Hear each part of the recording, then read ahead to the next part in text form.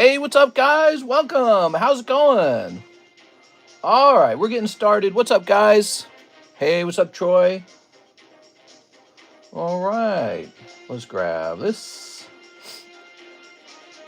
Sorry, guys, we were supposed to be in a horizontal mode tonight, and I guess I forgot to swap it over before hitting that go live button. Oops. Hey, what's up, Mr. CS Man? All right, so tonight we shall say, let's see, buying as much gold, land, and Pokemon cards as I can before the robots take over. All right, that'll be the fun title for tonight. Now we'll jump over here and post our stream. Actually, is Mr. Alex here? Alex is here. He's probably going to post the stream. Toss that in. All right, so I got some shipping done at the start. Let's see. There were some things I want to do. Let's see. Let's see.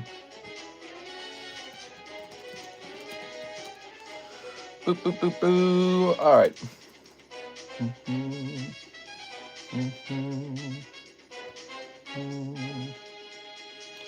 Let's see. Here, let's get this iPad opened up.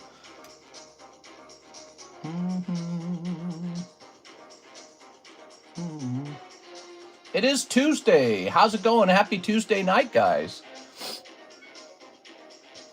Let's see. Booster box. I can't believe Mr. gonna hit 100K. I know, we're so close. We're actually really close. It's crazy, huh? I can't believe it. Say refresh on this. Let's just see what's going on out here.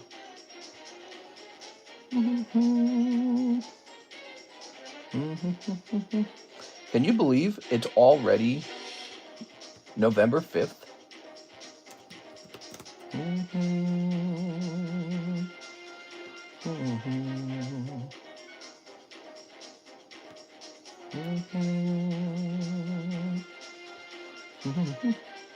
Gonna unsub at 999,999. Don't do that. Mr. Gain an Aura. Hello again, Mr. and Friends. Hey, how's it going, guys? So I'm thinking about buying the new One Piece OP13 set in English. You know, I have not been buying those really. And I'm thinking about doing it. Tempted. Let's see.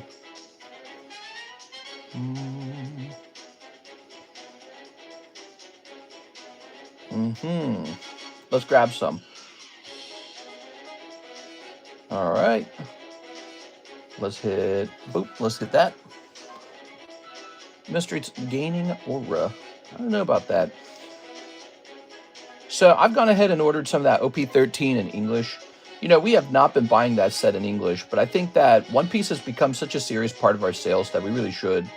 Let's close up some of this. Let's see how many subscribers we got left. Oh, we got about 77. Is that right? 77 subs left, guys. Getting close. Okay, we're going to close this. We're going to close this. Closing a couple things. We got tag open twice. We don't need that. Let's open this tag. Or close this tag, I should say. And then let's go ahead and... All right. Okay, so tonight, I really ought to get a lot of shipping done if I can. Mr. Adam Jordan Pashuis needs his stuff shipped, actually.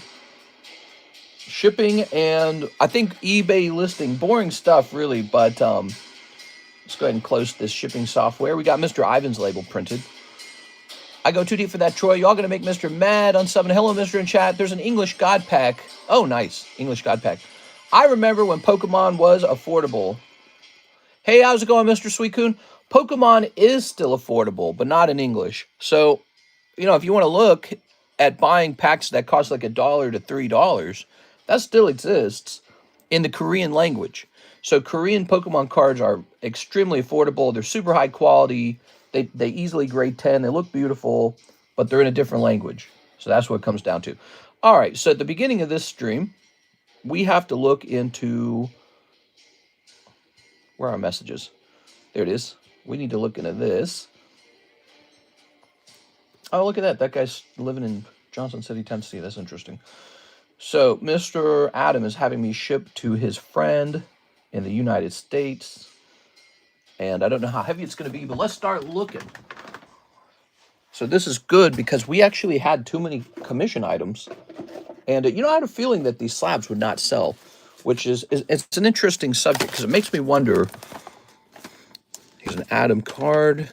Makes you wonder if it's really such a good idea for me to do commission, you know? The commission experiment has been a lot of fun, but I feel like it's probably best to show me what you got ahead of time, and I could just tell you guys what won't sell. Some things won't sell. That's kind of how it works over here. There you go. That's always been the way it works. The way I get rid of slabs that don't sell, we post them on eBay. We also do other tricks too. We give them away. I actually give away quite a lot of cards. That's why we have so many good giveaways, because we give away a lot of cards. Let me put these here. So that's one trick that we use. We just give the cards away. Another trick we use, sometimes we host a break, and it's a break with 2 hits in it. And one of the hits is the card that doesn't sell. So like, look, that Cartman 9, I mean, on this channel, that would have just been a giveaway. Here's Anthony. And then we have another trick where we lower the price. That also works. We are. Okay, here you go, Adam. But these are some tough to sell cards, I'd say, Mr. Adam. I put a pretty big slab away payment in queue. Nice, dude. Good to hear. Oh, yeah, I was thinking about selling some more of my slabs, man. We are. Here's Tammy.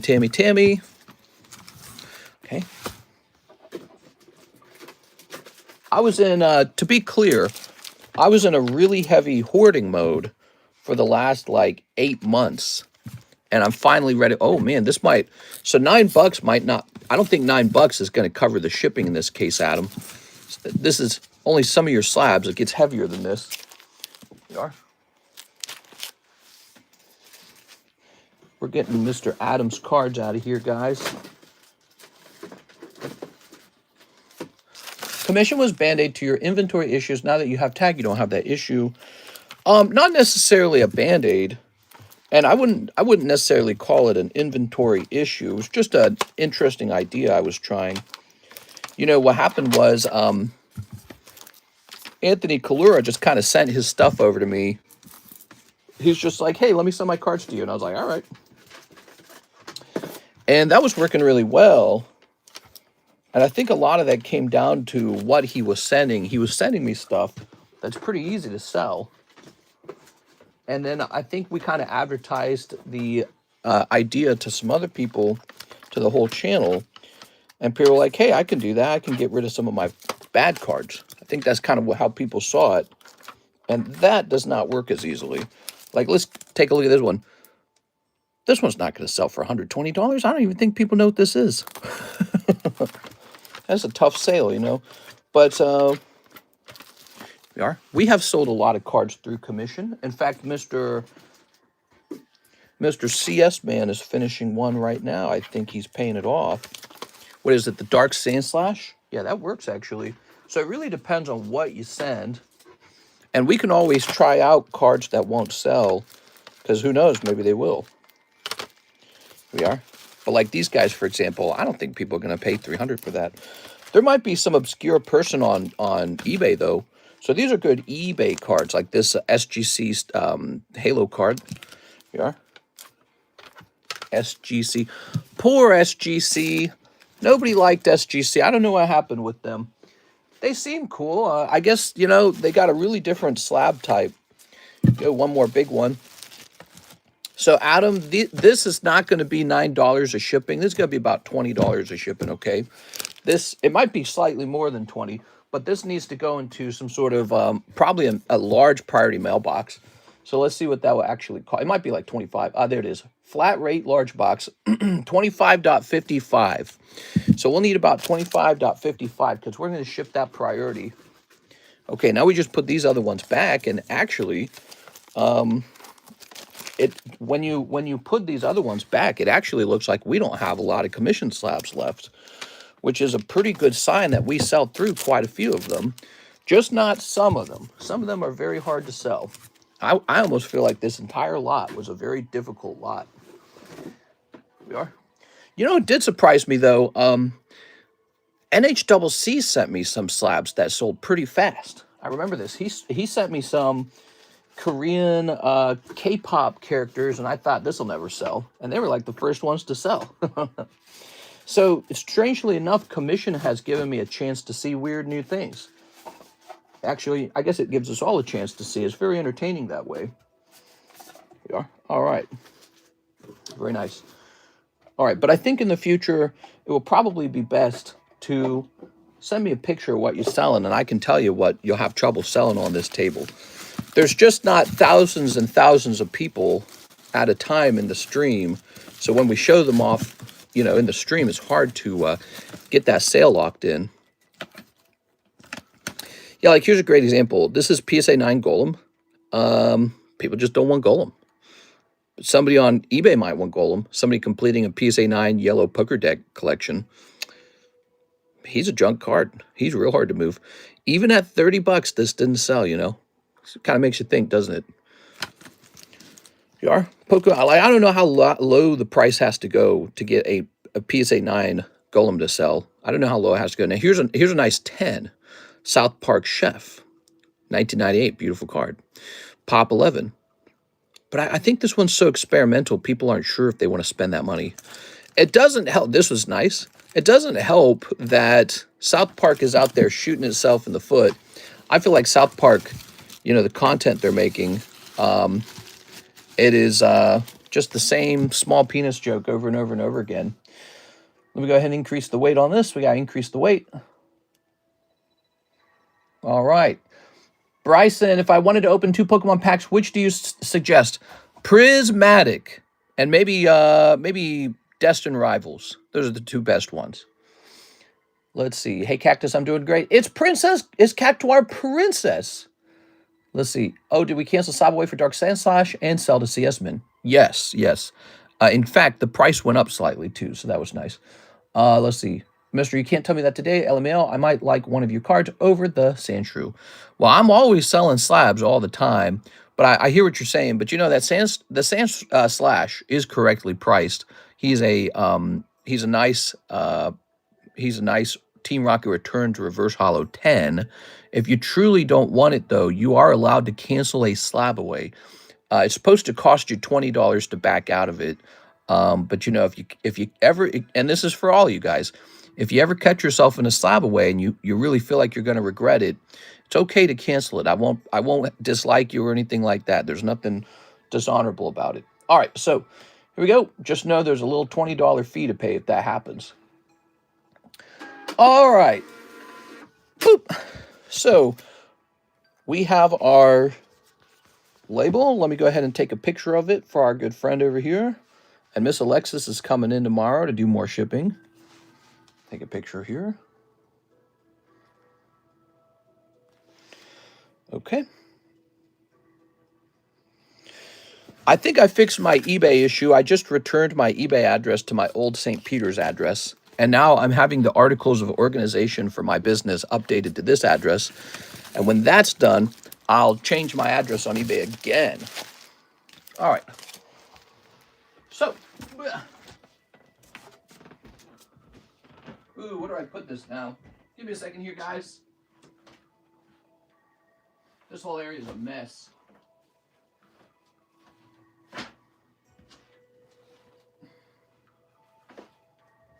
Okay, that'll do. That is a lot of slabs. I do want to thank Adam Pashuis for our attempt to sell those slabs. It was pretty interesting, huh? Okay, so tonight we have our 100K giveaway for Eevee. Ooh, what's this under my feet? Oh, 100K giveaway. This is a $110 slab. Very beautiful. Let me get it reset for this stream. What time is it? 1:27 a.m. in the morning. Nice. Hi, is Alexis from Texas? Haha, no, she's not. She is not from Texas. So let's hit refresh.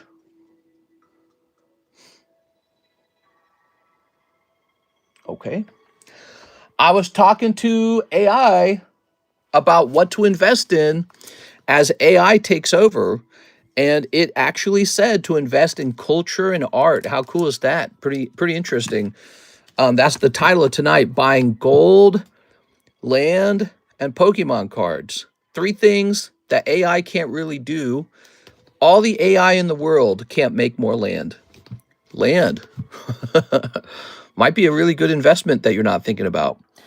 Pokemon cards. Assuming Pokemon doesn't get beaten by a new brand that AI comes up with that makes a better Pokemon game than Pokemon, Pokemon will probably remain pretty good as an investment. You never know though, because if Nintendo doesn't get with it and start using AI to develop their games, they're going to be outplayed by somebody who does.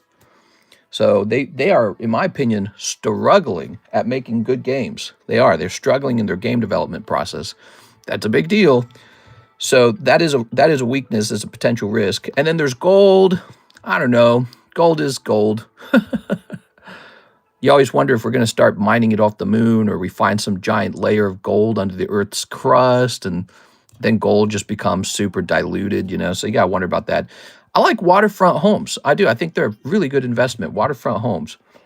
You just can't. That is a finite asset, and it's a really nice, and people are always going to want those waterfront homes.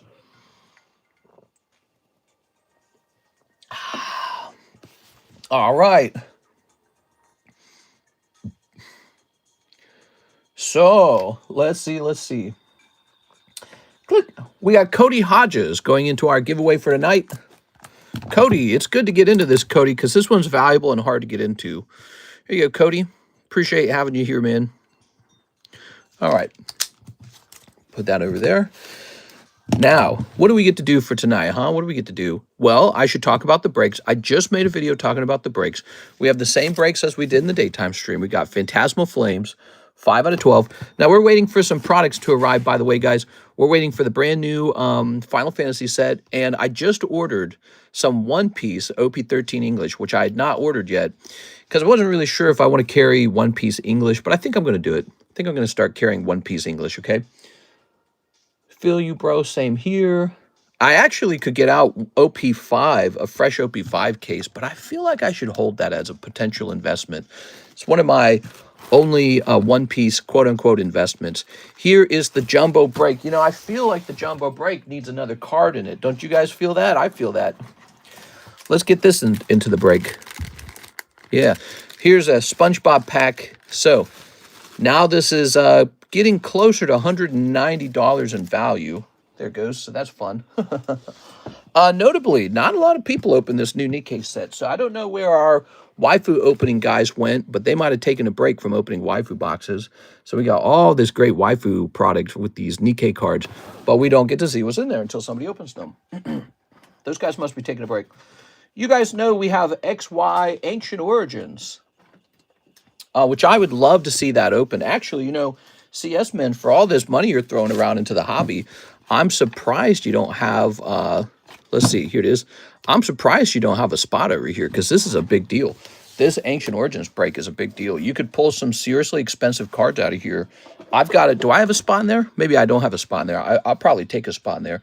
Kind of like similar to the case break we did. Let me see what Ancient Origins is going for today. I'll see if the price went up or down.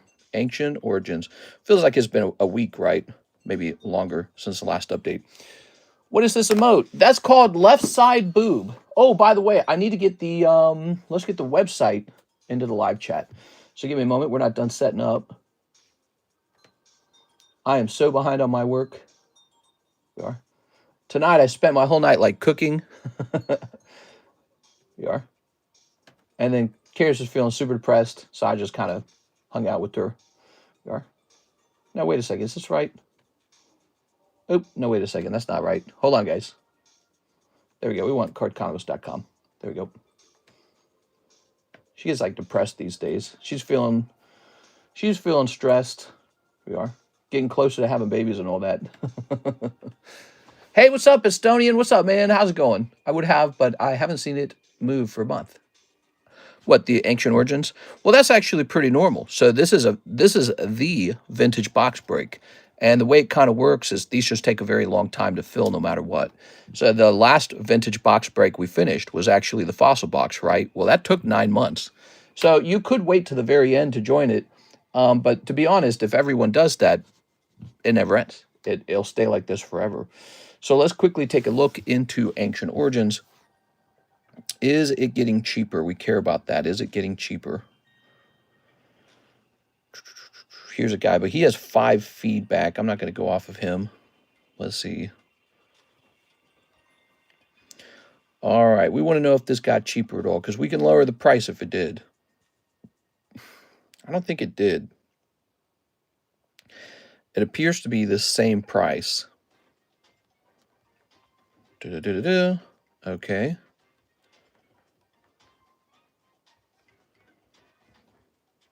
All right, no, it's staying the same price. $260 is the price. Okay, set this back over here. Lovely. And let's see. Now we'll check these orders.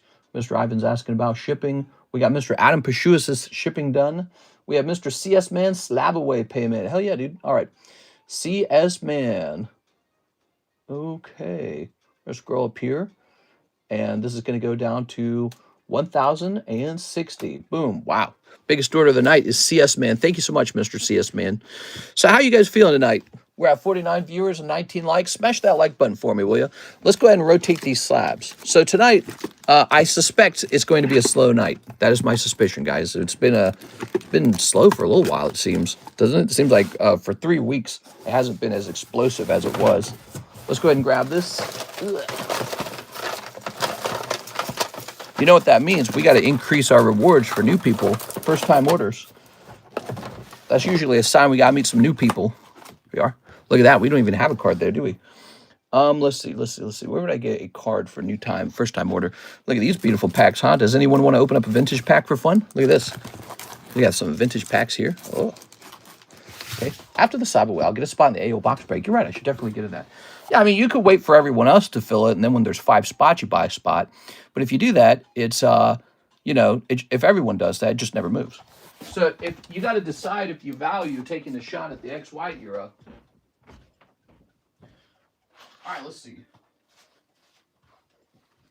I'll bring this box back over here. I have all these. Oops. What was that? Oh, it's fine. Okay. So, what do we got? What do we got in here?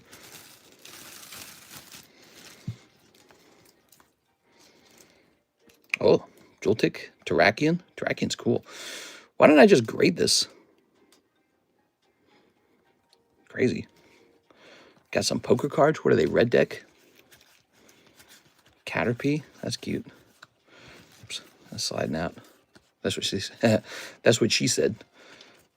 We gave away a Scyther last time. Let's give away another Scyther.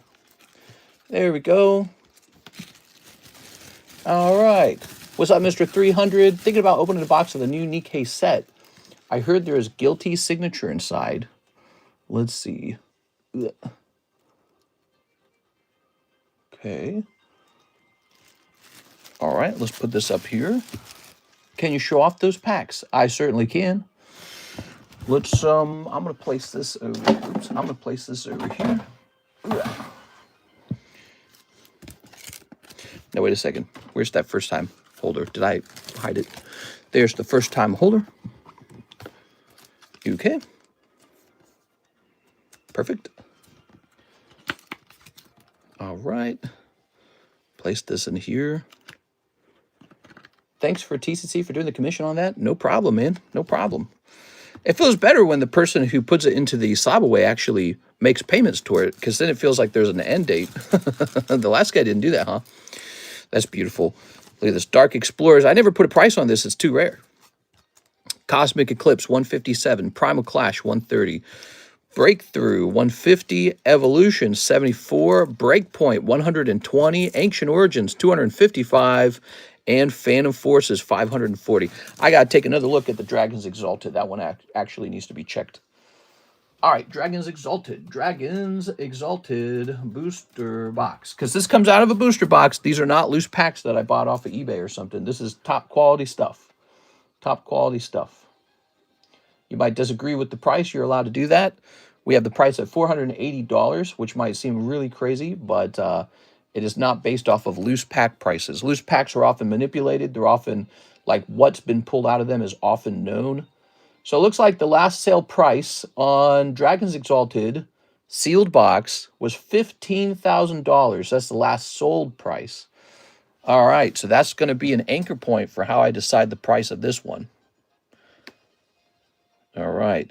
So it looks like the price will remain the same at $480. So I had it right the first time. The price hasn't changed since then. Yeah, we don't base our price off of goofy loose packs on eBay. You know how bad it's getting, guys? They've got machines that can detect foil within the pack. And they got other machines, they got tools that can reseal the pack as if it was brand new. That good. Not even like completely undetectable. That's how bad it's getting, everybody. So loose packs, definitely a high risk. You know, for some sets, you have no choice on that. And those packs will be priced around the price of a loose pack. But for cards like, for booster packs like this one, where I personally owned and opened the box for sale, I'm going to be basing the price around the box price, not the loose pack price. And there's a reason why those loose packs are so cheap. Nobody wants to open them. Everyone knows that they're highly, highly, highly risky. And so they say, let somebody else open it. They can x-ray the boxes too now. Yeah, that's crazy as hell. But actually, that was figured out like last year. This new crap on resealing the boxes and using a magnet detector or a metal detector, that's new, man. That's newer stuff. That actually came after CT scanning. It's dangerous out there, man, for a collector. It really is. You have my word that all of our stuff is perfectly unmessed with. That's what makes this channel so good. We have a lot of special moments together because we pull a lot of high quality stuff. Like we didn't even open a lot of Inferno X. We instantly pulled a Charizard, didn't we? You know, so we get the good stuff. We don't mess around with that.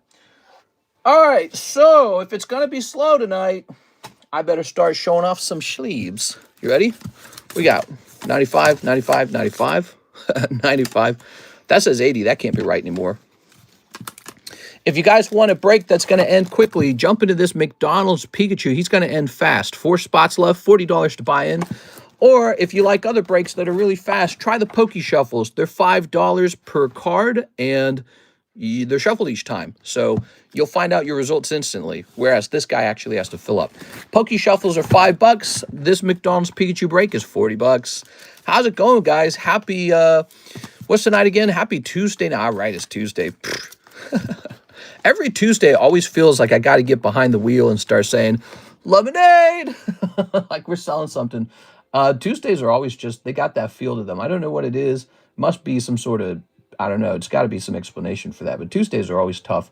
Like, you know, by the time Thursday rolls around, I'm just having fun. But Tuesdays are always a little extra work. I got to have like a plan for Tuesdays. We got to have like some extra activity on Tuesdays. Wouldn't it be fun if like we had some sort of competition on Tuesdays? Like on Sunday, I was talking with AI about how to improve the channel. And one of the things I realized is I never, ever, ever accomplished creating a good competition, like a competition of skill. I'd love to have a competition of skill on this channel where you actually have to do something. I've had some ideas, like one of the ideas is to have sort of like a TCG competition where you actually have to play the game, like the card game. Another idea has been like a drawing competition, like you mail in your drawing and we put them up on the table and then we encapsulate them in TCC holders. And then there's like a judging contest or something like that. So we've had various ideas, but I've never truly implemented anything that works. I'd love to hear some of your guys' idea. Remember we used to have something called Battle Tower? That was cool, where you built a deck and I auto-played the decks. Remember that? We pokey battle it out. I'm stuck in a boat. I've seen some channels host box battles. Yeah, those are not truly box battles though. Those are a simple card game called War. Did you guys play that game growing up? That's what we were doing for our gym breaks. We were playing a simple card game called War, where you get 2 cards. This guy's got 280. This guy's got 130. He wins. So that's what they were doing with the booster box battles. It's not really a booster box battle. It's just a simple game of war. One person won, one person loses. I mean, those are fun. We can host those if you want. Box battles if you want. Yeah, I don't know. I don't know how much people really care about that stuff because I can't sense the excitement over the system. When one person pulls a hot card and the other person doesn't, I don't sense the tension. I don't sense the I don't sense that in the room when it goes off. You know, they can X-ray box us now. They have psychics that can tell if there's a hit in the pack. Got to go shopping with the Geiger counter now to look for residual radiation from all the scanning. Yeah, you're so right, dude. Let's see. We Pokey battle it out.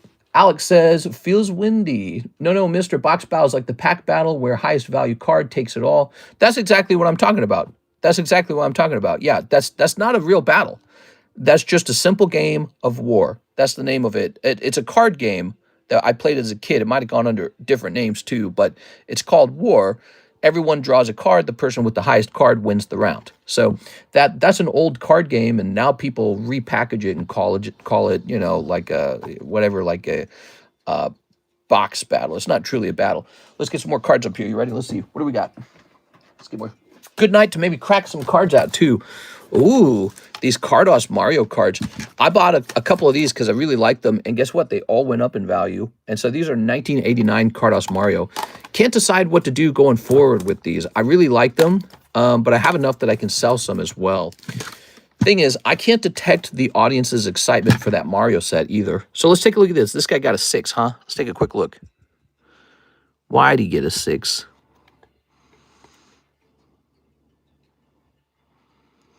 If I send this guy off to like BGS, is he going to come back like an 8, for example? A 6 is pretty low, right? Okay, give me the cracking machine.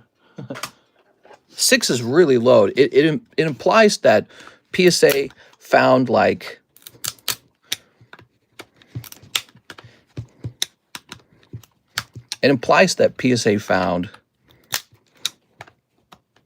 like a bend or major damage on the card. Okay. All right.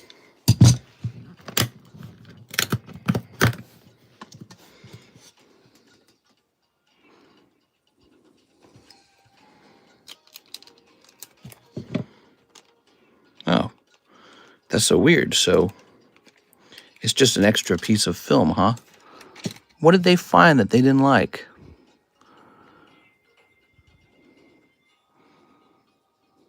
Yeah, makes no sense at all, actually.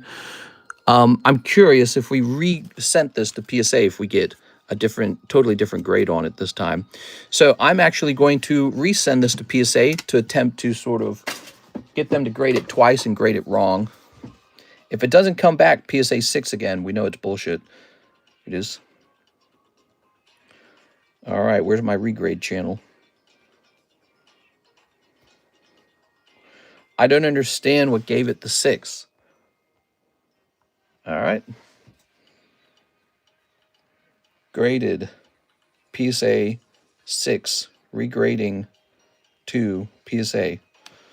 PSA, please submit again. What is up with PSA? Well, they might have found something on it they don't like a slight warp or something like that, but that's actually just the nature of these little Cardos sticker cards. They're just very thin, and so it's really natural for them to have, like, kind of a look to them. I almost wonder if I send this to CGC what happens, but this card looks really clean, like no scratches or anything. There it is.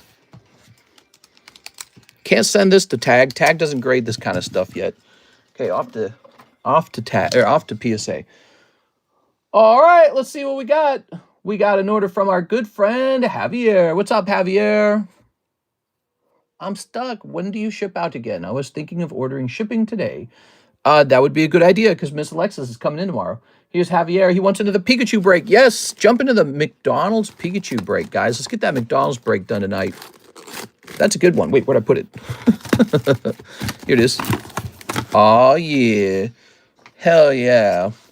So this Pikachu break is pretty good now. Javier Arroyo. We ran some Pikachu breaks earlier, and they were very popular, by the way. And they cost more. He's cheaper now. So he's come down in price a lot. And he's probably at his bottom right now. I mean, he's so cheap now. Thing is, he can't get much cheaper because of the actual cost of the raw card being close to the 10. So 42 and 6 plus a star spot. So what does that really mean? There's two PSA, there's two tag Pikachus in here. 1, 2. That means there's 2 different people will pull a Pikachu. So there's 1 for 2 people. Okay. Plus, 1 person pulls this star spot. Pretty fun. That's the Pikachu break. McDonald's Pikachu break. If you want a $40 shot at a Pikachu, everybody. We need 3 more people, and that goes off. Jump in there if you'd like to see McDonald's Pikachu wrap up. And that was the one order in the queue. Oh, my God. We are scanning right now. Take a look at this. Here's an interesting product. We've got the... Haymeyer, my last name. Oh, nice. Y/Squad Haymeyer. Check this out. So this baggie, $165, represents all of our Japanese Pokemon cards in one bag. You can buy this tonight if you want to have a smorgasbord of fun. And I'll have to pull you all these Japanese packs in order to open this for you. Speaking of which, we have our jumbo pack break over here. It's looking really thick. We just added another booster pack to it. It now has yet another pack in it. It is up to probably $190 in value now. So this is detached from the usual $160. It's now $190 in value. We might stop hosting those for a little while because I can sense that, you know, maybe I've hosted that product too many times. Here's a beautiful Gengar Trick or Trade. Now, this is the 2023 Trick or Trade. Halloween is over, but it's still a great Gengar to pick up. Let's take a quick look at how much this guy goes for. You ready? So tonight's a great night to really work on pricing up slabs because we're going to have a little bit of a slow Tuesday, I think. Trick or Trade. Did I type that in wrong? Yes, I did. We can talk about fun subjects. If you guys like to talk about stuff, we can talk about the market. We can talk about Pokemon. We can talk about finance. We can talk about life. But I sense tonight's going to be a slow night, and that's all right. I don't mind. We are. Let's see. We're going to click buy it now. It'll be intimate. We've got our nice giveaway going on. That'll be just for us, you know. So he's $120. $120 Gengar. Cheap. Cheap and affordable. He's from 2023 now. He's actually from the older Trick or Trade set. How do you feel about Arc Raiders? I'm a fan of yellow border cards. Yeah, they're cool, man. So how about this Raticate, huh? He gets a 9. He's the Rat Pack.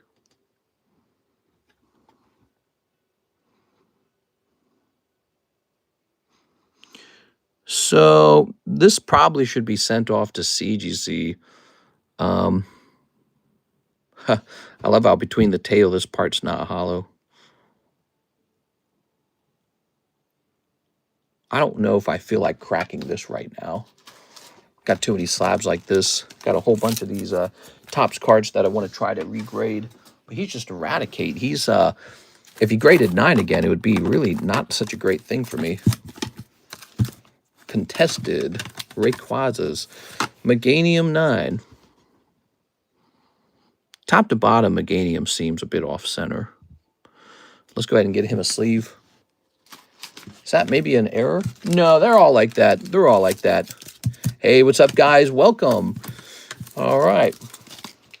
What are you guys looking for in your Pokemon card collections? I want to know what you guys are up to when it comes to Pokemon card collecting or really collecting any set. Ooh, some more of these Marios. Nice. So let me take all these Marios and place them actually in the rotation box. There you go, where they belong. Let's reprice this. Look at that, priced 80. Probably back when did I hear Rayquaza? Just a couple 9s, nothing really special. So let's get a price on this guy. Welcome, guys. Happy Tuesday night. So Mr. Mamdani, he did win the election in New York. McDonald's. Virtually every comment section I open, whether it be, you know, NBC News or something like that, every single one of them are saying, oh, New York's finished and blah, blah, blah. So people are really upset over him winning. I really don't get it. It does not seem that bad. Like, there were only 2 candidates. They were both Democrats. And Mamdani was just more Democrat than the other one. And so the Democrats voted for the more Democrat candidate. Like, it's not rocket science. Here it is. You know what I mean? All right. But maybe it's a redefinition of the party. The party's not, I don't know. Actually, I don't know what the party necessarily ever was. But I'd say the party leans more toward socialism. And some people say communism because of his idea of running a state-run grocery store, right? That's communism. And So those are fun topics. We can delve into those kind of ideas if you wish. Well, these are very pretty. Let's put these into one of these boxes over here. We can talk about anything you guys want. If you want to talk about relationships, sex, God, candy, food, could talk about video game reviews, anything you want. Look at this. We got Jigglypuff. We got Where Could It Lead? We got Gloom. We got Pidgeotto. Look at these Topps cards grading horribly, man. How did this get just a 7? Just a 7? No, I swear to God, this is better than a 7, man. I want to crack all these and send them off to CGC, see if we get the same grades. Fearow, Spearow, the legendary birds, and water Pokemon. One good Charizard stands on my list that I want to collect. Send in some orders if you guys want to have some entertaining fun, by the way. We are. You want my recommendation for English Pokemon? It's going to be Destined Rivals and Prismatic. We are. You want my recommend for Japanese? I'd open up the Inferno set, try to pull that Charizard. All right, and Charizard. The new EB3 One Piece set right back here.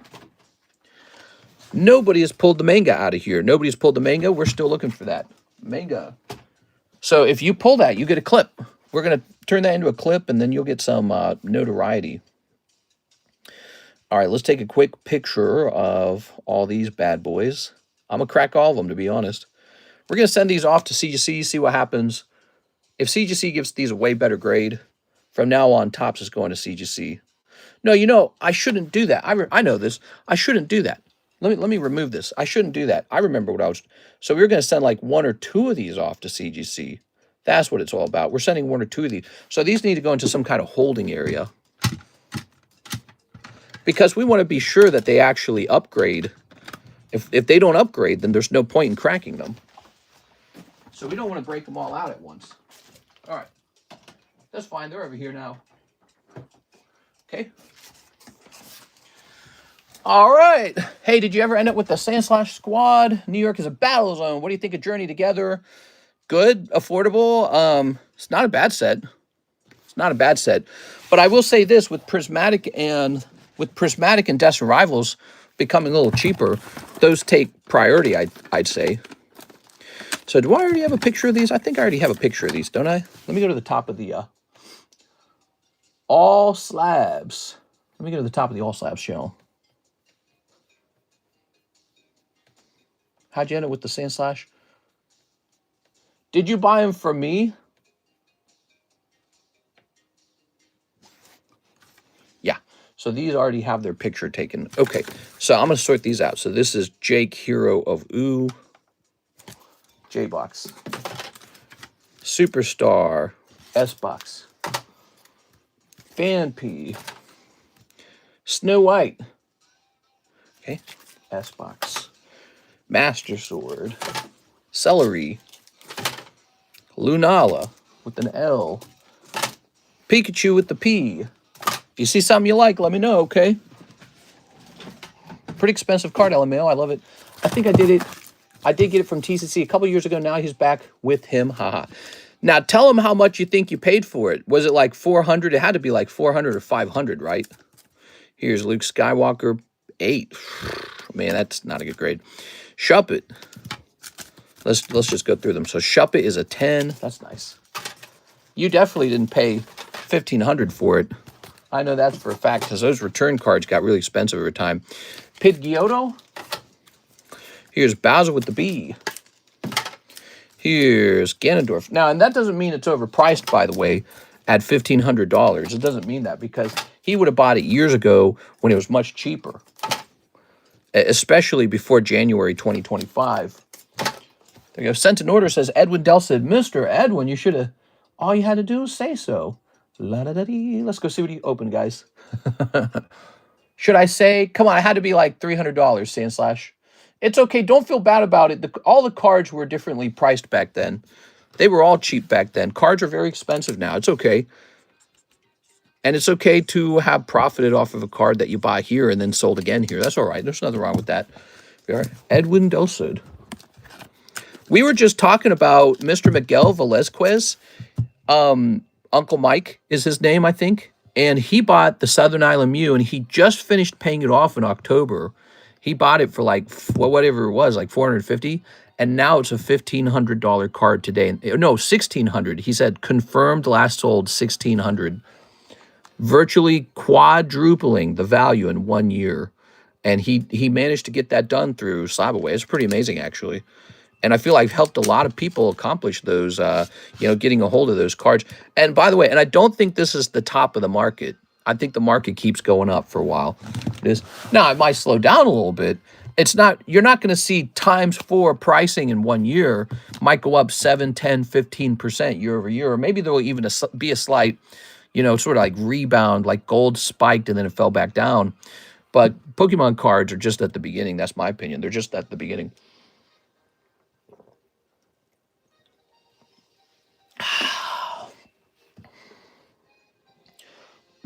Excuse me, 300, yup. Excuse me. Do you have any more Adventure Time Y Schwartz packs? Oh, I wish I did. Let me think. I might, actually. If I do, they're for me, dude. I was watching Adventure Time just a couple nights ago. Karis was feeling stressed, and I tucked her into a blanket and turned on Adventure Time for her like a child or something. And, man, it's a relaxing show. That is a very relaxing show. Look at these 9s. Ugh, kill me, dude. What do I do with all these 9s, guys? Let's just see. So let's take a picture. I don't think these are going to sell. All slabs. We ought to have like a massive 9 break or something.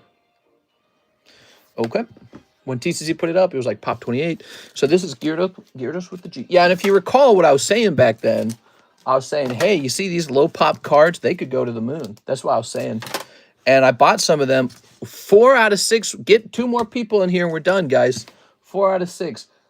Mark J. Valera, no hollows, please. 1 box Japanese Mega Symphonia. Mr. Mark, what's up, man? Let me go get that box of Mega Symphonia for Mark.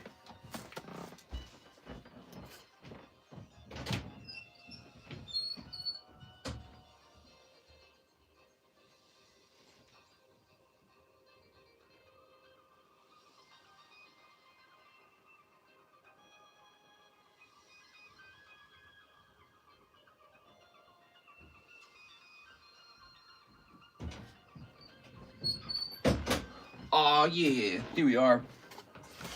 Okay.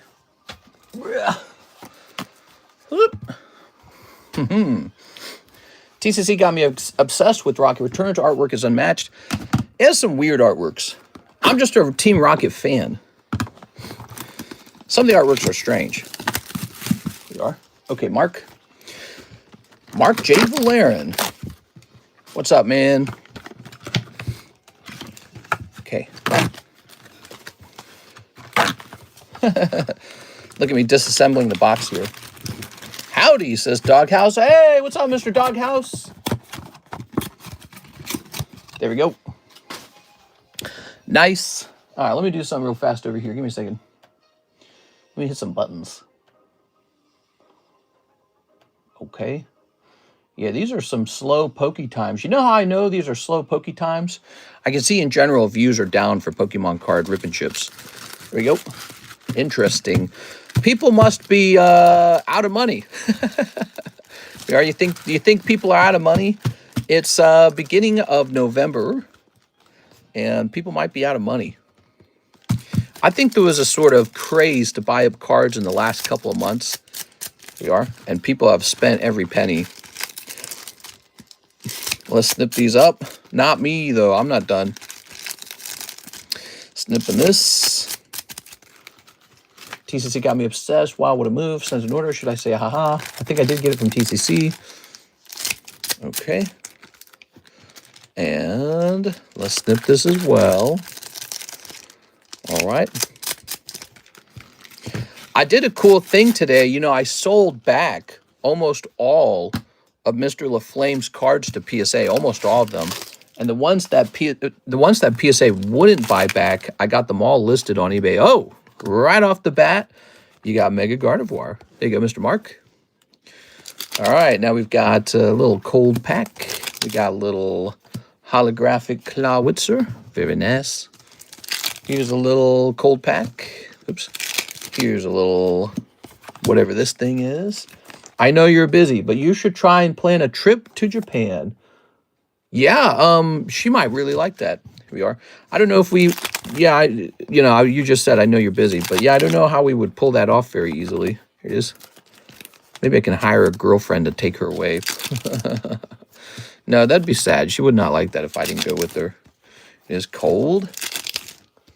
They saving for Xmas. Here we are. All right. I still haven't really decided where to move, to be honest. Here's electronic. Here's a cold thing. Here's Alakasham. Beautiful. Liking that. We also have cow gray. Cold. Cold. Cold. Cold. That's also cold, maybe. Oh, very nice. All right. Acerola box. Okay. Tossing this over here. They're saving for Xmas. You know, one of the busiest months of the year for Pokemon card sales is actually January, right after Christmas. And let me plug this phone in. This phone's going down. Hey, I see we only have 26 likes. Do me a favor, guys. Smash that like button. We are. Here's a cold one. Here's Latios. Okay. I think you should do Reno or Lake Tahoe, says Doghouse. Yeah, those are some nice places. I don't know. I haven't really chosen. It is one of the complexities. Since we're getting closer to actually selling the homes, we started finally looking into what's going on in Missouri. Missouri has actually proposed to become a no-tax state, crazy enough. So Missouri could be a no-tax state within a couple years. I think they vote on that in January. They being the politicians. The politicians will vote on whether Missouri becomes a no-tax state in January.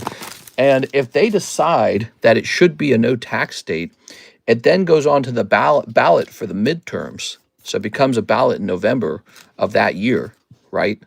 The midterms are around the corner. And so this is an Acerola box. That's not bad. You got Gardevoir Acerola. You got Alakazam and Ninjask. Those are both pretty cool. This is a decent box. All right, Mr. Mark. So if Missouri were to become a no-tax state, no reason to leave. Missouri's already a super cheap place to live, and we got some amazing lake houses here. The one we're in is amazing. This house in another state would be like $1.5 million for sure. No doubt about it. All right. McDonald's Pikachu, 2 spots away. Let's wrap them up. I want to see them end. If you got cards you want to trade toward a break or toward a slab that you see on the table, let me know. I do trades. Here's Miss Alexandra. She says, 1 Nikkei BT01 Japanese box. Going for guilty. Wish me luck. I was told the signatures are hard to see. All right. Hey, take a look at that. We're actually going to see what's in this thing. I'm excited. Here we are. Ooh, very good. All right, so this is a fresh case of these, and you're opening the first full-fledged box of them, and these are the sexy Nikkei cards. I always say this about the Gooner cards, the cards with the hot girls. I think they could potentially be a surprisingly easy hold or easy to sell product because guys buy sexy girl cards. And I think sometimes people doubt the power of that, but, you know, if guys ever didn't want sexy girls, the human race is in a lot of trouble, you know? So it's weird, but people really like the sexy girl cards, and there's no way around it. And so we've been selling these for a long time, not just Nikkei, but anything sexy, and we sell quite a lot of it. Let's take a quick look. You know, girls in bunny suits and such. Like this girl on the cover. Oh, my God. What kind of tax are they voting on removing?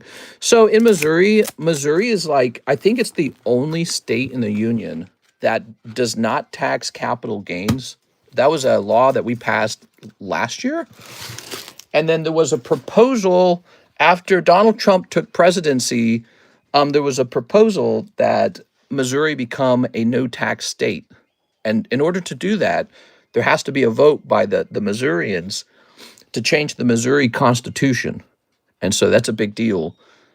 I'm scared that if there was a vote, it wouldn't pass. I'm scared of that, you know. All right, here goes, guys. Thanks for the 29 likes. Love it. Let's see what we got. Ooh, card number 1. This is a huge upgrade, I feel, from the set we've been selling, the one that was in Korean, because now it's in Japanese, and people are just going to want it more in Japanese. I know that's true. So now you can, Jesus Christ, look at the way she's crouched, man. That doesn't look right. Okay, here's another Red Riding Hood. So these are reminding me of the Cardos cards, the little goofy ones where you get 2 of them. All right, here you have Scarlet. You were looking for Guilty, right? Here we go. The crack is whack. Well, dang, NC should do the same thing. North Carolina, yeah, well, I mean, so it's funny that there should be a competition to be a no-tax state. And meanwhile, there are other states that are like, maybe we could be an extra tax state. You know what I mean? Maybe we could be a state that raises taxes. Here we are. All right. It'll be very interesting to see what happens in New York now that taxes are probably going up. I want to see if it actually raises their revenues or if maybe people are chased out of that state. You know, like people are just like, I'm out of here. Yo, whoa, there she is. That's Guilty, right? She's just going on to the beach or something with the clear purse. Whoa, what are these butts? Buy a vacation house in Lake Tahoe. That's too expensive. Even a tiny home is like $2 million over there. So we couldn't afford that. We could live nearby it, though. We could live like 30 minutes away in a regular home. All right. Cheeks. And here's this girl. Like my state tax heading up. Yummy, yummy. I'll send in for a spot on that Burger Chew. Burger Chew needs one more person and it's over. Burger Chew needs one more person and it's over. $40. $40 and we hand out 2 Burger Chews. Here's this girl. Her name's Chiu. You ship to Canada? Yes, sir. Oh, Canada. We sure do. We have a lot of Canadian customers, and we've been shipping to Canada for over 6 years. We are all right. How much to get Mr. to play Nikkei over on the Game Economist? That'd be funny. Can it be played on like a? Does it have to be played on your phone or something? That'd be funny as hell, dude. I would play Pokemon and stream that, but it's just not exciting enough. I can, you know, that's Pokemon's fault. That's not my fault. It's Pokemon's fault. Come on, Pokemon. Whoa. Holy, dude. Wow. No, it has a full PC release. Oh, yeah? I got a full release when I'm playing that game. Here's Small Boobies. That's her name. So these are $80 a box, by the way. $3.50 per pack if you just want a couple packs of these Booby Girl cards. What states do you think would potentially become the new Rust states in the future? New Rust states. I don't know what that means. Here it is. Rust states. But you want to talk about which states are going to grow the most? Texas, Florida, Tennessee. Those 3 states are going to grow like crazy. Arizona, which, by the way, Arizona is 2.5% on your tax on your income. So it's a flat tax, 2.5%. And then, you know, Nevada, I think, is going to do decently. I think Nevada is going to do okay. We are.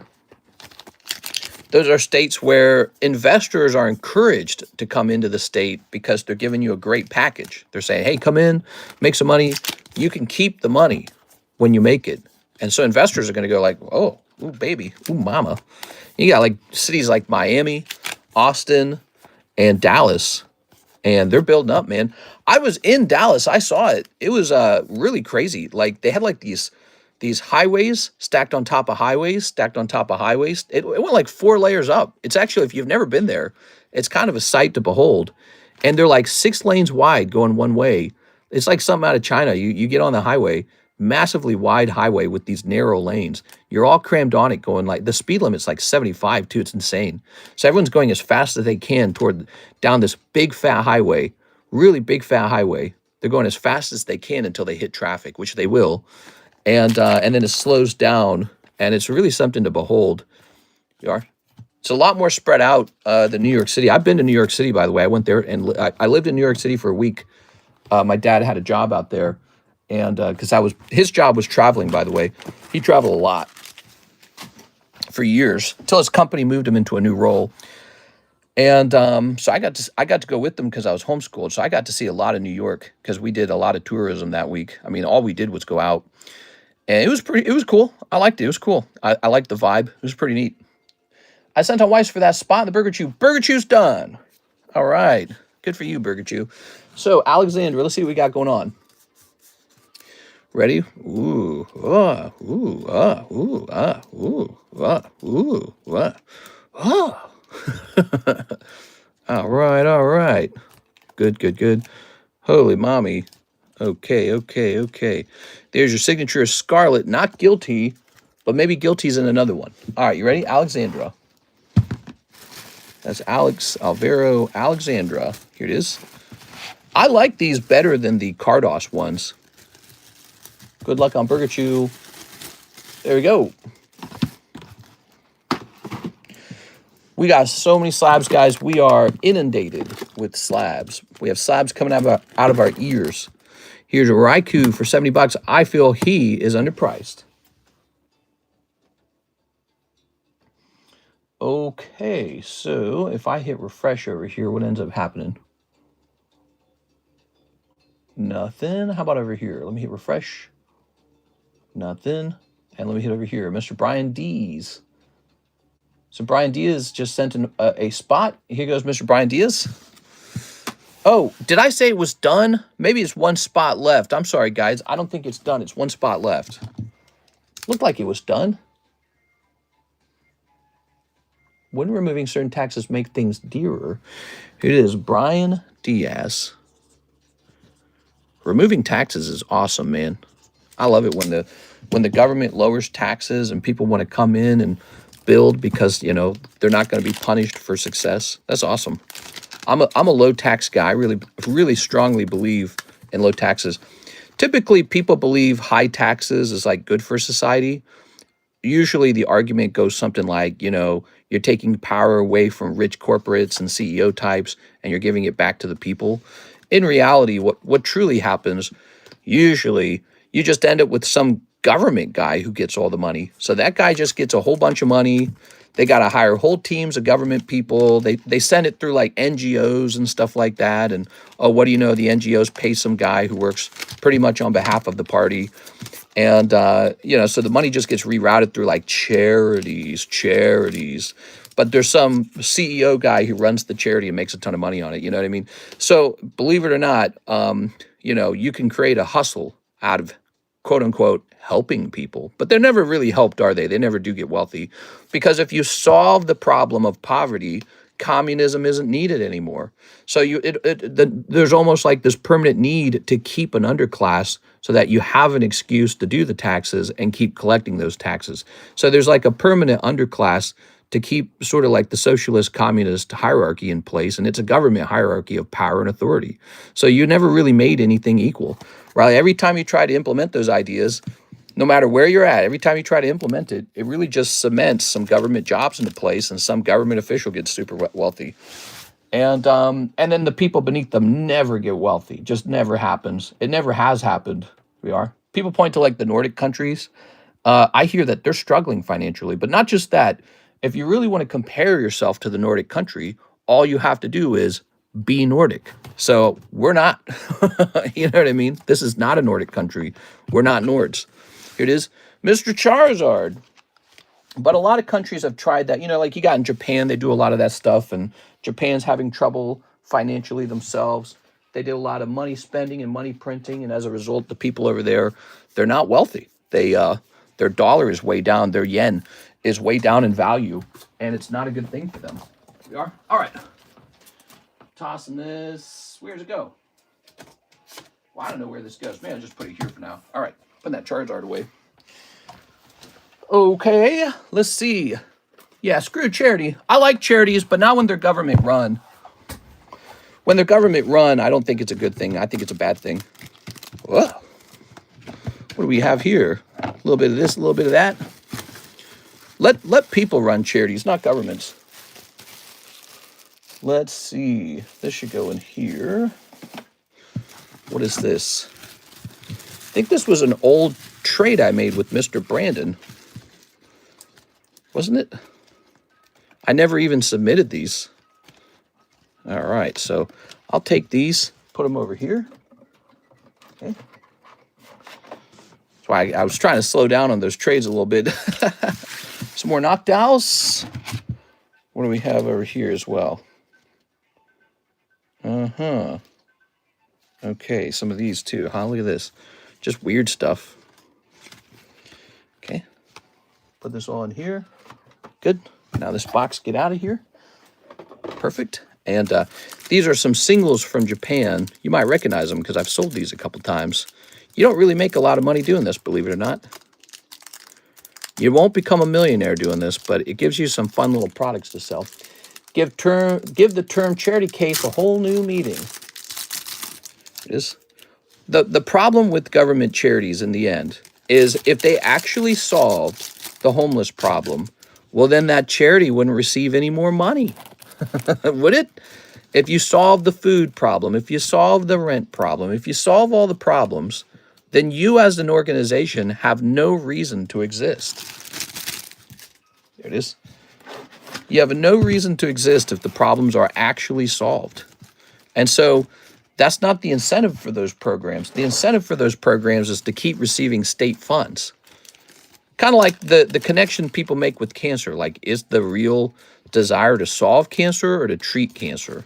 Because if you treat it, you make millions of dollars. If you solve it, your whole system falls apart. The current system falls apart. So, you know, there's always this question of, well, how hard do they really work on solving it versus just making money on the current system? They don't have the incentives. All right, but hopefully AI is going to change all that, you know? They're just beating us into submission. Are you going to grade those? Eventually, those will be graded. Yes, sir. We have no orders in the queue. I'm waiting for an order, guys. We've got this McDonald's Pikachu with one spot left. I think this is going to go off tonight. It's a great break. There's actually two Tag 10 Pikachus in here. So one person will get one Pikachu and another person will get another Pikachu. And the new break booster packs are actually pretty valuable now. So that's nice too. All right, we got War Turtle, we got Bulbasaur, and we got Alakazam. We see this in history with churches shortly after landing in the New World. Let's see, they can switch to education. Charities are important. Yeah, I was watching a video. I think I shared it in our Discord server. If you have not joined our Discord server, sometimes I really like to have fun conversations in there, by the way. Here's that new pack they were opening. Look at that, 3.5. If you haven't joined us over there, join our Discord server. Scroll to the bottom of the description. You'll find a link to our Discord server, okay? So join us over there. We also post all the slabs for sale over there, so there's multiple reasons to be in there. And we talk about this kind of stuff. I was talking about how, man, there's all these videos out now of people getting in line for the food banks and all this, right? So they're queuing up for the food bank so that they can be first in line. And you're seeing all these people with nice vehicles queuing up for free food. Ooh, look at that. That's cool. So you see all these people queuing up for free food, and you're like, what the hell? I thought you needed help. Where'd you get this nice car? Your car's nicer than mine. Oh, yeah, so this says PSA crack. Okay, let's take a quick look. Hey, ZELLE for that last spot. Oh, yeah, let's get it started. You see these nice cars, and maybe I'm just ignorant, though. Maybe it's normal to have a nice job and food stamps, but it made me feel like this is going on. It made me feel like the people who are actually best put together on food stamps, they have the means and the energy and the health and the car to go race off to the food banks and get as much of that food bank for themselves as possible. Because, oh, I'm on food stamps, you owe me this. And the people who are really, really needing help, the elderly, the sick, the disabled, you know, people who are really struggling, people who don't have a nice car that can sit in a giant queue of 100 cars, you know, they just got a junker and it might break if they use it. Those guys are stuck at home not getting help. And I just watched that and I rolled my eyes like, oh God, dude. Here it is. You know, but I'm not exaggerating. If you went and watched this, you'd see these really nice cars in line for the food bank. And you're like, what is going on with this? This doesn't look right at all. It should be the people who are most desperate who get, you know, first place in the food line. All right, Mr. Joshua, let's grab that Pikachu. Anyways, so that's that sort of subject that people are talking about these days. It is. People are opportunistic by nature. Well, yes, exactly. That's the exact reason that people are questioning why there's 42 million people on food benefits anyways. It comes back down to the subject of socialism itself. If you dangle a little free donut in front of people, will they only go after the donut because they need it, or will they by default always go after it? And many of them learn to game that system. That's the problem with it in general. All right, so here we have 6 names, 2 Pikachus, Pikachu, and now we need some break packs. So how shall we do this? Oh, I only have 1 drawing card. I guess in this event, we're not going to use the drawing card. We'll use 2 of these cards. P for Pikachu, okay? So you're trying to pull the P for Pikachu. Okay. You are correct. People are opportunistic, and it is one of the reasons why when you create generous welfare systems, those systems do get abused. It just seems to be part of the reality that we live in, you know, the tapestry. Okay. Okay. Notice I put 3 cards in there. Do that on purpose, huh? We got 1, 2, 3, 4, 5. So those are genuine. Those are booster packs where you get a hit, right? All right. All right. So this is how these are working now. I like the idea of, what if we had the star card turned around so you didn't know if it was the hit or not? That'd be fun. It's kind of evil. All right, we got a break going off. So if you guys haven't witnessed this, our new breaks booster packs are pretty good now. These break booster packs actually they contain nice cards in them. Let's see. We've seen this through history with churches. I've seen that before. I've seen that comment already. There we go.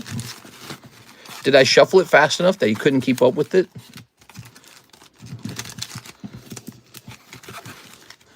I know I fill the packs right in front of your eyes, but I don't want you to be able to follow, you know, what pack is what. Hey, what's up? I Love Pursuer in the Die of Death community loves screaming. Hi, I was yesterday. Hey, what's up yesterday? Who's going to be the lucky last subscriber? Ooh, that's a good question. Don't hit the unsubscribe button. It'll reset your seniority on the channel. Meaning if I turn on like a filter for have you been here for a year, if I turn on that filter, you're not going to pass the filter. So don't unsubscribe. You'll miss out on that. Give me a number. All right. Oh.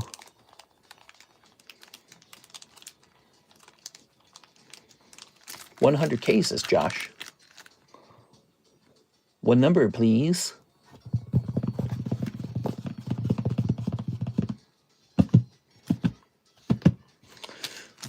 Waiting for you guys to hand out a number on this. 3?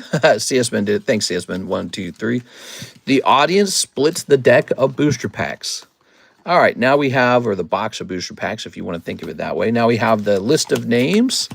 So we create a double blind RNG product this way.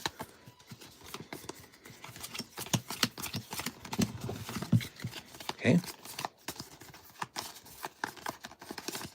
Oh, this is good. I like this. This is a good feeling. All right. All right, oops. You're so close to 100K. Yes, I am. Give me a number, guys. We're at 99,925. Wow, we're 75 subs away, guys. 75 subs away and we're done. All right, I'm unsubscribing. That's it. We're meant to be well and truly out of the cold season, but we've had a few days of wet, cold, and miserable weather. CS-Bin says 2. 1, 2. All right, CS-Bin. Pretty cool. You're the decider tonight, huh? So we got these 2 Pikachus to give away. Let's find out who's getting them. Edwin Delsid. Ooh, Edwin. Oh. Getting the star card. All right, Edwin, congratulations on your star pull. Okay, that means you're moved over to the Tyranitar break now. Congratulations on that. All right, now we've got Andrew A. Martin. Okay, Andrew A. Martin. He's going to pull. Oh. It's got to be a Pikachu. It has to be because there's nothing else for him to pull.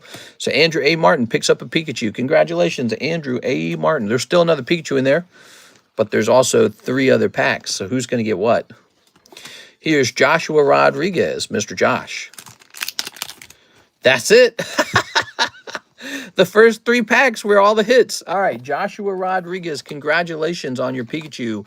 So the rest of you guys are getting cards from these boosters. Now, this is what's cool about the breaks now.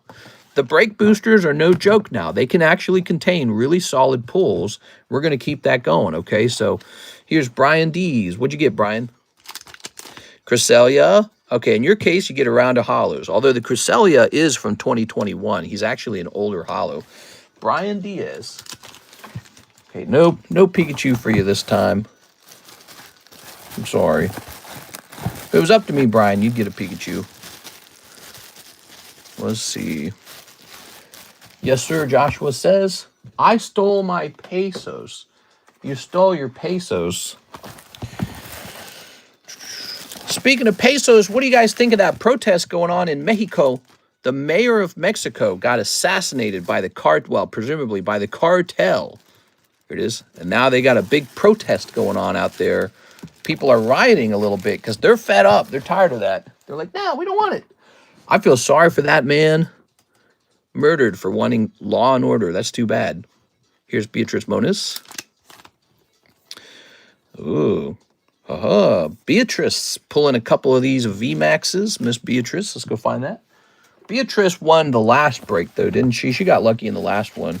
So she'll be okay. Let's see. Bryce. That's too bad. He was an outspoken opponent of the cartels, and then he got assassinated in public. So the cartels over there, they got a really solid grip. I've heard rumors that we might take military action in Mexico the way we've done in Colombia and the way we've done in Venezuela. I've heard that. Man, I got to say, I feel like that puts a huge target on Trump himself. He could get assassinated. His Javier Arroyo, well, it makes you wonder how he lives, Hey, that's not bad. Check that out. Those are 2 of those ancient trait cards from the X-White era. So this is from 2015. Congratulations, Javier Arroyo, and a hollow too, by the way. There you go. All right, so that's the new booster packs. They actually have pulls in them now. It's pretty fascinating. Put this back in here. And then I'm going to steal that star card back from you, Mr. Edwin Delsid.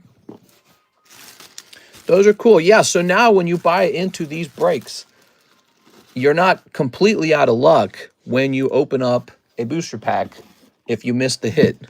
Now you get actual pulls with value. Nice, right? Big improvement, big upgrade. What that means for me is I just make less money when I host a break, but that's okay. I want the experience to be better and better for you guys. I want to keep making improvements like that. All right. We can toss these away. Javier says, get the rope. What? You missed the Pikachus? I'm sorry, man. This is a Joshua Rodriguez Pikachu now. Hey, Perez, you deserve wings and boobies. Gold Land, what's that? Gold Land and Pokemon. Do I need to edit the title a little bit? Let me take a quick look. Buy as much gold, land, and Pokemon cards.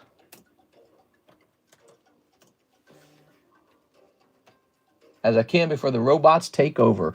Yeah, that title is not just a joke title. It's actually me thinking about the future. What happens when robots make a lot of the work, a lot of the jobs obsolete, which probably will happen? It's a matter of AI and robotics coming together. When AI is smart, dude. When AI is smart enough to do a lot of our jobs, not everyone's, but a lot of the jobs, and companies go under because of this disruption. So a bunch of, like Amazon, firing thousands of people now because it's like, nah, we got robots. We are? Edwin Delsid. So he got a really unique thing. He got the star spot. What that means is he gets moved over to the Tyranitar. Oops. That's the Heartbreak. You guys know about the Heartbreak, right? Who here doesn't know about the Heartbreak? The Heartbreak's a big deal. It is. I'm talking about Filipino pesos because I'm Filipino. You're Filipino. How are things in the Philippines? How are they going over there? Things going well? You are? All right. Here's Mr. Tyranitar. You're from the Philippine Islands. Cool. There's 11 out of 26. So that's almost halfway done. The Tyranitar is cool. Yeah, he's ticking along slowly but surely. Yes, sir, the street food here is good. Will of Life says it's 330 for you. Also definitely buy gold now. It dropped under 4K an ounce, and the trend is creeping up again. Also silver too. Yeah, I don't truly have a strong outlook on buying gold. But land, yeah, maybe land actually. I don't know. Gold, something about gold makes me uncomfortable. It really does. You know what's interesting about land? You can pick a plot of land in a super, super, super desirable area, and it'll never increase in amount, right? Like it's done. Like all of the gold has not been pulled out of the ground, but all of the ground has been figured out. So I don't know. It's a tricky thing. I think I do like land better than gold, but gold's cool. Yeah, gold's cool. I got a little bit of gold. You guys want to see some gold? I'm going to show you guys some gold. I got a little bit of it. I don't have too much. Just a little bit, okay? Here goes. Oh, wait. These are Pokemon Battle Coins. We got Pokemon Battle Coins. 35, 35, 35. We got Ivysaur. We got Persian. We got Eradicate. 25, 40. We've got Dratini for $70, and we got this Machamp for $25. We did a sale on these to help them sell a little bit. There. So we got these coins. These are NGC holders too, by the way, really fancy.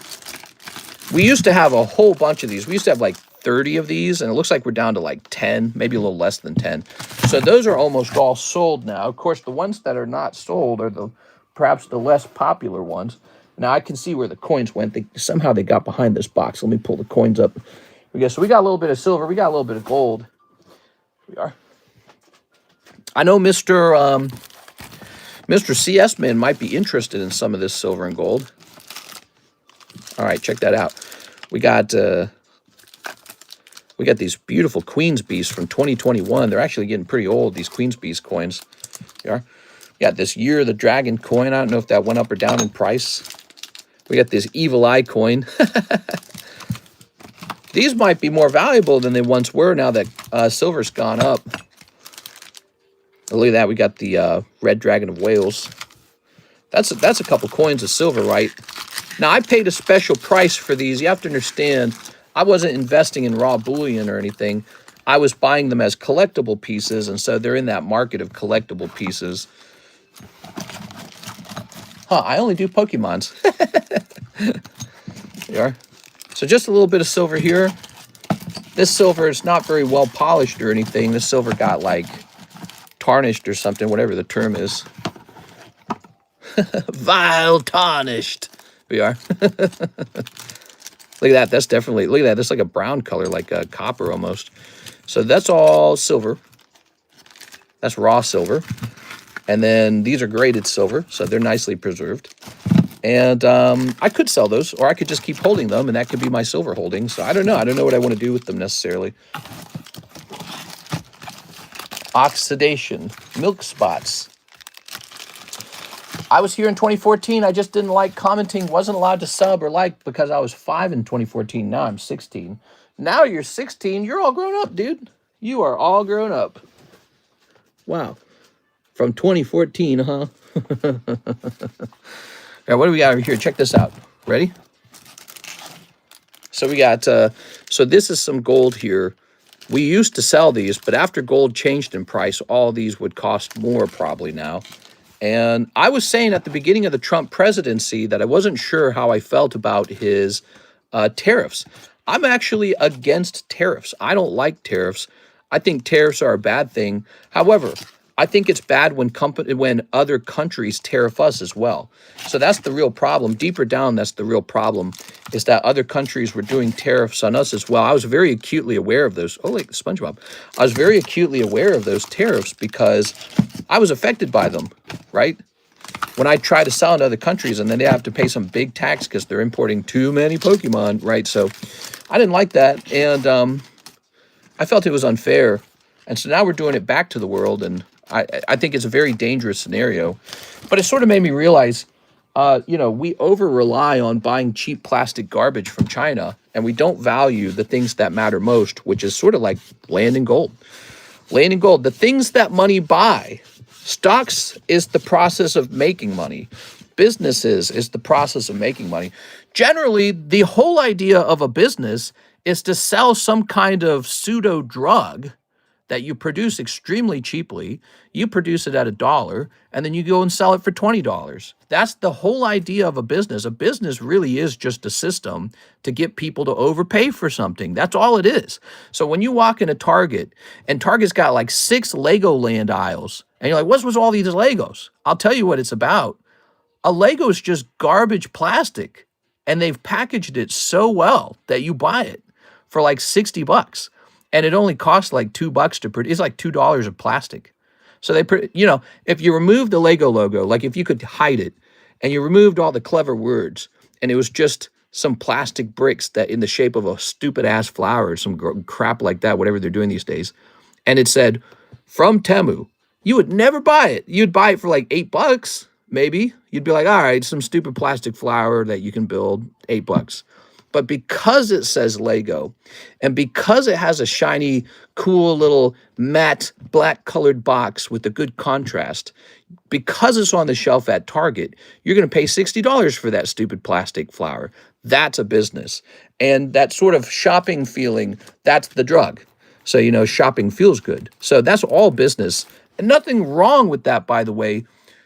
When you work all day long, the whole goal is to enjoy something nice in life. That's the whole idea. It's just you realize you don't have to have that stuff, some of it, And that goes for all businesses, right? But you don't want to just become a money hoarder necessarily. You want to go out and have some fun, obviously. But come on, dude, these bricks are like 60 bucks. You guys seen that at like Target? It's all landfill garbage. All that stuff's meant for a landfill, all of it.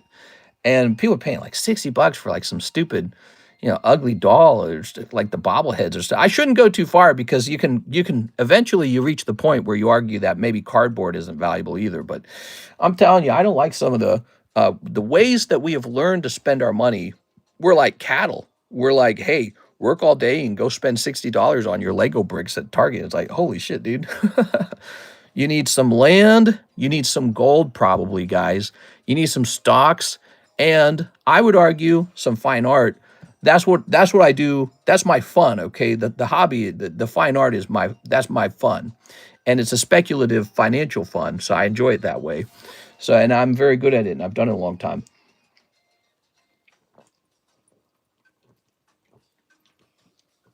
I don't know how I feel about gold fully. Gold had a good year this year, but that's after years of trailing behind everything else. So it hasn't done well for a long time. All right, Miss Alexandra, one more box of BT01. You got it. Anything you want, baby. I remember buying Pokemon card packs for 10 cents. Now it's expensive. I've been buying gold for 6 years. Can we see gold coins for sale? I would have to reprice those ones, and I don't know if I really want to do that. I might just hold on to those and consider that my gold stash. Just a little gold for myself and not worry about it. We could try to get gold bullion back up here on the table. Problem with gold bullion is so expensive, bro. It's crazy expensive. All right, cheapest they ever were was $3. That's right. They were always like $3.50. Even when I was a kid, they were like $3.50. Miss Alexandra, they were never 10 cents. There you go. Oh, yeah. Gold is getting to squeeze a woman's breast. That's gold. Here we go. May there be guilty. First edition base were $5. I ripped them from creation. What? Snip. I ripped you when you were in the womb. What? Smash that like button for me, guys. I'm loving the likes right now. We got a lot of likes. 42 likes. That's awesome. Thank you so much, everybody. Okay, you guys are a good audience. Did I ever tell you guys that? You guys have been a good audience for years. Some of you guys have been here for a long time. We are? Let's see. One of my favorite things that you just said there, TCC. Top 3. Oh, what? The thing about the boobs? I remember squeezing my first boob. I was shocked. I was like, whoa. I felt like a different man after the day after. I was like, I'm all grown up. There you go. I was homeschooled, right? So I didn't really get to start partying with girls until after I ran away from home. Whoa, you got Anus. I don't know how to say her name. Is it Anus? It's Anus. Here's, oh, some girls, and they're like showing their droopy boobies off. Cool. Feel like a king. I was walking on air. Actually, that's the actual description I would use is it felt like I was walking on air. I was like, ugh. Here it is. I was like, this is awesome, man. Here you go. When you ran away, was it difficult to live on your own? It was not that difficult. I was always very hardworking. So what happened was briefly, I was stuck outdoors briefly. That's what was going on. I was stuck outdoors, and I was just kind of winging it. The trick I would use, I knew the church schedule for my family, right? So on Sunday, I would sneak back into the home, take a nice shower, grab some food, and leave, and grab some of my stuff, if necessary. And so I'm putting one of these in here too. What is going on here? This doesn't look right. All right, all these cards don't look right though. So, but anyways, by the way, this is on the menu. It's $3.50 per pack, $80 a box. So I would spend my whole day in the library, and it was summertime, so daytime, library, nighttime, just hung out outside. It wasn't too bad. And yeah, I actually remember walking around at night at like 4 a.m. Feel like a total criminal walking around at night. Did you know that? You walk around at night, you feel like a criminal. You feel like the guy that the parents warned the cops about. They're nervous. I was like a young man, nothing to lose. Whoa, double ciggies. Some boxes have 2 ciggies. Some boxes have 1. No guilty in here, though. TheCardconomist. Nope, never committed a crime. No, sir. Not about that. Not about that. I applied. So I spent my whole day at the library, right? And I spent the entire day applying for jobs. So I'd be in the air conditioning. I had the bathroom. I had the water, and so I wasn't sweating my balls off outside. I just stayed in the library the whole day, and I would just apply for jobs all day long. And that was it. That was the trick. We are. Whoa, I don't think we've seen this one yet. She's like, hey, you want to put some suntan lotion on my gigantic titties? Have you ever blown up a village in Minecraft when you were a kid? No, I would never. Anyways, so yeah, it was cool times, man. I mean, I was frustrated, depressed, angry, all the things, but I was hopeful too. I was free. I was free. I had no chores for once. I had no chores. I wasn't responsible for running my dad's wood business anymore. I was like, all of a sudden, I was just my own person, and there's a really freeing feeling to that. I mean, it's an exciting feeling to sort of be free that way. And I was just applying for jobs. Got a job at Target pretty quickly. Happened to be pretty close to October, and guess what? They were hiring people before November. Got a job at Target, and so suddenly I had an income, and so I just immediately applied for an apartment, and I think I was paying like, I don't remember, it was like $400 or $500 a month. No, I remember it was like $400 a month for sure. Yeah, I was paying for a studio apartment in St. Charles, Missouri, and it was like $400 a month. And it was called like Sun Valley or something like that. I can't remember. So, and there it is. And when I got to the apartment, it was depressing, So one thing that was a pretty large adjustment, I was used to living with like 11 brothers and sisters for like most of the entire life, right? So the entire time, I was used to the noise. I was used to the crowd. I was used to the interactions. And now my life was like silent. It was so silent. You could hear a pin drop. It was perfectly quiet, and I owned nothing. So I was in an empty room with nothing, totally silent. And, as the time kind of drags by, you get a sense of that. You're like, wow, I'm really alone, So it was interesting. It was fascinating. That's smart to stay in the library. Yeah, the library was good. Library helped out. Here it is. Wipe the tables, etc., whatever I could for Pokey Packs. Are these ciggies like $400 each? Yes, sir. So this one will be 400. I'm sorry, this one will be 400, and this one's actually 620. So Alexandra, $1,000 to ciggies. Congratulations, Alexandra. No, these signatures in this set, you get a guaranteed signature per box, which makes them less valuable.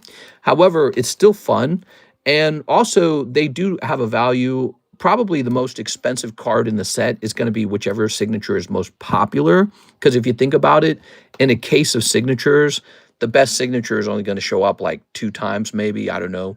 I don't know how many times, like how many duplicates of that signature there will be. So yeah, I mean, in theory, if you get the most popular signature, that could be worth a couple hundred even. What's your first Pokemon investment as an adult? PSA 9. Dark Hypno first edition holographic. That was the first graded Pokemon card I bought. I bought it for, it was like $25 or maybe like $40. Nowadays, it's probably like $300 or some stupid number, some gigantic number. Now that everyone's discovered Pokemon. Ooh, Pokemon. Whoa. What I think of the situations of the homeless not having an address is the government created a program where the homeless can get jobs easier and help them get the IDs and documents. Yeah, I do feel sorry for homeless people. I relate to them a little bit more. However, I think there's a big difference. I think you have to admit there's a big difference from somebody who is just homeless because of the difficult family situation like I had versus somebody who they're not homeless. They have a severe drug addiction. There's a big difference between those two people. So I had a real shot at turning my life around and, taking care of myself and just getting started. But people who are homeless because of drug addiction, their problem isn't homelessness. Their problem is drug addiction. And so they got to be treated for drug addiction. That's the real issue. And that solves it because when they're treated, when they're free of the drug, they'll be like, oh, I want a job. They'll be like, oh, I want to put my life back together. I want stuff. But when they're just on the drug, the only thing they want is the drug. I want the drug. So it's a drug problem. It's not a homelessness problem. It's a drug problem. All right, SV56. If you're thinking about it, you got to treat the right thing. All right, if you give a guy doing fentanyl every single day at home, he's just going to do fentanyl in the home. Problem not solved. This is $75. Problem not solved. Here we go. Good. Okay, what do we got here? These all got 7s and 8s. That's nuts. Drugs are fun. Yeah, the only way to stop that is by stopping the cartels. I think that you can address some of it by going after the cartels. Yeah. Some of it can be addressed by going after the cartels. We shouldn't allow people to easily sell drugs into our country. That should be one of the stopping points. Like, hell no. All right. There we go. Problems plus meth equals mo problems. Yeah. Well, I guess when people are struggling in life, maybe they do turn to that stuff, They go, hey, I need help. I feel bad. Okay, let's see what we got going on here. This will be a giveaway. Is Shiny Greninja GX good? That's great. Great card. Jump into this beautiful Tyranitar. Up to 11 out of 26. That's one of the biggest breaks on the table, other than the Gengar, by the way. Oh, yeah, look at this. This is way off center. This is correct as an 8.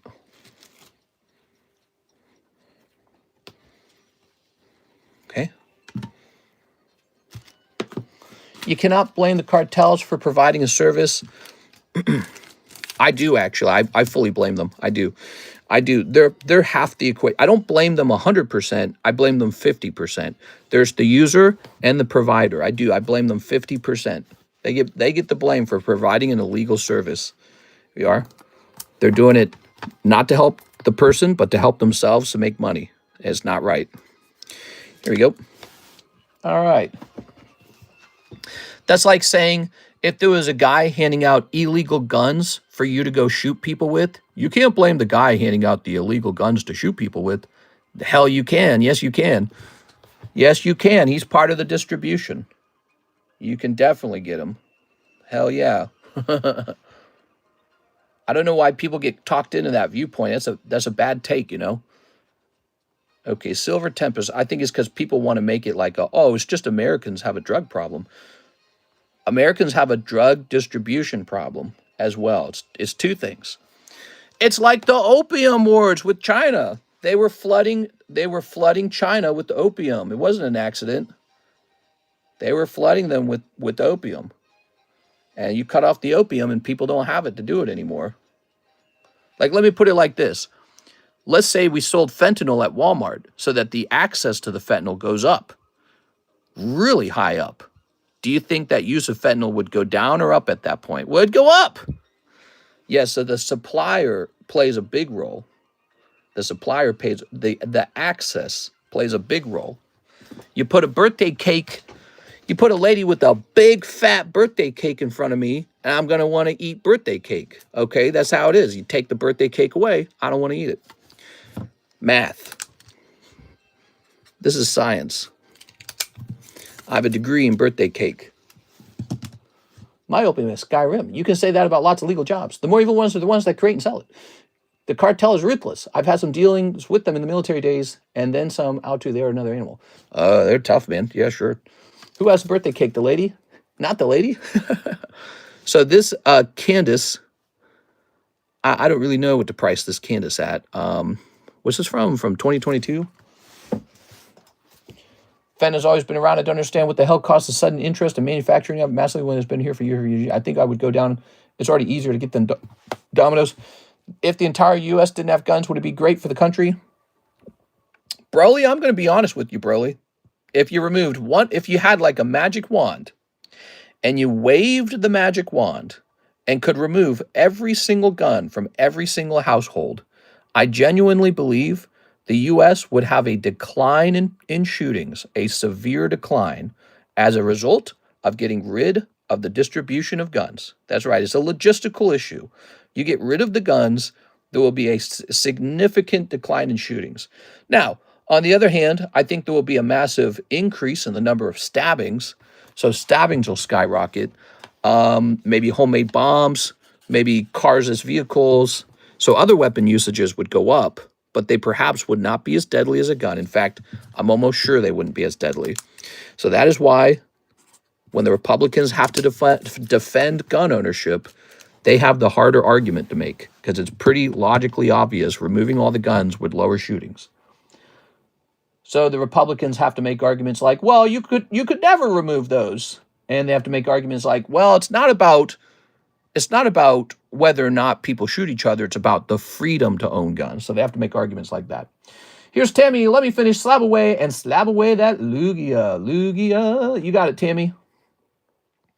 So Tammy Schlammy, she's right over here. Here it is. So you had an October 25 slab away. Let me go looking for that. Here it is. What do we got here? I didn't write your name on the back of it, CS man. Isn't that silly? I know it's yours, though. All right, Timmy.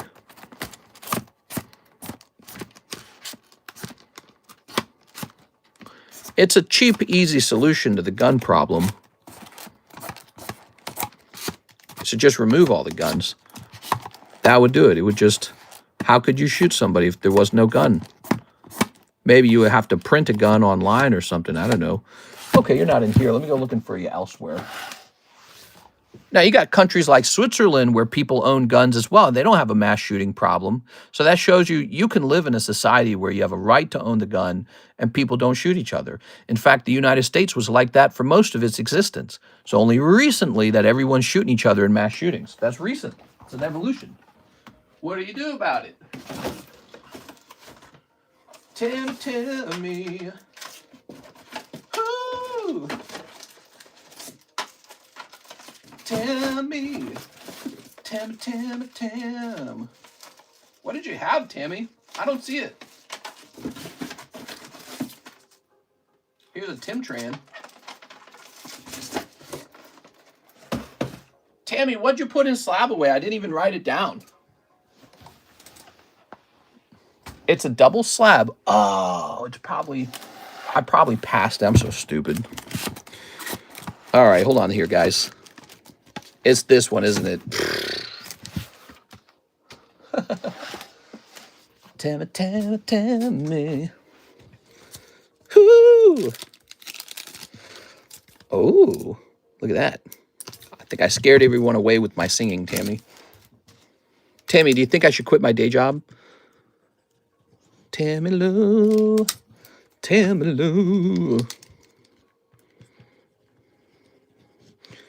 All right.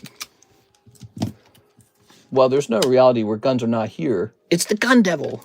People hesitate to shoot at other people who have the ability and means to shoot back. Can I get my slab away fee waived since I finished it? Tammy, I was just going to recommend that I do that for you, even just because you're a moderator, not even because you paid it down so fast. Here you go, Tammy, no problem. No problem. So, Miss Tammy. This is pretty cool. You're getting a Cardconomist graded item too. Isn't that neat? So one of our cool little slabs from our group, huh? Set this up here.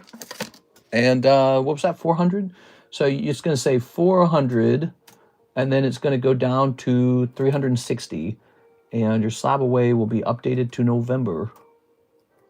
Boom. All right, updated. Change top chat to all chat. Oh, I didn't have that. Okay, I'm changing to all chat. Ready? Okay. So, can we reprice the birds I wanted to slab away together? The birds. Oh, right, the Cardos birds. You know why I haven't worked too hard on that? Because I'm hesitating on selling them. Isn't that crazy? I'm hesitating to sell them. All right, it's the culture. Let me wash those. They look a little bit dirty. Hey, wait, let me do something real fast. Give me a second here.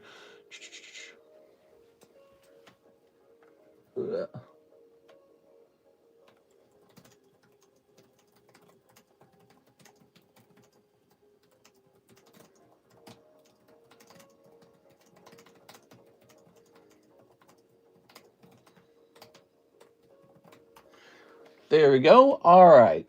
Very nice. Thank you, Miss Tammy. More like the cooked economist. No! He's cooked.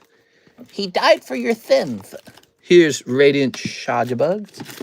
I worked with dogs for 10 years. Ruff, ruff, ruff. How can the victimizing and toxicity in the U.S. decrease where people become more kind and supportive of each other and less criminals? The music all supports crime. Yeah, you could attack the music, I suppose. But here's a question. Did the music cause people to be that way? Or did people already feel that way and it's just reflected in the music that they choose to listen to? So it's kind of a chicken and egg, argument there. That's a great question. I guess in the past, everyone was pretty religious, right? And over time, I think a lot of people became agnostic or even atheist, and they said, we're nothing more than animals. So they've come with like myself, we've come up with this brilliant realization that we're just animals, right? And, that's this observation that any man can make. Maybe he was once religious and then he became non-religious. And then you just sort of realize over time, you get even wiser, right? Because when you break out of religion, you probably think that you're very wise, like, hey, I'm clever. You can't get me with your religion. But as you get older and older, still, you start to realize, the goal is to sort of create a society that would have looked something like how a nice religious society is. No killing, no stealing, no coveting each other's girlfriends unless everybody's into it for some reason, and it's just this really good thing. No, no disrespecting your parents, that kind of stuff. The reason they got away with that is because they claimed you better do it or God's going to throw you into hell or some trick like that, right? And then you said, wait a second, there's no God. I'm nothing more than an animal. And that's the big realization. It's this big, clever realization. But then again, you think more about it and you go, well, the goal is to live in a nice society, isn't it? The goal is to live into a high trust. You want to live in a high trust society where people are generally nice, generally altruistic. It's hard to do it, man. It's hard to pull it off. A lot of it comes down to power. It's just power. So if you're rich, you're wealthy, you're living in this rich society, and you got all the stuff. Oh yeah, I got all the stuff. It's nice over here. And you got somebody over there, and they're living in total chaos and poverty. They don't care about any religious rules. They don't care about any altruism. They care about one thing and one thing only: power. And that includes poor people in our society today. They don't care about any communism, socialism, capitalism, ism this, ism that, racism, sexism. None of that matters. They want power and they want money because they see that you have it and you're all pontificating on your soapbox and they don't have it. And people are just getting smarter because of the computers. People are going, they're hearing these arguments and it's clicking in their head. They don't care about anything but getting even. And so, getting even in any way possible is acceptable. And religion, tossed out the window. Who cares about creating this idealistic society if I have to be at the bottom of it and you get to be at the top of it? So how do you fix that? That's a great question. I don't know. Maybe the solution is pure communism, right? That's one of the arguments. Is let's just redistribute everything and then everyone will love each other. Of course, I don't truly believe that'll work. That's my opinion, is that that won't work. Humans will organize themselves one way or another into a hierarchy. And the more you try to enforce an equality, the more a certain kind of equality, the more you'll need a powerful authoritarian figure to establish it and enforce it. That's the ruling Communist Party. So you have to have some powerful overlord who just so happens to enrich his friends and family. He's like, you know, if I'm going to be at the top, might as well, you know, my friends and family come first. So you can do that. You can have an authoritarian party that has all the money. They get all the taxes. The rich, they're whipped. They're not free. Get back down, rich people. You suck. So, you know, the hierarchy never goes away. The equality never occurs. There's no equality. And people are just so aware of that and so not religious today, even when they claim to be religious. They're not stupid. People are, they got the internet now. You can listen to me talk about it. You can listen to the internet talk about it. There's an awareness of power. And you can't, it's like back in the day when, you know, back in the Civil War days, when you had slavery. Today's subject, slavery. Back then, they didn't let the slaves read because it was dangerous for them to be educated. So everyone's getting educated now. So I don't know. How do you stop it? Because you got people who are high on drugs. You got people who are aware of politics, activists who are going mad, like the guy who shot Charlie Kirk, right? And everyone is starting to realize that maybe we're just animals and nothing more than just animals, and nothing matters but power. Power and money is the only thing that matters in the end. And how do you get people back on track to wanting an altruistic, I'll be nice to you society? Even if I'm on the bottom rung, I'll be nice. I'm on the top rung. I'll be nice just because I'm supposed to be. You know, how do you get back to that? I don't know. Miss Alexandra's back grading and shipping. Send my honest signature to tag. Send my guilty also to tag. So here's the problem, Alexandra. I'm pretty sure tag doesn't grade those. Let's see. That set just came out. We could send it to tag, but I'm pretty sure they won't grade it. PSA will probably grade it. Even they could reject it. But your set's so brand new, we could send it and they could just reject it, okay? I'm betting they reject it. I actually really think they will. Let's find that signature. What I recommend is a PSA grading. You're right to pick the big boobied girl out too, by the way. That's the one to grade. This one right here. So you wanted that one graded. You also wanted to grade guilty. Now, here are my thoughts on guilty. So you like that character, but maybe you save that money for the signature version. So here it is. So there's probably a signature version somewhere. I say you send that one off, 40 bucks to PSA, and then we save this one. You just keep this one and enjoy it as a common card and wait until you pull the signature version. That's my recommendation. How does that sound? PSA and BGS have graded some of them in the past, says Clued. Yeah, so tag is really picky. They don't grade everything. They incrementally increase their scope, and when their scope increases, they'll kind of tell you what they grade now. If it's not within their scope, they won't grade it. They'll say, we don't do that at the moment. Is trading slabs for sex still prostitution? No, dude, that's just a trade. That's just a trade. You're making it you're overthinking it, Charles. That's a trade. Random question, what's the most expensive pack you sell? Well, actually, we were just showing that off. It's probably in this pile over here. Phantom Forces XY, $540, straight out of a box that I owned and unsealed and was selling to you guys before I made it unavailable in January. And it's a good box. Could pull a big hit out of there. Then this one, Dragons Exalted, $480. I should sell this, but I don't know what to sell it at. Could be a ridiculous price. Could be like $600 to $700. Dark Explorers, I don't want to sell it because it's impossible to replace. A friend told me he pulled the signature guilty. He's trading it against my Scarlet signature. Nice. PSAB just have graded. Honest was blessed. She was blessed. She was cursed with large breastistus. I'm a small breast guy. I don't know. I don't like girls who have gigantic boobies. I don't hate them either. I don't judge, but I think small breasts is a better look. It looks more real. It looks more human somehow. I don't know how to describe it. It is boob size. Everyone always prefers like the largest possible boobs. And I was never that way. Here we are. Ta-da. Okay. Education is meaningless if critical thinking isn't taught. Yeah, I suppose.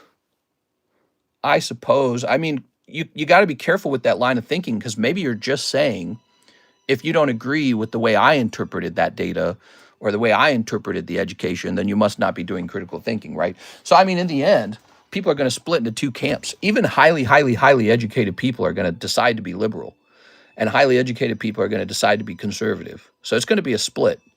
And to me, that's not a to me, that's not about education levels. It's actually about personality types. That's what it comes down to, in my opinion, is personality types. So maybe I have more of a conservative personality type. You have more of a liberal personality type. That's okay. We're supposed to get along with each other and enjoy the benefit of each other's skills. You know what I'm saying? I understand your view. A lot of people aim for power. Most seem to follow good or bad ideas. So basically, no matter what, people will always clash. Yeah, and also I think the fact that everyone votes means that. So one of my theories about the world, about democracy, in a democracy where everyone votes, eventually society votes for Santa Claus. Doesn't matter what's going on. There's very few rich people and a lot of poor people. You get Santa Claus. They vote for a Santa Claus government. It's it's nature. Actually, I also think it's nature that you get a small percentage of rich people and a huge group of poor people. I think that's nature too. So I think it's all just nature. All right, so you would like to ship your stuff, Miss Alexandra. Let's get that started, everybody. We're getting a new shipment. Ready? So I'm going to log into PayPal over here, and we can keep talking while I create the label, by the way, guys. Some of the best things that we do on this channel, by the way, are these fun conversations. I enjoy the conversations immensely. So we talk about Pokemon, we talk about finances, we talk about what's happening next in the market. But that also comes into the next step. We talk about what's going on in the world, because what's going on in the world actually ends up determining what's going on in the market, you know? All right, let's see. You have to understand what's going on in the world to a certain degree. So here we are. It's Miss Alexandra. Let's take a look at that address a little bit. Okay, so I think we have it. I think we're missing a piece of the address. This is very common in international addresses. You guys tend to list your your city, but not your province. All right, let's click on this. That postal code is probably correct. I'm going to see what this is. Is this a city or a province?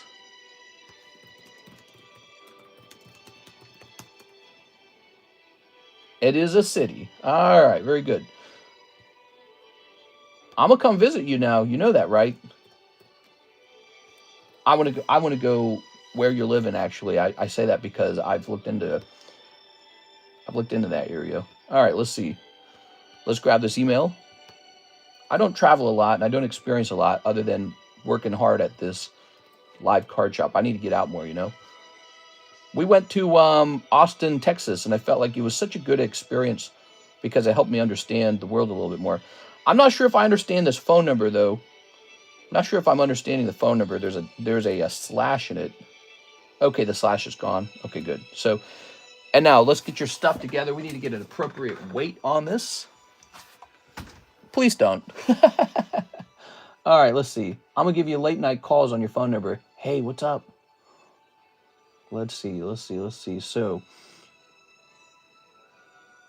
my store credit for shipping. Let's get into the store credit. I would never in 100 years do that, Alexandra. Never in 100 years. It's just a joke. I just joke sometimes. There we go. You ready? All right. You couldn't pay me to do that. I'm so focused on what's going on in my own life. So, okay, so here's that. And that pays for the shipping. And let's grab your baggie. Can you tell me how many slabs you have? Do you have a rough estimate on the number of slabs? Okay. Also, can you tell me if they were expensive or not? Give me an idea what you had for the slabs. If you can just tell me, I won't have to go dig them up out of the shipping area. You probably had a slab or two. 7 or 8. That's a lot of slabs. All right. Well, so let's grab 7 or 8. 1, 2, 3, 4, 5, 6, 7, 8. Let's get a weight here. Ooh, good. Okay, so you're shipping pretty much just in time. You're shipping just in time for it to not be too heavy. Now, I have to go get those slabs, actually, because I have to know how expensive these slabs are so I can see what we can kind of do with your declarations, okay? I'll be back, guys. I got to go get a bunch of slabs.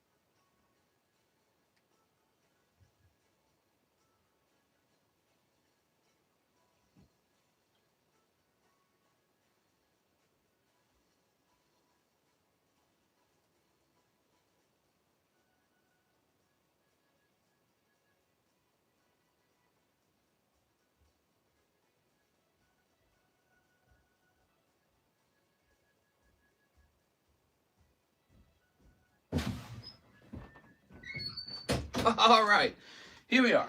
Got it. Whew. Who's still here? Okay, look at this. Free for first-time buyer. Alexander Aslan. Haven't heard of him in a long, long time. I'm pretty sure that's abandoned. So, oh, this will go well. Look, these are cheap. This one is not cheap. So, for this one,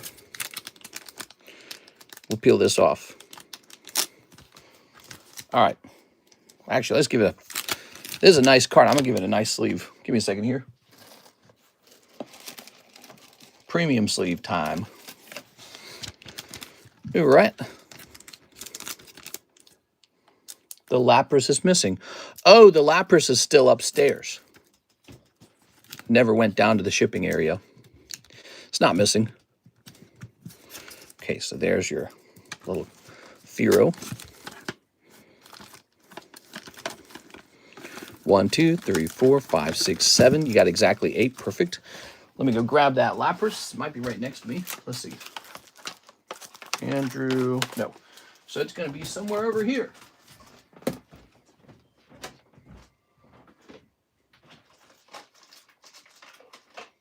Aha. Here it is.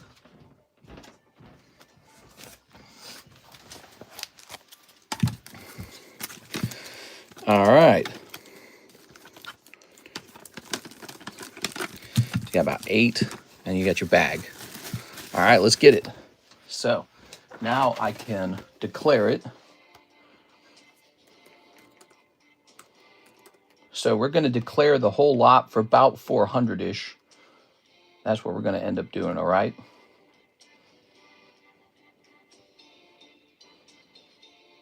And the weight is close to 2 pounds, but just shy of 2 pounds.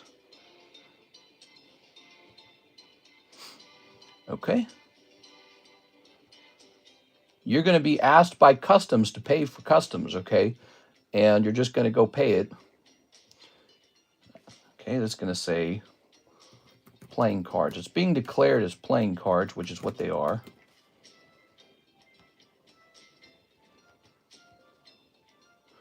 Okay. All right, so there you go. All right, and now it just has to calculate a price, which it will do in like 5 minutes. All right, cool. So all this stuff could kind of go together. Alexa's going to double baggy this anyways. I've been under the weather, but I'm mostly over it. But good. Oh, there it goes. Okay, perfect. Just around 40 bucks. Nice. And parent. So when this arrives in Germany, they will ask you to pay a tax on it. If they decide to calculate your slabs one at a time, they might decide that, hey, we think you owe more money on these, okay? All right. Very nice. We're going to toss that away. We declared a lot of it. We'll put it that way. All right. Very nice.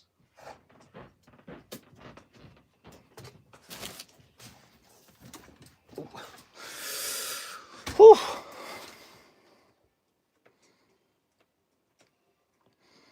Now, what do we have going on? Brian Diaz, $5. Can you pre-grade my signature? Brian Diaz. You grade my honest, and do I now have $20 store credit, or do you send it back? Oh, yeah, hold on. Let me take a look into your order again. So, okay, so you actually sent $65. You're right, because what I did was I recommended we don't grade the guilty, right? So this will be $40 to grade.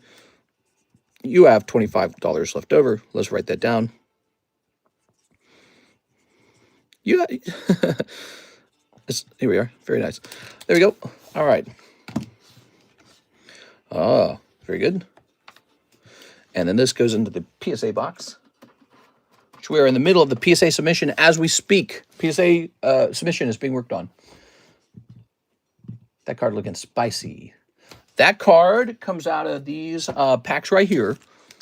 $3.50 a pack, $80 for a full box of 24 packs.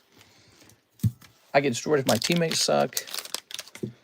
There's a little Gengar from Chilling Rain. He got a 10, huh? That's cool. Yeah, it looks like a nice card. Let's take a quick look at the price of a Chilling Rain Gengar 10. All right. About, oh wait, no, that's the Halloween one. Never mind. So this one, oh, well, you know what? There isn't even a, is there no 10 of it? Chilling Rain Gengar 057. Let's try that.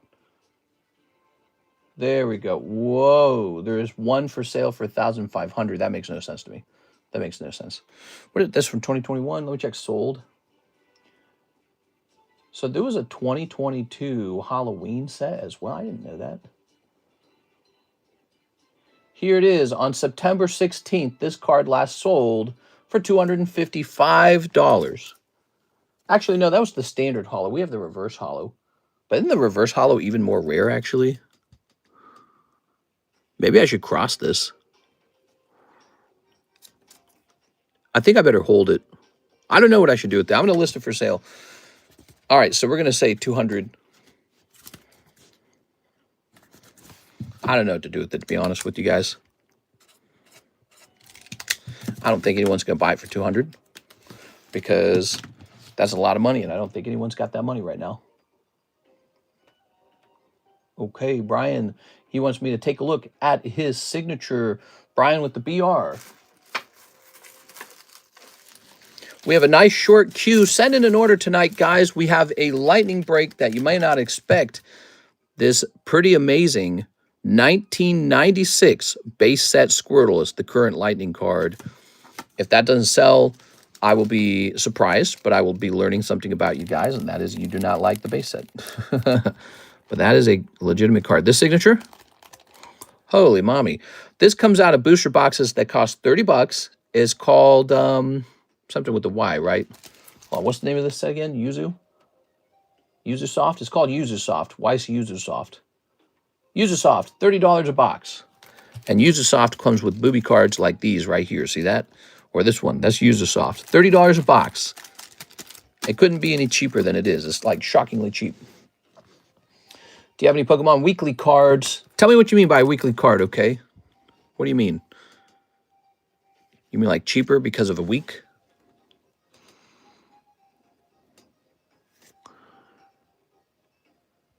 Your card looks great.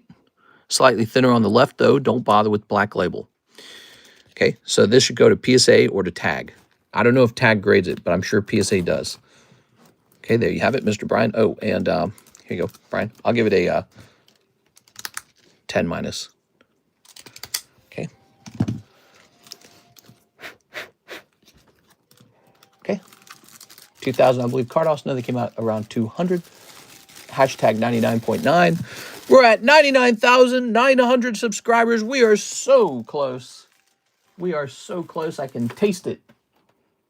Here, I can feel it in my man buns. Let me hit refresh. We're at 99,926 subscribers. I'm telling you, by the end of the week, we'll be at 100,000. And you better subscribe now, because when we host our giveaway, I'm telling you guys, the better giveaways will be subscriber exclusive. And we'll set it up to say something like subscribed in the last, I don't know, day or so, something like that, right? So we'll set it up in order for it to be a little trickier to get into it. The best giveaways will be reserved for people who helped us reach 100,000, not just the sort of like the vultures who are coming in for the good stuff now that we've hit 100,000. You know what I'm saying? All right, because I like you guys. You guys are actually here. All right, we got that shipment to Germany going out. Perfect. I'll probably send it to PSA, but I might buy more and give it like a month and see if my bag starts grading the Japanese wise. Yeah, exactly. Like you can spend $45 on grading, or you can spend $45 just opening more product. Exactly. All right, let's take a look at these slabs. That McDonald's Pikachu is so freaking popular, man. He's crazy popular. We just went through another 2 of those Pikachus so fast. You guys gobble up that Pikachu. You do be gobbling. Let's see. We got the Heartbreak Break. That's a big-ass break, man. I feel like people are going to have some interest in this, though. That's a cool break. The Heartbreak Break. We have this Meganium MC's Hype. Rayquaza 9, and a Eradicate 9, huh? I put this with the other ones.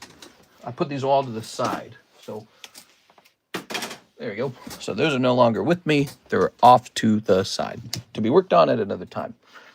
Good. We're just kind of busting through slabs that needed to be busted through. What do I do with these stupid things, huh? These need to be given away. Look at the back of this one. This one's way off center. This one actually looks kind of nice, but it's still got a 9, huh? That's too bad. Oh, it's off center on the front. No problem. This one's thin top to bottom, and this one I'm contesting. This one actually looks really good. How did this one get a 9?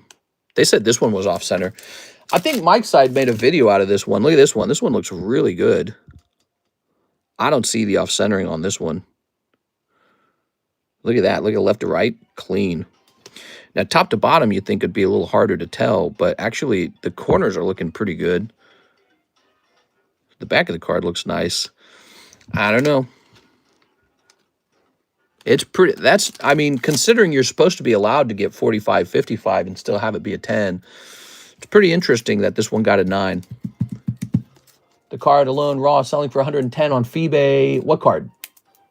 What card? The set from 2005 Cardos, the Pokemon Weekly. Virgin Curious, the best advice for you. The antibiotics work. Antibiotics, be careful with those antibiotics, man. I was listening to, I'm not a doctor, but I was listening to some actual doctors talk about how antibiotics are overprescribed and is causing multiple issues. First of all, there's a theory that antibiotics are being linked with gut cancer, including colon cancer, stomach cancer, and other things. And that's because your gut biome is destroyed by antibiotics, your gut biome. So that's one of the theories. They're trying to figure out why young people are having tons of colon cancer. And their theory is A, the food, B, the lack of exercise, C, maybe all of the antibiotics that we very quickly and easily prescribe. Turns out antibiotics are actually kind of bad for your gut. And so that's interesting. Takes a long time, maybe years for your gut to recover, in fact. So that's really interesting. And I don't know how I feel about that. But the other thing is they're saying those antibiotics are causing the germs to become antibiotic resistant. So that later in life, when you actually need it for a real threat, it doesn't work on you anymore. You are? Or, you know, the antibiotics get into the water or something like that, and the germs are evolving. The germs evolve! All right, so it says these should be 20 bucks. That sounds true. They prescribed 30 antibiotics to me for an infection before. I'm so glad I'm healthy. Gut health is important. Kombucha for life, says the Nebi. Tell me about kombucha. I've heard about kombucha. That's like a fermented tea, right? Is it really that good? I don't know how I feel about that. All right. So those are $20 Rayquazas. They're cute. They're nines. They're very affordable. This says crack. Slackoth has had enough crack. No more crack for him. Well, you know, we're going to sell this as a 9. It's a Sandstorm card. I see it. You know, it's got this sort of white edge down here. I feel like if you resubmitted this might have a borderline chance of turning into a 10. I'm not going to do it. You guys can do it. You can crack this if you want. I believe this is a borderline 9. Kombucha hits the spot. Yes, it's not good, but it's good for your health. Haha, I prefer the Costco lemon ginger kombucha. So you're saying you don't like the taste of it. Is that what you're saying?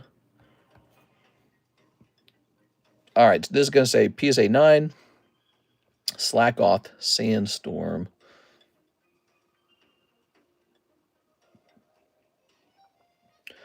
Okay, there's an exact copy of it for sale. Looks like it's for $75. Oh, that's CGC. Never mind. Here we go. So we have an exact copy of this for sale. Here he is, the reverse foil. $85 is the cheapest one, okay? I don't think you guys are going to probably buy that for $85. We'll let it rotate. If it doesn't sell, it's time to start sending it off to the Phoebe. It has apple cider vinegar and it's fermented mushrooms. I love mushrooms, man. Mushrooms are great. Acquired taste. Did you guys see? Some of you guys are kind of new. Did you guys know my wife and I went mushroom hunting this year for the first time? Now, when I was a kid, we went mushroom hunting all the time for morels out here in Missouri. And my dad was pretty good at it. We would actually find them and cook them and eat them. And my wife and I are always looking for something fun to do with our free time. And this year, I took her out mushroom hunting, but we didn't go looking for morels. We went looking for something called chanterelles. Let me see if I can scroll backwards. So check this out. I took a couple pictures of it already and posted it in our... You got to join our Discord server because I show off all the fun stuff in Discord server. Let me show you. So check this out. Really ought to post it. I should have posted this to like Instagram. Here it is. Karis and I went foraging for mushrooms in the state park. Check that out. Those are chanterelles and those are dark trumpets. And there's our basket. So we went out a second round and filled that basket up with chanterelles and dark trumpets. And then that's me eating the ramen with dark trumpets in it. Nice. It has an absolutely insanely delicious flavor.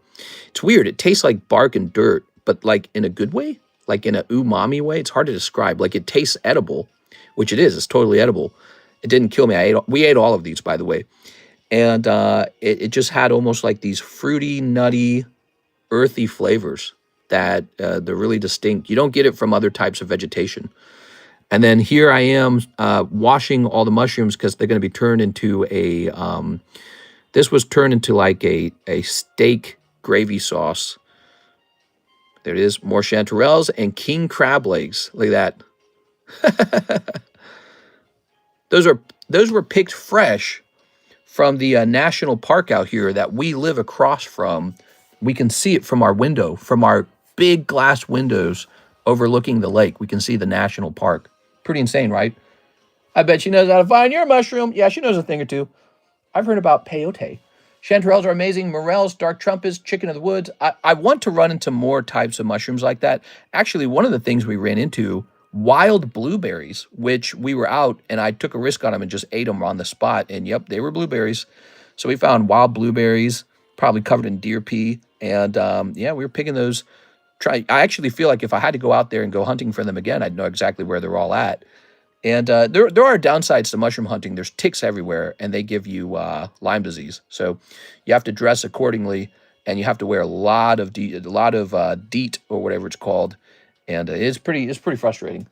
All right, so Brian, he says, "Give me one of them sweet Rayquazas." You got it, Brian.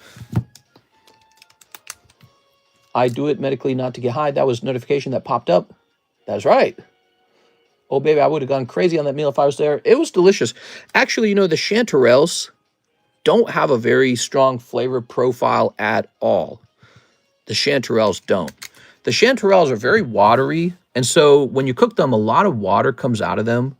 And if you flavor them with like butter or salt, they just take the flavor of butter and salt. So you almost don't notice the chanterelles. The dark trumpets, on the other hand, are packed with an immense amount of flavor. You really taste those. So they could transform your ramen noodles into mushroom ramen. So it has a really powerful, kind of like morels do. Morels have a distinct nutty flavor. But the chanterelles were boring, actually. That was my opinion on them. We are? All right. It was weird. Karis ate them with me, and then she kind of threw up a little bit afterwards. So I don't think it went well with her. But I ate them, and I didn't have any problems. I think it was psychological. I think her brain was scared of the mushrooms. But you never know, actually.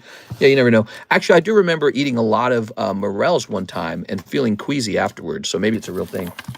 Here's Mu VMAX 9.5. So I handed a 9.5 out to this card in the past. This is a great example of a card that we should probably just crack and go ahead and grade it. But it looks like over here on this corner, looks like I believe that was more of a 9 right there.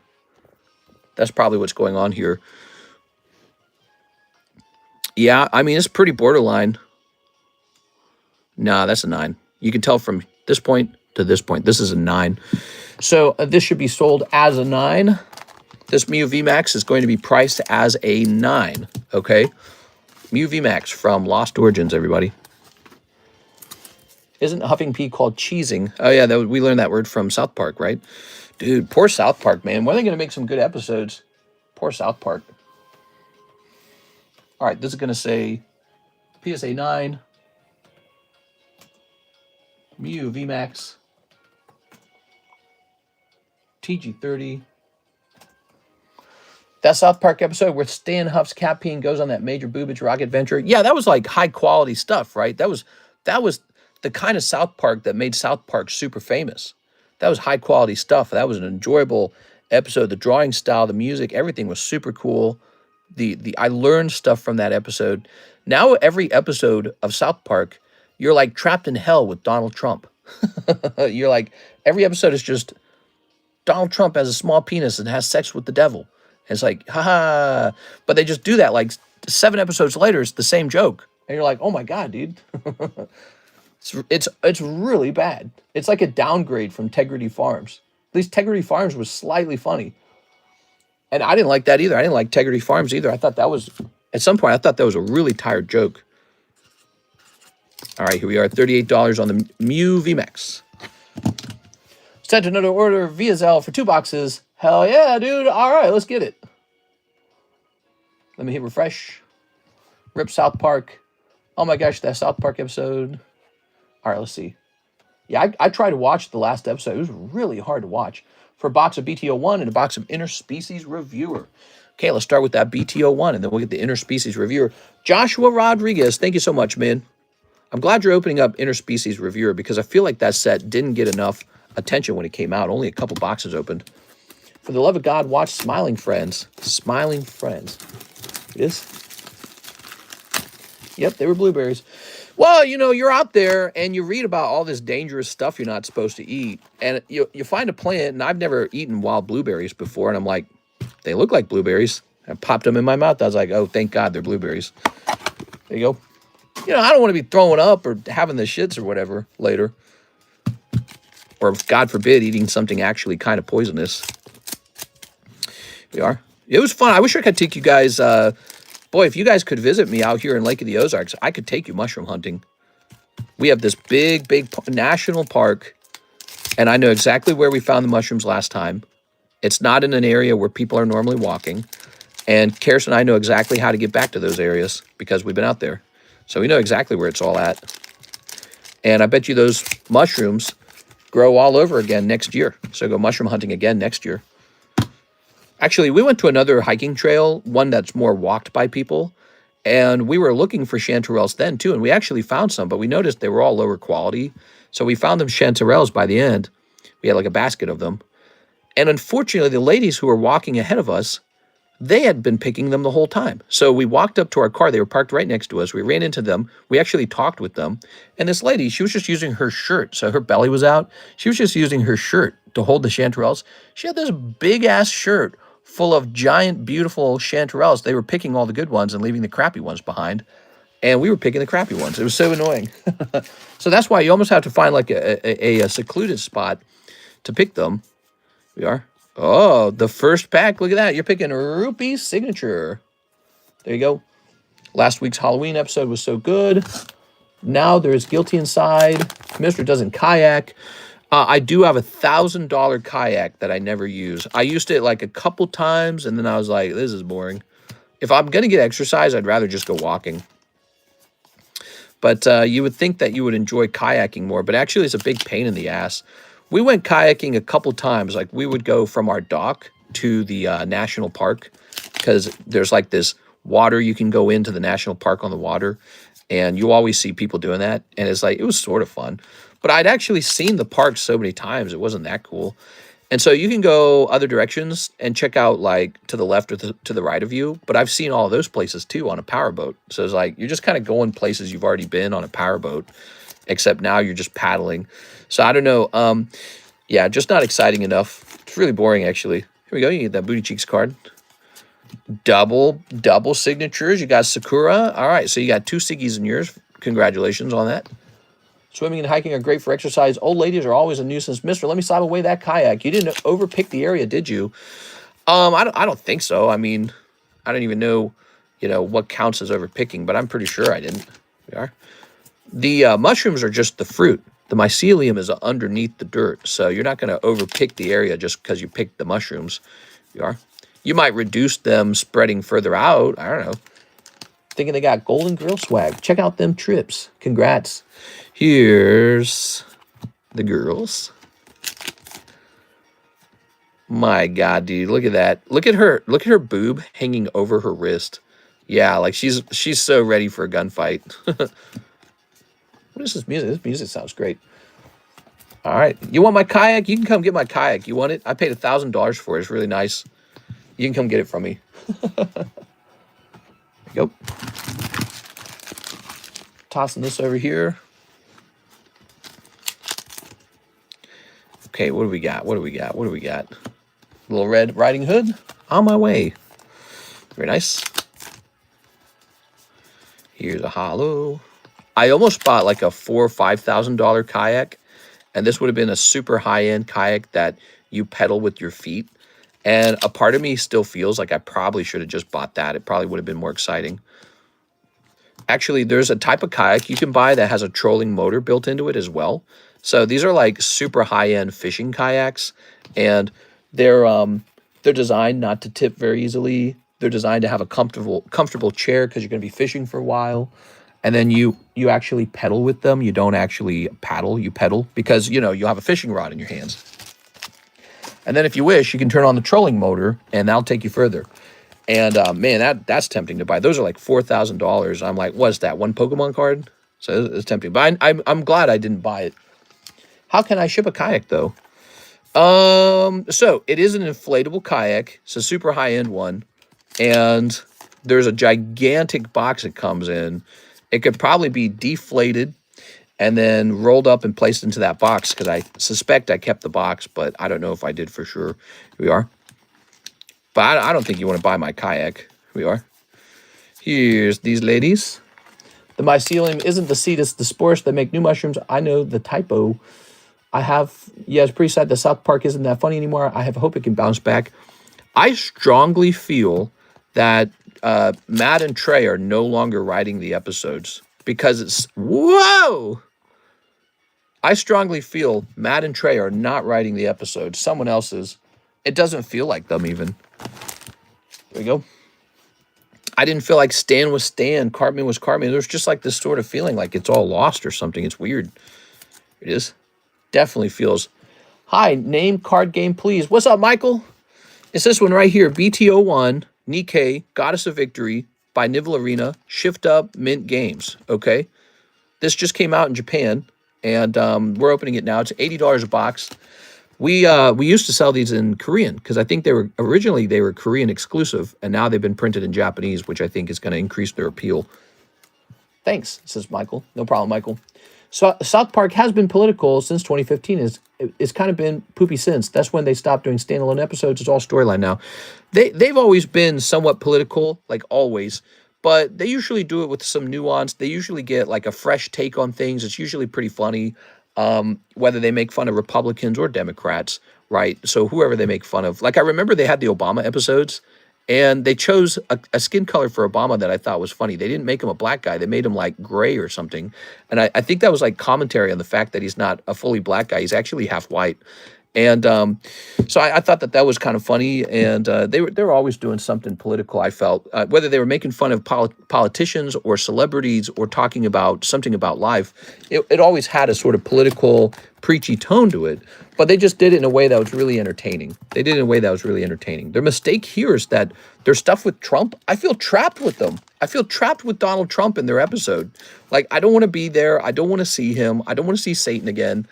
The characters have gotten so stale because they're just using the exact same joke every episode. All right, let me go grab that box of Interspecies Reviewer. Should I grab 2 boxes?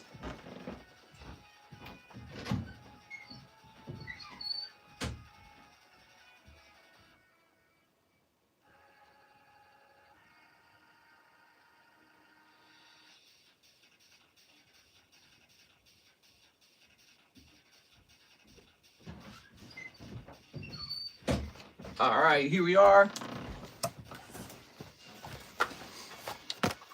Ba-doop. Whoa, look at the color of the screen there. That doesn't make sense. What is going on? Why is it so red? Ah, it's this one card turning the whole screen red. That's crazy. It's lame-ass millennials thinking they know cool, but they never were cool. They were so lame, now it's lame. What? Me gusta Nikki. There's nothing new with their jokes. Yeah, they got to change. They got to change. I think it'll show up in their ratings. They'll show up in their reviews and their ratings. By the way, I've been watching Rick and Morty. Oh my God, that show's so good. I'm on season 4. And wow, this didn't feel like it was 10 packs. Is it 10 packs? 1, 2, 3, 4, 5, 6, 7, 8, 9. Okay, it is 10 packs. Man, it is sad that they got rid of Justin Roiland, because I'm pretty sure he was Rick and Morty. It was him. It was his personality, because I've seen clips of the new seasons. I haven't watched them yet. I'm on season 4, which is still Justin, but I've seen clips of the new voice actors, and they don't got it. It's not in the way that they sound. It's in their actual dialogue. Their dialogue sucks. And that tells me something very important. That tells me Justin Roiland was involved in the dialogue. He was probably ad-libbing some of it, you know. He was probably, you know, working on the writing as well. He understood the mental, he understood the personalities, the mental personalities of these two characters, because it was him. And now they've gotten rid of him, and it's just terrible. Yeah, it's lame-ass 35-ish writers trying to be cool, but they have never been cool, so they fail. But Matt and Trey were funny-ass stoners, so it was amazing. So you think that Matt and Trey have actual writers now. See, that's my theory as well. My theory is they're using a combination of writers and AI to write the stories now, and it is failing. It is. You cannot skip the, oh my God. You cannot skip that part where you get real writers in. I'm sorry, where you sit down and you inject yourself into the writing. See, and that's what I think I'm about to run into with Rick and Morty. I think I'm about to run into the loss of Justin Roiland. Justin was drunk half the time, lol. That's why he was a legend. You are? Whoa. Okay, kitty cat girl, grandma. I don't want to see that, grandma. Grandma, go retire. Here's, let's see. Wow, that one's kind of sexy. There you go. All right, here's a little angel. Holy moly, what the it's this? Hey, what's up, Kendo? This is called Interspecies Reviewer, and it is at an incredibly low price. Let me advertise the price to you. We have dirt cheap prices on our Weiss Schwarz. Right now, this box, Interspecies Reviewer, is at $55 a box, per box. And we just got a new set in as well. If you are a girl card enjoyer, This new set just arrived yesterday from Japan. Shift Up Games Nikkei. This just arrived. It's a brand new thing in Japan. I believe it might have already been for sale in Korea, though. Might have originated from Korea a while back. Woke women writers don't hate me. I hate them. Smiling friends in 15 minutes. Watch one episode after the stream. Oh, I have seen clips of that. Everything's drawn really goofy, right? I think I have seen that. Here it is. No, I know what you're talking about. I've seen clips of that. It hasn't intrigued me enough to go watch it. If Justin could have only not messaged children sexually explicit stuff, that would have been cool, says Nebby. What exactly did he say? I don't actually remember. What I do remember is that his wife accused him of physical violence, which was thrown out of court. So she accused him of this thing that he was not found guilty of. We are? All right. Okay. I think Justin Roiland was acting like a creep with some girl. Here's my question with that conversation with the girl. Hey, you got the full art version of this. Look at that. Here's my question with that conversation he had with that girl. Did he know her age? Or did she just message him and he just did a typical Justin Roiland message back? Because he sounded like Rick from Rick and Morty in those text messages is what I recall. I read them like a year or two ago, and I remember thinking that's how Rick from Rick and Morty sounds. So at the time, did he know who she was? Did he know her age? Or did he just hastily respond? And no, they didn't exchange any sex messages with each other. He didn't ask for pictures from her. He didn't ask for that. They didn't meet up anywhere. So none of those things happened. He technically didn't break any laws. And that's why he wasn't in trouble for that. He didn't actually get in criminal trouble for any of that. And then his wife accused him of violence and lost that in court. She lost. But by then he'd already been fired. And so we lost a guy who was creating extremely good content. And we lost him over stuff that I don't think he actually did anything that's legally criminally against the law. I don't know what I'm saying. Korea's so hot right now. Hell yeah, dude. I like Korea. Roland was a head writer. He co-created the show. That's right. Dan Harmon and Justin Roiland. But that's the thing. I'm saying that I'm running into these clips of Rick and Morty on my feed. And so I'm watching some of the new season ahead of time. And I'm hearing the voices don't sound right? But it's not just their skill in voice acting. It's the actual demeanor. It's the actual personality of the characters.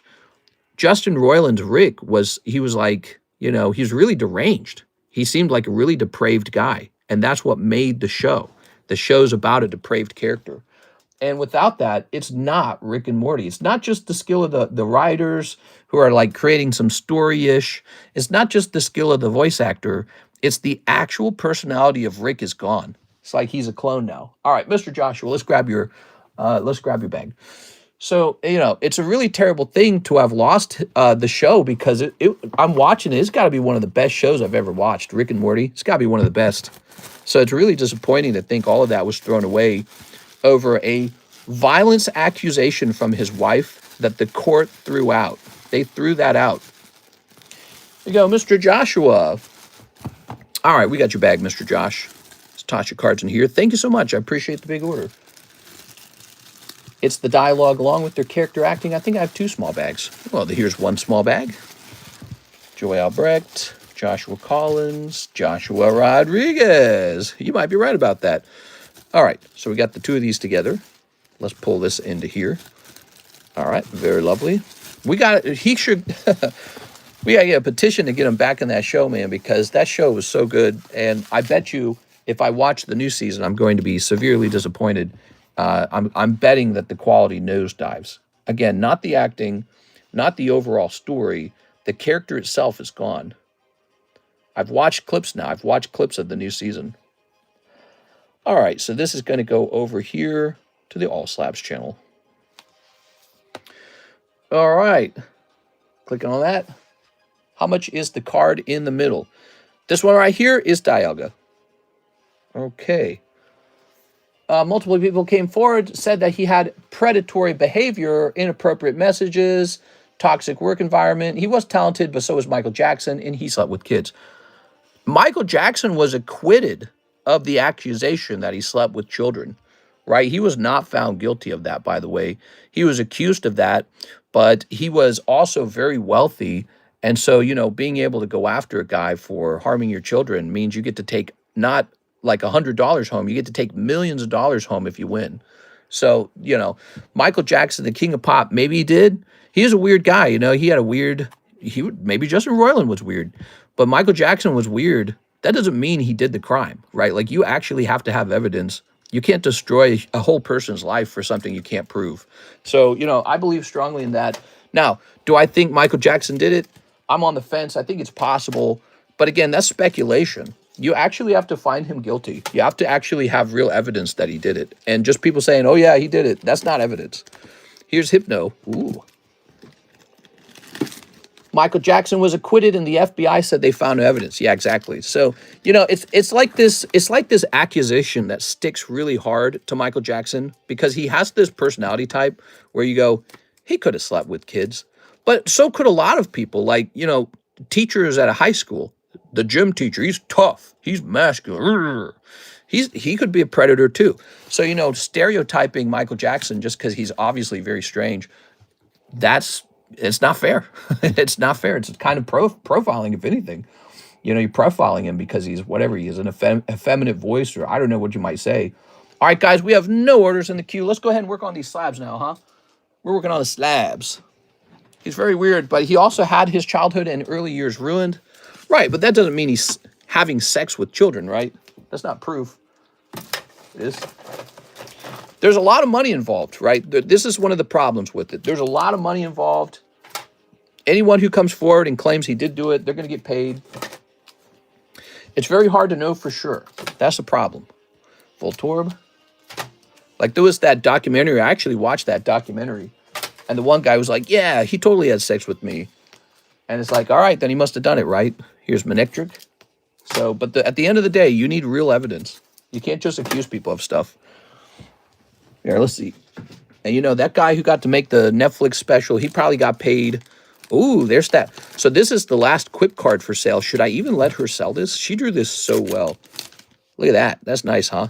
So there's one more Quip card for sale. We sell these for $100 a piece. He made Thriller. No, I know he didn't. I mean, I think he felt comfortable with kids because he wanted his childhood back. Oh, I see. I see what you're saying. See, I don't know if he did. I don't know if he didn't. But the point of my case is I'm saying you must have proof. We can't just call someone a witch and then throw them in jail. Like, they look like a witch. They got a pointy nose. They got a pointy chin. They wear a black hat. They're a witch. It does, like, in your imagination that works. But in the real world, it has to be real laws and real evidence that destroys a human being's life by putting them in jail, right? So you have to have real evidence. That's also why I thought it was very important that Justin Roiland's wife's accusations got tossed out of court. So this guy lost his job, and we don't get any more Rick and Morty because his wife made this really harsh accusation against him, which could not be proven. And maybe he did it, maybe he didn't. But he claims he didn't, and she claims he did. And I think that it's 50-50 then. Somebody's lying, we don't know who it is. But it's just like it's not hard to imagine a man hurting his wife. It's also not hard imagining, a woman deciding, hey, this guy's worth millions of dollars. I hate his guts. I'm taking him to court. I'm going to destroy this guy. And I'm going to exaggerate anything I want to exaggerate to take him down any way I can take him down. You know what I'm saying? So it's not hard to imagine either scenario. It's 50-50. We are. All right, let's see. So were the kids lying then or now? Yeah, I've got no idea. Tupac was a gay theater kid. Yeah, he was. He was in the ballerina stuff. Oh, yeah, leaving Netherlands. Those kids made that after they defended him numerous times before. Yeah, exactly. So they said for years that he didn't touch them, and then they're like, oh, actually he did, but not until they had a big Netflix special, and who knows how much they get. They might have been paid millions of dollars for that. I don't know what their pay rate would have been. Maybe 100,000, maybe $250,000, maybe $500,000. And it's like, when it comes down to those levels, that amount of money, you're talking about your life here. You're talking about, do you want to live in Malibu or do you want to live with the normies in Missouri? You know what I mean? Like, where do you want to live? With the rich people? And the question becomes, what will you say and what will you do? What will you exaggerate? What will you justify in your mind when you're talking about millions of dollars? Millions. What will you justify? So it changes, kind of poisons the well. It makes you question things. And so this is why evidence is so important. You can't just trust people to tell the truth. It doesn't work that way. You see, if you've watched as much true crime as I have, people are fierce, fierce liars. They're very good liars. Humans are extremely good at lying. We're like no other animal. We lie extremely well. And so you just can't trust it, man. Look at this. Ooh, some MQ going over here in the M's. Dr. Disrespect didn't know they were 12. Dr. Disrespect could be a different story. I think he knew, right? Wasn't that actually part of their conversation? He actually knew their age. It was in the text. I think, if I recall, I don't think Justin Roiland ever asked for any explicit material. He did not ask to hook up with anybody. He didn't receive any explicit material. Yeah, he didn't have any conversation of that nature. But he said explicit stuff like, oh, you should start an OnlyFans or something like that. I think he said that. And he sounded like Morty or Rick from Rick and Morty. I think he said stuff like that. I think that's the worst thing I saw him say. But yeah, he never hooked up with anybody. He never got pictures from anybody or anything like that. And who knows, maybe he's a sick child predator. I don't know. But the thing is, you have to have real evidence that he did something actually actionable, something that's actually illegal, rather than just being some creepy weirdo. Here we are. All right. Very nice. Like, if you don't want to be talked to like a creepy weirdo, don't talk to him. You know what I mean? We are. Imagine people were reaching out to me and I said something uncouth, and then all of a sudden people are like, he's a bad guy. It's like, you're talking to me, bro. What do you mean? Yeah, but I don't know everything he said, by the way, in my defense. I don't know all the things he said. Maybe it's much worse than I know. I think I read like one text message he sent some time ago. I don't know where. You said, I think somebody mentioned in our chat that it was a couple people came forward. I didn't hear about that. I didn't know it was a couple. All right, so here is Beyond That Gaze. Weird isn't illegal. From a legal point of view, weird's not illegal. And, you don't want to talk to this guy, just don't talk to him. Here's Luigi. Here's Snow White. Okay. Here's Oleana. Yeah, I'd love to see him come back to Rick and Morty. I wouldn't feel bad about it. Here's Pikachu. Umbreon. These have all been priced. They've all had their pictures taken already. Dusclops, huh? With the D. Dusclops. Kadabra. Kadabra with the K. Goes here. Maybe it was honest advice law. I thought people say don't judge or shame people unless parents press charges. Well, they would have. They would have if they could have. Let's see. I'm sure the parents would have charged him already if there was actually anything they could charge him with. He didn't do anything that could be charged. That I know of. Yeah. But I mean, I assume, the worst of the worst has come out about this guy already, I'm sure by now, right? Like at this point, I'm sure whatever horrible thing he did, it's all come out. It's all on the table now. And it reminds me of C.K. Louis. Remember C.K. Louis? He's so dangerous because, he masturbated in front of people. Oh, no. He masturbated in front of somebody after asking them if he could masturbate. And they said yes. And so he did it. And then he lost everything for doing that, like an idiot. Look at that Gengar. Beautiful, man. And that's actually worse. I think what C.K. Lewis did was worse than what I've heard about, Justin Roiland or whatever. So Justin's getting canceled. C.K. Lewis getting canceled. I think C.K. Lewis masturbating in front of somebody is actually worse. It's an actual sex act. But, I don't know, man. Louis C.K. is hilarious. I'm glad he's back. I'm glad C.K. Lewis is back. So weird. We're like in this new time period where we're ready to stone C.K. Lewis for this thing. It's like, Jesus Christ. Okay, ready? Here's Gengar with the G. He's going to go over here. C.K. Lewis is back in podcasts and stuff. Here we go. Here's Gengar. Here's Zapdos. Here's Raikou. Yeah, I'm ready for the petition to put Justin Roiland back into, Rick and Morty. But that'll probably never happen because everyone's so awful about it. I still want to hear exactly what he did. I want to know what is the criminal thing he did. Rip NYC, Mom Donnie wins. Yes, Mom Donnie wins. I mean, I'm not surprised. Think about it. New York City, it's a blue state. It's a blue city. It's like super Democrat over there, right? Most of America voted Donald Trump. Just a couple places didn't. One of those places was New York City. They're very Democrat. And so what did they actually have to choose between? A guy who was a Republican, he's out. Cuomo, Cuomo's such a bad candidate. You learn because he can't debate. He's a bad debater. He's not fast on his feet with the debate.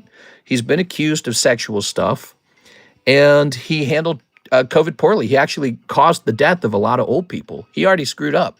So he's like this damaged candidate. So that's all New Yorkers got. They got Mamdani, Cuomo, and some Republican dude with the beret hat that looks really stupid. So of course it's going to be Mamdani. Who else are you going to pick? You know, and it was going to be a Democrat. Whoever was going to win, it was going to be a Democrat. New York City has fallen. No. All right, let me click on this. Javier, what's up, Mr. Two Prismatic Evolutions? All right. I don't feel that way. I don't feel that way. I don't feel like it's fallen. New York City will be okay. It's going to be all right. I think that there's, a lot of us millennials lived through 9/11 and the wars in the Middle East. And I feel like that's the real thing going on here. I don't even think it's about his conversation about rent controls, government groceries, which is really stupid, by the way. I don't think that's the thing that gets most people. I think there's this feeling like the West is getting conquered by Islam or something like that. And there's some bad blood about that. I think there is. I think after the wars in the Middle East and 9/11, there's some bad blood about that. And there is a point in time and history where as a world, you have to move past that to some degree, Like there is a point where, Mamdani is not guilty of knocking down the Twin Towers. He's not guilty of what happened in the Middle East. And Muslims living around America are not guilty of that and shouldn't be charged with that. They're not, it's like original sin, they're not guilty of any of that stuff. And you just have to see them like normal people with a religion that's not like your religion, but okay. The Jewish people are a different religion from the Christians. You have Buddhists and all that. Well, there's controversy. Some people really think Islam's like incompatible with the West. I don't know if that's 100% true. I don't know if that's going to be the final word on it. I think that probably what'll happen with Islam is it'll adapt. It'll change. I think it will. The Bible actually says some kind of extreme things sometimes too. We just don't live that way. We're very we're different for sure. The same with the Old Testament, right? The Old Testament says some pretty strong things too. So, I think that Islam has to come into the West and sort of evolve a little bit, like a Pokemon. All right, Javier, J.A., which I think they will. I think that's what'll happen over time. But I think that's what's really going on with what happened in New York. It's not his policies being Democrat policies. I don't think that's the biggest problem. I think it's the symbolism that Democrats want to vote in, a guy that makes them feel like, oh, we're losing to somebody who's pro-Palestine, pro-Middle Eastern Arabs, right? Like a guy who speaks on behalf of Muslims and all that. Kind of like you got the Dearborn, Michigan, and the one lady, what's her name? The girl with what does she wear? She wears the stupid scarf on her head. I can't remember her name. Ilhan Omar. Oh my God, she's so insufferable, actually. She's really annoying. She actually sounds like she doesn't like America. That's a different problem. You know what I mean? She sounds like she came from another part of the world, Somali, right? And like she just wants to represent Somali. And it's like, bro, you're here for the United States. Here it is. Rayquaza. Ooh. Dems are voting for terrorists. That's about it. It says smoked out turtle. That's what I'm saying. I'm saying Mamdani's not guilty of that, though. He didn't do that, and he's not guilty of it. His family didn't do it. The people who did those things are probably mostly dead. Maybe Saudi Arabia is involved a little bit, and they're still alive, but they're not in America. I say give him a shot. Let's see how he does. Who cares? Like, let him do his government communist grocery store. See how it does, and do the rent controls on the landlords and all that. Try some stuff out. It's all right. New York will still be around. I think some people will probably leave. If he does raise taxes a lot, they're probably going to just say, I don't want to pay that, and then they're going to leave. Here's my thoughts. I think it mostly won't change. I think New York will continue to be New York. It was already a Democrat city, and it's going to continue to be a Democrat city. And some rich guys will move to Jackson, Wyoming, or whatever they do. They're going to move out of there, and it's going to be mostly the same place. It already was Democrat. Curious what his stance on crime is, or if he's mentioned it at all. Some people have said that he's pretty strongly against the police. He wants to defund them. So, it's a Democrat city, and they're voting toward the Democrats. Mahill says, did my order come through? Mr. Mahill, what's the name of the order, Mr. Mahill? Let me hit refresh. He's a mayor, and it doesn't affect me, you, or most Americans. Yeah, exactly. That's exactly how I feel about it. I realized that today. I was like, I never cared about the mayor of New York. I don't live in New York. You know what I mean? Like, here we go. Just came through. Mr. Javier Arroyo. 70% of Islamists are inbred to their first cousins. Yeah, and that's a problem for them to figure out. I actually agree that that's a problem. They shouldn't do that. Oh, I see, Mr. Mahill, your order did come in. Okay, you ready? So Javier Arroyo, 4 Korean Terror Festival, 5 Hollow Shuffles. Like, if you're coming in here to sort of like have a meltdown over Mandani winning, I don't actually feel like it's a meltdown situation. I don't think the needle has moved very much. I think it's fundamentally still the same city. We're still living in the same country. And, I don't have a lot of hatred toward people of different faiths and people from different parts of the world that way. I don't feel like America's about to be conquered by Islam or something like that. And I think that that's a deep down sort of like instinctual feeling some people get. And I understand that feeling. Oh, Blastoise Classic. You're pulling a hit, Javier Arroyo. How about that, guys? Some big hits in these Poke Shuffles, by the way. Maybe I just have a more confident feeling, but I think that each generation of young people that gets born, they're going to wish to live not under the reins of their parents' religion, but under a reality where people are free to explore philosophies about the world. Blastoise. Ooh. Okay, you ready? I don't actually think that the world is going to suffer from like some sort of religious takeover from one group or another. The world's going to become super secular over time. That's what's going to happen. So this replaces the Blastoise, is this beautiful Mewtwo. We took the Blastoise out in order to fulfill the Heartbreak break over here. And the Blastoise was a $100 card, and we replaced it with this beautiful Mewtwo. So it's about the samesies. Actually, you got the Mewtwo now. Javier, you got to jump in here, man. You got to jump in here, baby. What if you pull this and you got the Mewtwo already? That'd be cool, right? So now you can pull off all 10 of the slabs together. That'd be awesome. So there you go. Mewtwo, he's a $100 card, and you just pulled him. Congratulations. What the hell? That's not a Blastoise. Yeah.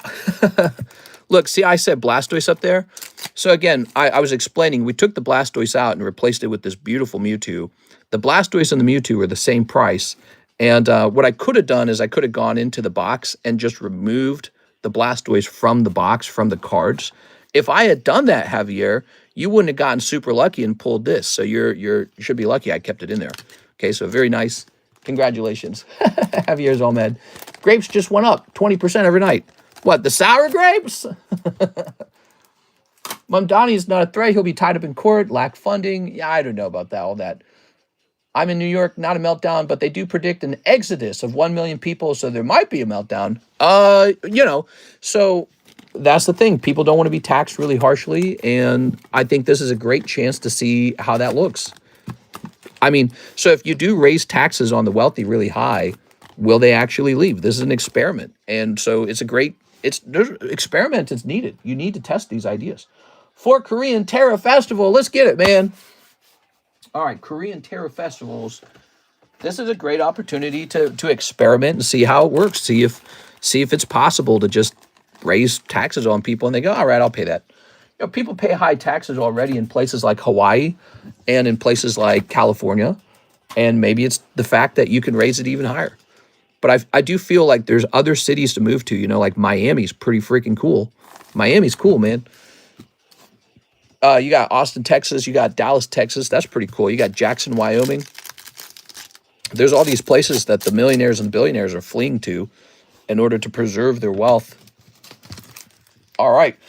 New York is overcrowded anyway. Let the rich leave. Now, you say that, Zanebi, and I understand the sentiment. I totally get it.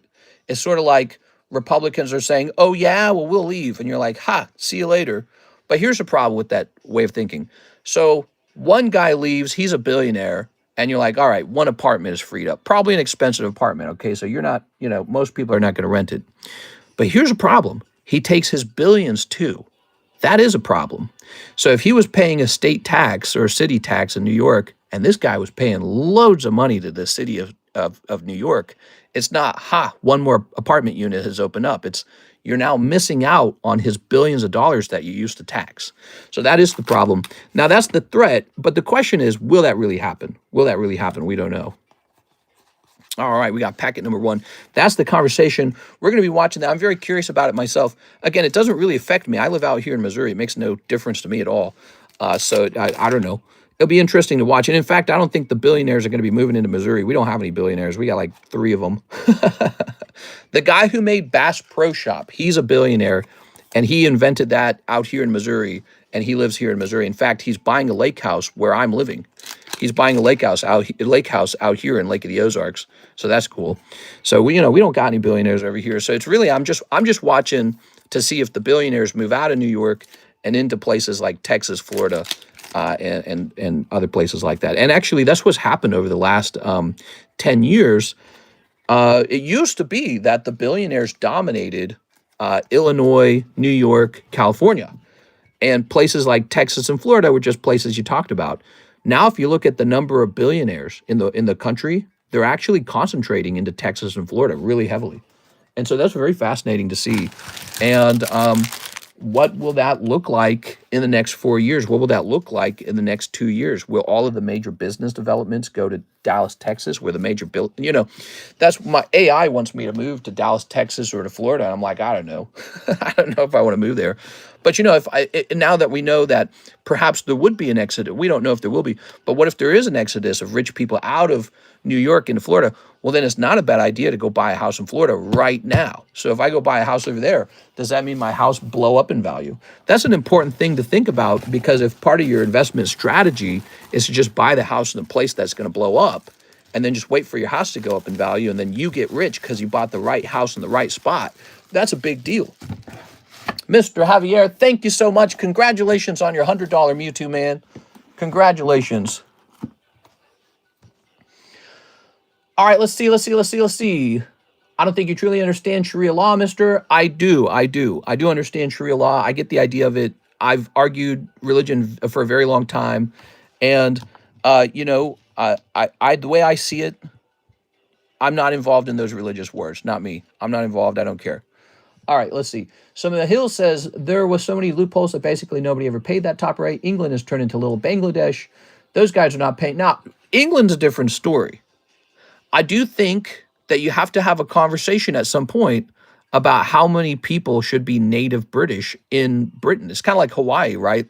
Like Hawaii, there's not going to be any Hawaiians left at some point, and that's kind of a sad thing. So the British people, they don't have anywhere else to go. That is their home, right? Maybe Australia, I don't know.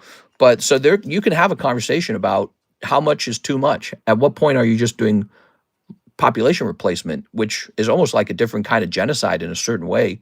I know maybe that's a bit controversial to say, but if it results and there being no British people left, then it's real, right? Like if there's billions of people in the world, if you could just pour billions of people into that little island, and then the British people just F off, they turn into some diaspora like the Jewish people became. I mean, it's pretty painful. That's what happened to the Jewish people. They got kicked out of Israel by the Romans. That's how they became so, hurt and knocked all over the place. Matthew, let's grab that MetaZoo pack. MetaZoo time. Oh, we moved it over here. Let's see, MetaZoo. So I don't know what the British will do. The British living in Britain, I don't know if they'll be Chads and say, get the hell out of my country. I'm a Chad. Get the hell out of here. This is my country. Or if they'll be like, right this way, come right in. There's our women right over there. I don't know what they're going to do, but they got a problem with people coming in on boats illegally and getting right onto their social welfare. And they pay for them to live in nice hotels. And then they don't have enough money for a home. They don't have enough money for anything. They can't find a good job. No one's having children. No one's having a good life anymore. So they have a very similar problem that every country is having. Everyone's having this problem. Moon-eyed people. It tells you something about the world. There's a new thing in the world, and that is the rush to push your way into a highly developed country at any cost. Old green eyes. And the question is, when will those countries decide they don't want that anymore? And maybe that would look like when they're broke, because they will go broke, by the way, from this system. Or maybe it will be when they decide they don't want to be a minority in their own home, like Austria or like Switzerland or something like that. They go, I don't want to be a minority here. Kentucky Hellhound, here's lightning in a bottle. Here's luck potion. Are you ready, Mr. Matthew? Come on, death beam. That was what happened to Dick Cheney yesterday. Rip Dick Cheney. He's passed away finally. Poor guy. All right. Very nice. The death beam. It comes to us all, but for him, it came yesterday night. Here's Kentucky Hellhound. It's funny, people say America isn't the best anymore, yet people pile in. How to order. What's up, Mr. Jugal Patel? How's it going, man? I hope you're having a nice night. How to order. You need to head over to the description of the live stream. Do you know how to do that? Head over to the description of the live stream. We'd love to have you place a first-time order tonight. We have a bonus card for first-time orders. So in this case, it's going to be a vintage, it's going to be a vintage red deck, right? Yeah, the good red deck. Vintage red deck Scyther. If this grades 10, it's probably worth like $100, by the way. That's a really good first-time order card. Vintage Scyther for you. Darth Cheney. Think that might be an expensive one, says Mahil. The Death Beam? Awesome. Awesome. Yeah, we're going to continue to sell these Kickstarter packs forever. I think we're going to reduce some of our other MetaZoo holdings. Let's see. Not to mention the grooming gangs. Yeah, those are pretty bad. I love you, says Sadwitch. Your yapping is my lifeblood. I'm glad you like talking, man. I like to talk. It's fun to talk, man. All right. Yeah, we're in a time period of change around the whole world, man. The world's becoming more flat. People are crossing with each other. You know, they're running into each other. Planes, trains, automobiles. Questions about what does it mean to be British? What should the British island look like? What does it mean to be American? What should America look like? You know, these kind of things are being discussed and debated. And we're experimenting and deciding how the experiment's going. You know, like, I feel like you reach a point where you realize the experiment didn't work. And you say, all right, we need to reverse this idea. It's not working for us. All right, let's see. Mr. Matthew, did you say new bag? That's a $100 card. So many more armed conflicts popping off after years of none, says Jared. Let's grab this. Okay, we got Mark, Matt. Aha, there you are. Found you. Mr. Matthew. Good. Okay. Flat, now you're talking truth. What? All right. Very good. I think that, you know, it's very important for the British people to feel pride in their people. And I think progressive liberalism has worked for a very long time to say, that's not allowed. If you do that, you're like the mustache man or something. And so I think that that idea is reversing over time. Over the years, people are reversing their feelings on that subject and going, no, actually, national pride's important. It's important to be proud of your people and proud of your nation. And then, you know, other people are saying, no, that doesn't work. Everyone has to let go of those ideas and we'll just beautifully mix. We'll all let go of our old past. We'll burn the old past down. We'll all mix. There'll be a big, beautiful, diverse, tapestry. But I don't think it actually runs that. I really don't think it works that way. I think people start to identify with tribalism and it's too bad, but we're tribal, you know, like what can you do about it? You can evolve. Like if you can evolve, if you can undo millions of years of human evolution, that could work maybe. How fast can we really evolve is a good question. Ooh, beautiful. Look at that Rayquaza. But, you know, if you don't believe that humans can come together and set their differences aside and get along with each other, it's almost like you don't believe in America, you know, like countries like New York have been doing that for a pretty long time. They've been mixing cultures and all that stuff. And so, yeah, it's just how it is, you know. You can't get too stressed over it. All right, let's see. But I think we should have a clear definition of what it means to be like an American, just like people in the UK are going to have to get a clear definition of what it means to be British. Emmanuel Valencia, 10 MetaZoo, Hello Kitties, you got it, man. And that's kind of what our leaders do. They kind of fight over those ideas. You ready? Did you see or hear about the plane crash at Louisville? I heard about that. That's terrible, man. Terrible. There's six 7, 8, 9, 10. That's for Emmanuel Valencia. Some groups are basically barbarians. Hey, stop talking about my group that way. We're Pokemon barbarians.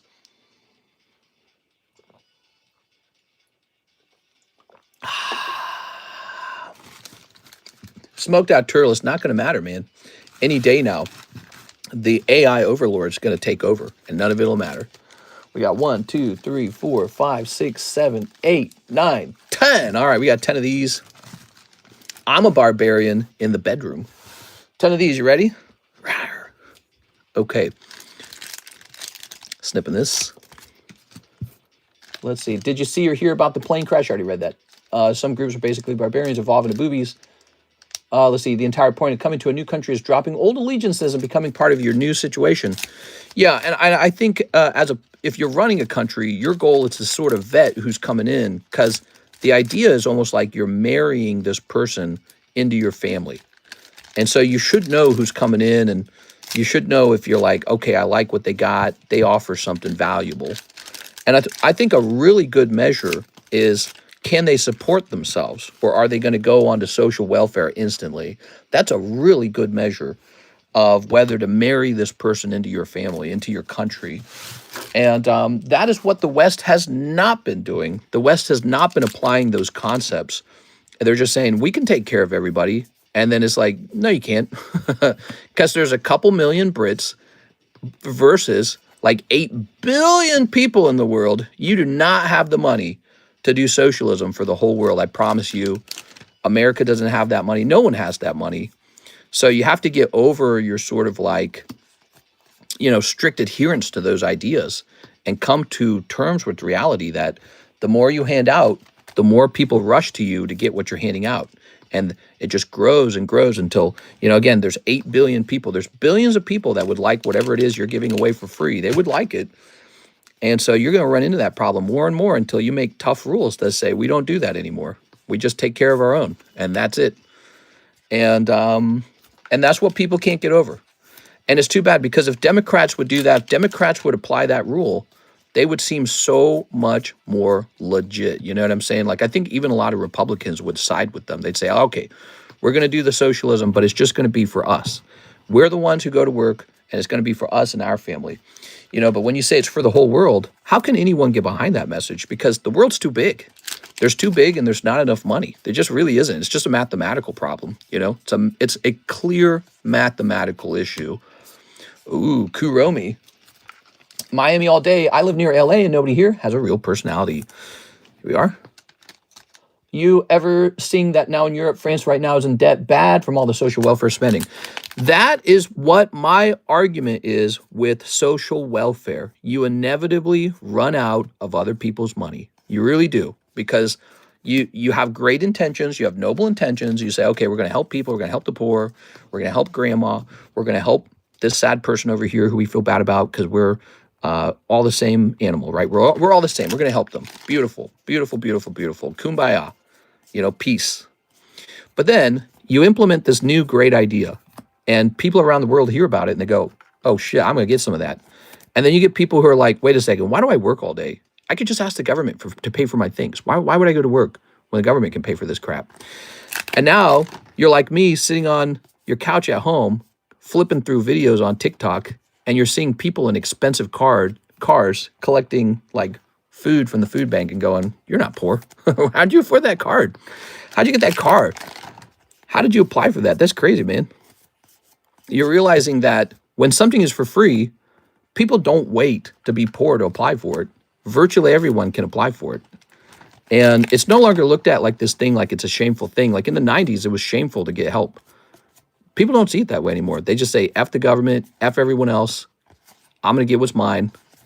That's the perspective now. We don't have this sort of integration. We don't have the social fabric. We don't have the social sort of like the high trust society, the sort of, we don't have that anymore. Now it's just sort of a competition, actually. That was what we were saying at the very beginning of the stream, is that people increasingly, they're becoming aware. They're becoming educated. And they're starting to realize the rules don't matter. Altruism doesn't matter. Right and wrong doesn't matter. One thing matters: power and money. Nothing else. I'm not Christian. I'm not Muslim. I'm not Jewish. I'm not any of these things. What I want is my money. You know what I mean? And so people are becoming this way. And society is becoming a rougher society. We were talking about gun violence at the beginning of the stream. And I was saying, I think it's that perspective that people are developing, sort of this cynical, harsher outlook of the world. Look at that Kuromi. Ooh, very cute, very cute. Emmanuel Valencia. Yes, and Pokemon cards. They're my Pokemon cards, and I want them now. Okay, yes, it has mentally changed from JFK saying, ask not what your government can do for you, but what can you do for your country? Right, we have the exact opposite of that. People are now very, very upfront because they don't think the government has done a good job. They're totally disillusioned. We've become somehow way more racist over time. Like the country, what is this music? Something in Thailand, beaches? Hell no, dude. All right. I definitely feel like people have definitely become more standoffish. They don't like each other. They don't trust each other. There's more, more rage bait. There's more racism. There's more anger toward each other. And by the way, I also feel that that happens as everyone's becoming more poor. So, if the quality of life is going down in the country and it's becoming harder to establish yourself, it's harder to get a home, it's harder to get a hot girlfriend, a hot wife, it's harder to have children, it's harder to have just a normal, wholesome life. What do? Well, you got to blame somebody.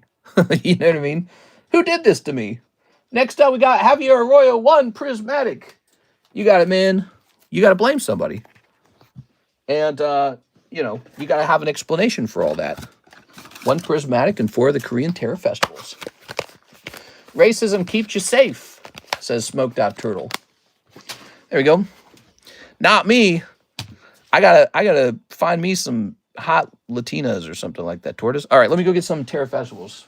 Insert joke. All right.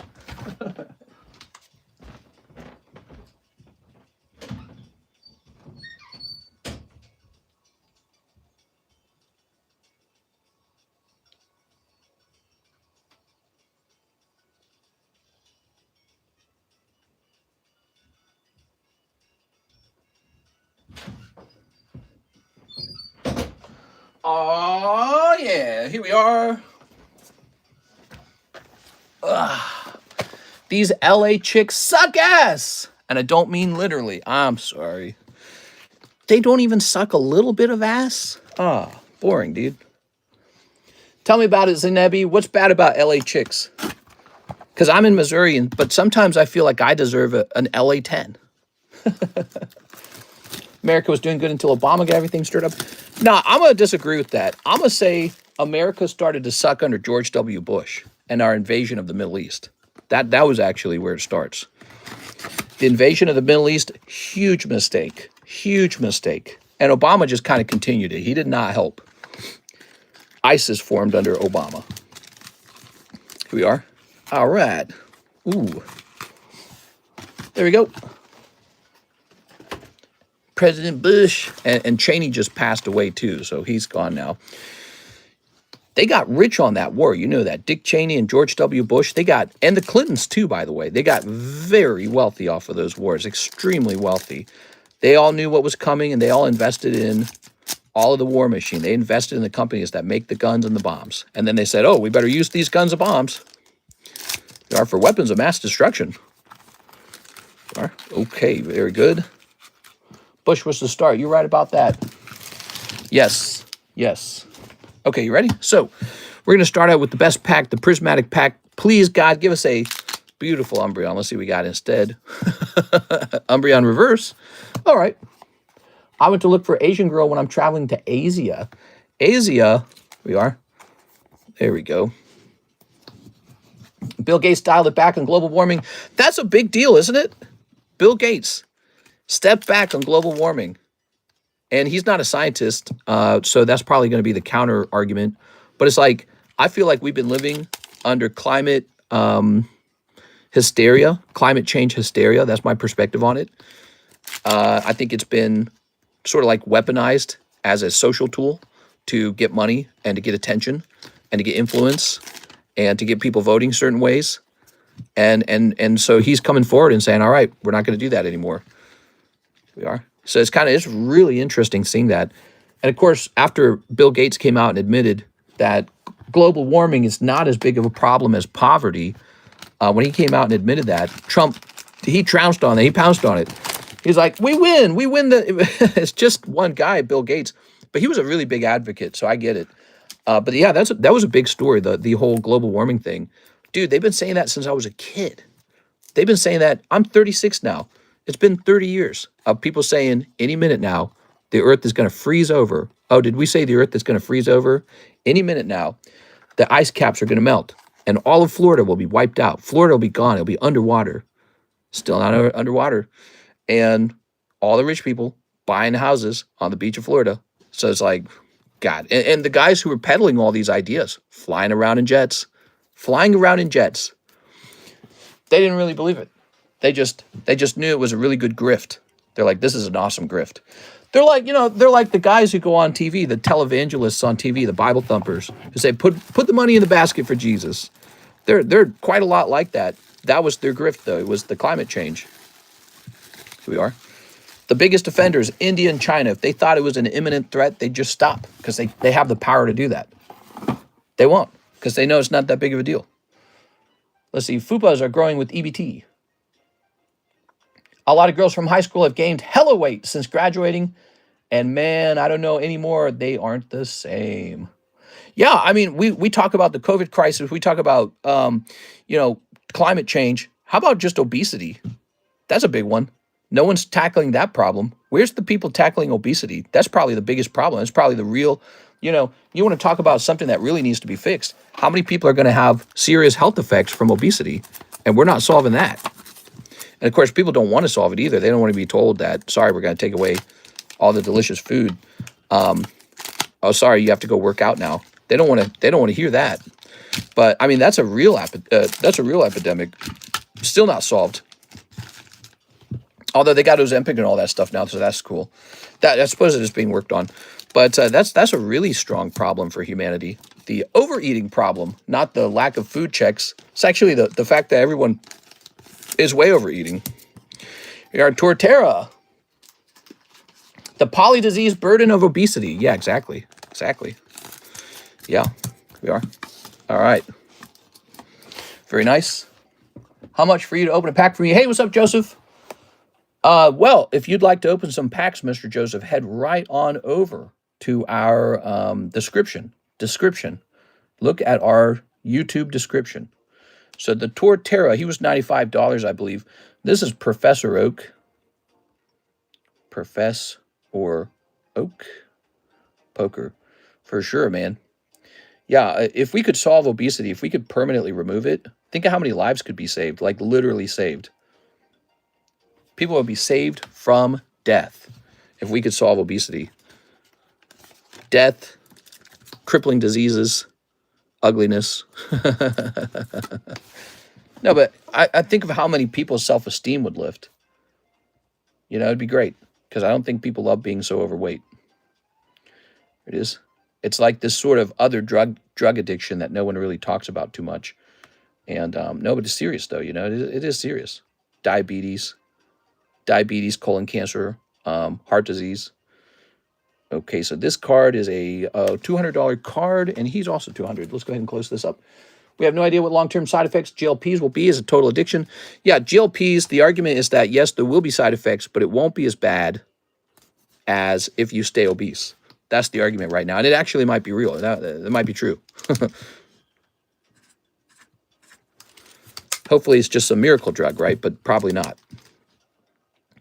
Whatever you put into your body, there always is some side effect. Okay, those are updated now.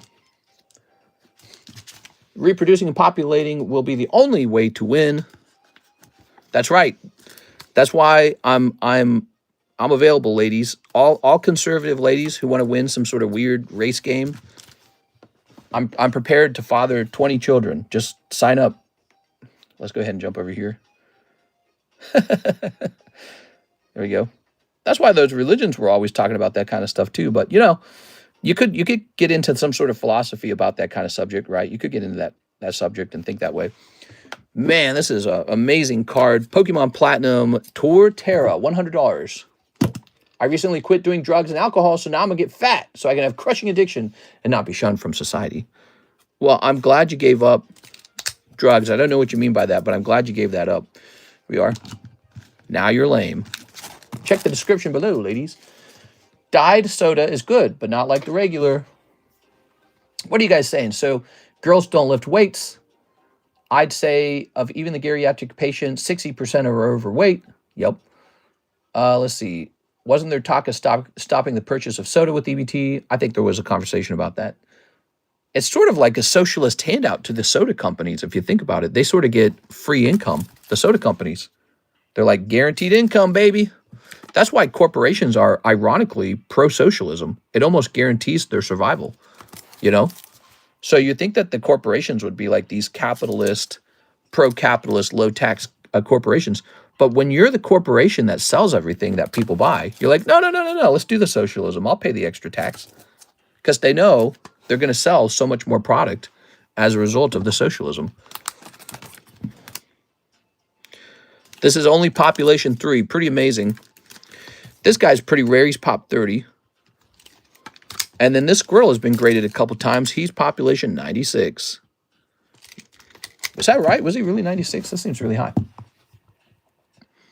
Yep, pop 96. Pokemon Red. Appreciate it, mister. I was kidding about the fat thing. It didn't mean to offend anyone. I'm not offended. The one thing I don't like, diet sodas. It's gross. I drink diet sodas every now and then. I love them. I actually like the taste of diet sodas better than the taste of real sugar sodas. I'm not kidding. I think they taste better. Weird. Let's see. Sugar's great in moderation. Yep. I actually did a thing like 2 years ago where I ate 0 sugar and I actually felt kind of bad. And when I started eating sugar again, I started feeling okay again. And so your body's okay with eating sugar. I mean, it gets sugar from plants. It gets it from fruits. You're just not meant to eat a whole bag of cookies or a whole bag of Reese's peanut butter cups. You really are just supposed to get it from like fruit, you know? All right, very nice. Sugar's okay. It's not necessarily the enemy, but it is the fact that you're not supposed to eat too much of it. We have an empty queue. It is 4:38 a.m. in the morning. Feel free to send in an order, guys. We're pricing up these beautiful slabs right now. If you see one you want, put in a slab away. You are. You need some sugar, but I do keto, which has been amazing. Let's see. The 0 versions of soda are better than the full sugar. Democrats fought to legalize marijuana, but nobody realized it was the government buying the black vote. I don't know what you were talking about, man. I don't know if that's true. Here's Radiant Charger Bug. I think a lot of white people smoke weed. Here's Lapras. And I do think that the government buys people's votes. That part is true. The way the government does that, somebody runs for office and they say, hey, you're a bunch of poor people. If you vote for me, I'll get everything for you. I'll just buy it for you. Every politician does this because increasingly, democracy just means shopping for somebody who's going to be Santa Claus for you. That's it. That's all democracy means. It just means who's going to be the biggest Santa Claus? You're hired. That's all it is. And that's what our society has become. That's what I think every democracy is on its way to doing that. Every single democracy will eventually become a Santa Claus democracy. And so it's doomed. Democracy is doomed. They will always do that, inevitably. And I think it ties into something that occurs as a part of that exchange. In a capitalist society, you get a tiny, percentage of people who make all the money, and you get a gigantic group underneath them that doesn't make the money. And I think that's just Mother Nature. I think that's how it works in Mother Nature. Sort of like any contest you run, for some reason, there's these weird outliers who beat everybody. That's it. That's how it works. It's like a bell curve situation, It's like a bell curve situation. Wow, this Alakazam's great, guys. Look at this Alakazam, huh? Okay. Mister, do you still have more ungraded slabs? Did you mean to say unpriced slabs? Yes, we have more unpriced slabs. Let's see. Coke or poison, but it's up to you. Maybe you want to tell us a bit about your shipping system with Alexis. Oh, yeah, you want to talk about shipping? So the way it works, I printed your label, right?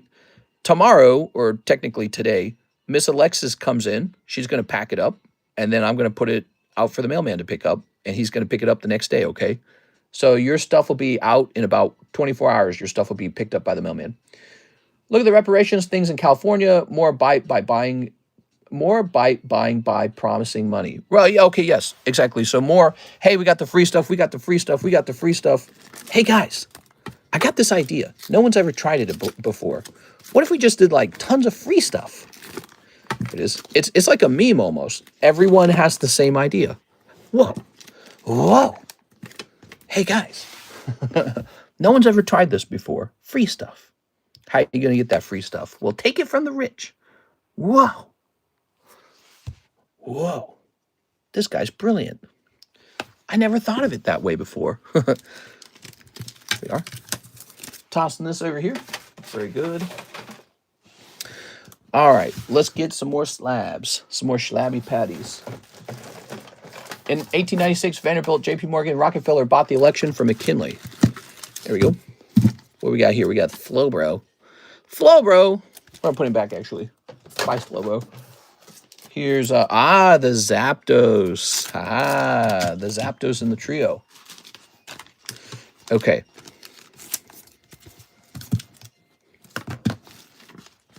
Very nice. Place this here. Don't forget, Monday is a holiday. No shipping. What's today? Well, luckily, tomorrow is not a holiday. Monday's a holiday. What's going on Monday? Okay. Yeah, I mean, if you go out as a politician and you promise free stuff to people, they're going to vote for you. It's really not a clever idea, and it seems to work really well. It works. It really works. There's a lot of poor people, and they go, okay, I'm going to vote for the guy who gives me the most stuff. There's a lot of disillusioned people, and they say, screw the wealthy. Who's going to give me more stuff? There's a lot of young people, and they say, I'm young, and I don't own anything yet, so let's raise the taxes on old people, and this will never come back and bite me in the ass. You know what I mean? Look at this Gengar. Woo. Beautiful, huh? Tuesday is Veterans Day. Oh, okay. Very good. Okay. Veterans Day. All right. Beautiful Gengar. Now, he went up in price. Gengar went up. I'll never be old. Right. One day, it's hard to imagine, but one day you'll have a career job and you'll be making money. And then you'll be like, why the hell am I paying half of my paycheck in taxes? And it'd be like, because you voted for it at some point. Oops. All right, let's see. At some point you said, yeah, let's do half my paycheck. But you did it when you were younger and you think it didn't matter. All right, this is about $65. You know, what's interesting about the boomers is they lived in a time period where America was economically superior to most countries. And in that time period, taxes were the lowest. So you had this really low tax rate on your income, cheap homes, low inflation, and you could just buy a home and work a job and buy a home, and you didn't have to compete with people around the world for that job. You didn't have to compete with AI. That's a new thing, right? That's a new thing for your job. You didn't have to compete. Like New York has this trick now for some of its restaurants where they hire somebody in the Philippine Islands for like $3 an hour to help you put your food order together. You didn't have that back then. So you didn't have to compete with that. You could just get the job and it paid a bit, and you could go buy a muscle car working at a gas station. That was a real thing. Everything's changed now, and they just want to keep squeezing and squeezing and squeezing and raising those taxes. And they say we're gonna raise taxes on the wealthy, and it never works. You always do. Inevitably, you have to raise taxes on the middle class, people with regular jobs. You have to raise taxes on those guys. And you say, well, it's for the greater good, it's for the greater good, it's for the greater good, it's for the greater good. And eventually you've raised it, and you're looking at your tax, why am I paying 35? Why am I paying 40% taxes? That's what they do in Europe now. It's really sad. They have to pay like these giant taxes. And it's for the greater good, and then you don't own anything, and you can't buy a home. You can rent from the landlord, but you can't own anything. You just can't. And so they own nothing and they're happy or something like that. Wasn't that the Economic Forum? That was the World Economic Forum. That was their idea. So, and if the government can find a way to take it out of your pocket, it takes it out of your pocket another way. They go ahead and print the money. They go ahead and borrow debt, which they never pay down. And all of a sudden your country has so much debt that the debt payments are higher than the cost of the entire military, which is absolutely insane. Wait, what's the price? I actually can't find this card for sale at all. You came out of high school, went into a factory like a car factory, and we're starting out making the equivalent today of 70 to 80,000. Exactly. So you came out and you're making tons of money, and you just did your job, and then you had a wife who was not on OnlyFans, and she never slept with anybody before, and presumably, because if she did, it was like this super shameful thing. If she did, you were her first person she had slept with, and then you guys just fell in love and had children. And maybe that wasn't perfect, but you got to compare it to what we do today. Maybe what we do today doesn't work as well. Who knows? But that's why people get all nostalgic for the past, or they're like, oh yeah, if we could just go back to the past, everything would be way better. You got people thinking that way. Let's see, playing cards. I can't find this Lugia. Okay, here's a PSA 9 of the Lugia for 130. But it's a PSA 9. All right, we'll make ours maybe like 95. Very good. Very good. When people learn to live within their means, things will start changing. I don't know, dude. It's tough, man. It's tough. It's a complex issue. It's complex. I think people have to become more productive. That's actually a better solution than just being more conservative with your cash. So people need good paying jobs. And I think a lot of the problems actually started when they went to school thinking that's all I have to do is jump through a couple school hoops. I'll just jump through this stupid ass hoop. Oh, read this dumb history book and fill in these stupid vocabulary words. Now you're worth $70,000 a year. No, you don't. That's not how it works. So I think it all kind of starts with our failed education system convincing people. You've been convinced like a salesman, like a cheap snake oil salesman, like a used car salesman. You've been convinced. Go to this stupid college. Do this stupid vocabulary train. Oh, learn this stupid vocabulary. Oh, da, da, da, da, da, da. You take some useless math classes that you'll never use again for the rest of your life. You pay $80,000 for that degree. And now what, you're supposed to be worth like $100,000 on the workforce? What do you know? Like, what can you actually do that makes money? Nothing. Nothing. You can't do anything. You know, some stupid college things that, by the way, everyone else knows because everyone else did the exact same thing. They all went to school for the same stupid things. They paid $80,000 for their degree. So they're all in this crippling debt and they're paying somewhere between $4,000 and $8,000. I'm sorry, 4 and 8% on this crippling debt every year. You owe another 4 to 8% on that, or probably not 8, but 7, 4 to 7% on that crippling debt. Every single year you owe that money additionally. It's accumulates. Just like, Warren Buffett, he called compounding interest the seventh wonder of the world. Well, now you got compounding interest in the wrong direction. In the wrong direction. You're the one paying out the compounding interest to the person who has the loan that they pulled out on your student loan for you. So you're the animal, you're the horse that pulls the cart now for the guy who gave you the loan. And you came out of school with a totally useless set of skills that you're not making any money with. Now, that's not true all the time. But the problem is there's too many degrees like that. So you get this society that has been burdened for like the last, I want to say like 20 years. That's a long time. You got 20 years of kids coming out of these colleges with like a 40, 50, 60, 70, $80,000 of debt that they're burdened with interest on top of it for totally useless degrees. And everyone's going, oh, good job. You did the thing. Good job. You're rich now. I think that's like, it's like child abuse or something. It's not child abuse though. You were 18 when you signed the loan. So, you just talk of it from that perspective. It's not even a good education. It's not competitive with like what they're doing out in like some places in Europe and Asia, especially Asia. They're super competitive over there. And so it's like this non-competitive beer party education. I know my college education was easy, man. Most of the stuff was easy. I didn't struggle with any of that stuff. It was stuff I could have learned in high school. It wouldn't have made a difference. I don't need a book to tell me half of that stuff. Like you can just think for like 2 seconds and reach the same conclusion. You'd be like, oh yeah, sure. Ooh, look at this red magic card. Beautiful, man. I have my PhD in German polka history.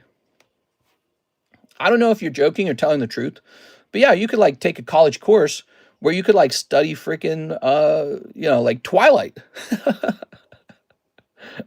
Twilight.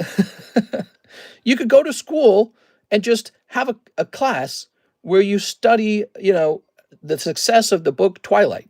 And that's it. And it's just like, how does this even exist? This is insane. All right, so the redback Magikarp is actually about 150. All right, here you go. If you talk to any tradesman doing roofing, plumbing, architect, electrician, construction, they're all making at minimum $100K and way more as well. Yeah, I believe they're going to make a lot of money over time. And they're going to be in demand for a while. Like, I don't think the robots are going to take their jobs for a while. So they're doing well. They're doing very good. But that was the mistake. The mistake was listening to these stupid bobblehead people telling you go to college for this stupid, useless paper degree and pull out an $80,000 loan and pay 6% on that loan, by the way, every single year, compounding interest. And then you'll be rich. And people wanted that so bad. I think it was almost like politicized, the concept of it. Like, oh yeah, if we get everybody into college, they'll be smart and they won't be like these idiot Christians and idiot, these dumb, redneck bums or whatever. So I almost feel like it was politicized to a certain degree, having to go get cultured and educated in college, which really meant just sleeping around with hot girls, hanging out with hot people. That's what it really was. You hang out with hot people. You go to clubs. You get free pizza. You drink beer. You go, woo. That's what college mostly was. And there were really tough classes, of course. And so some degrees, again, they're actually pretty good.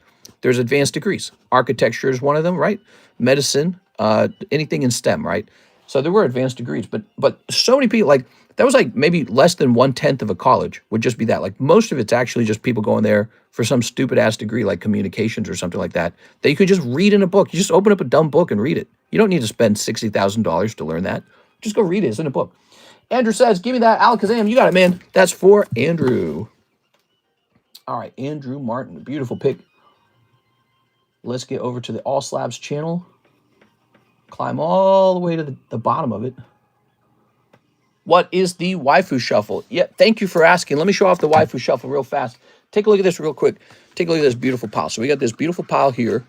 When you buy a Waifu Shuffle, you get one of these cards pulled at random. And you'll notice some of the cards have writing on them. BGS 10 Breast. Right, so there's some writing. Fruit of Grisai, 18 packs. Oh, wow, I didn't know I had that. Fruit of Grisai, 18 packs. BGS 10 Angus. So you get one of these cards at random. We have a shuffle method. We shuffle the cards and pull you one at random. If you pull a card with writing, I go pull the associated slab. If you miss, if you get a card that looks like this with no writing, this is what you bought then. You bought this for 20 bucks. Okay, that's called the Waifu Shuffle. It's very popular. We have handed out probably like 50 nice Waifu slabs over time. That sounds like a lot, but it's not. So here it is. It's all full of cards. Some of them are quite expensive. $20 shot at an already graded signature card, Waifu card. Like, look at that. Sexy. Sexy. That's a full art. That's a full art. Nessa 10 from Pokemon. Honestly, I feel like Nessa shouldn't be in that box. What we got? Sexy. See, I don't think this should be in the box either. I think that the Pokemon cards should just remain on the table. So there you go. So you have a $20 shot at a slab, and there's a lot of slabs in there. Some of them much more expensive than others. And, yeah, so you could buy that. There's another product that's very similar to the Waifu Shuffle. It's called the Poke Shuffle, like Pokemon. Here it is, except it's only $5 instead of $20. This is a $5 shuffle. Here it is. I've thought about making it $20, but it's the same idea in here. Hop it. Same idea. You put a card in there, and then you have a $5 chance to pull a slab. Do you like that, Mr. Joseph? It's a great product. Poke Shuffles is one of the fastest selling products on this channel. We sell it all the time. Very popular. People like it a lot. Jared said, if you aren't going to do STEM degree or law or business, you don't need to go to college. Yeah, there's actually a lot of people who are just not suited for college. You shouldn't be going.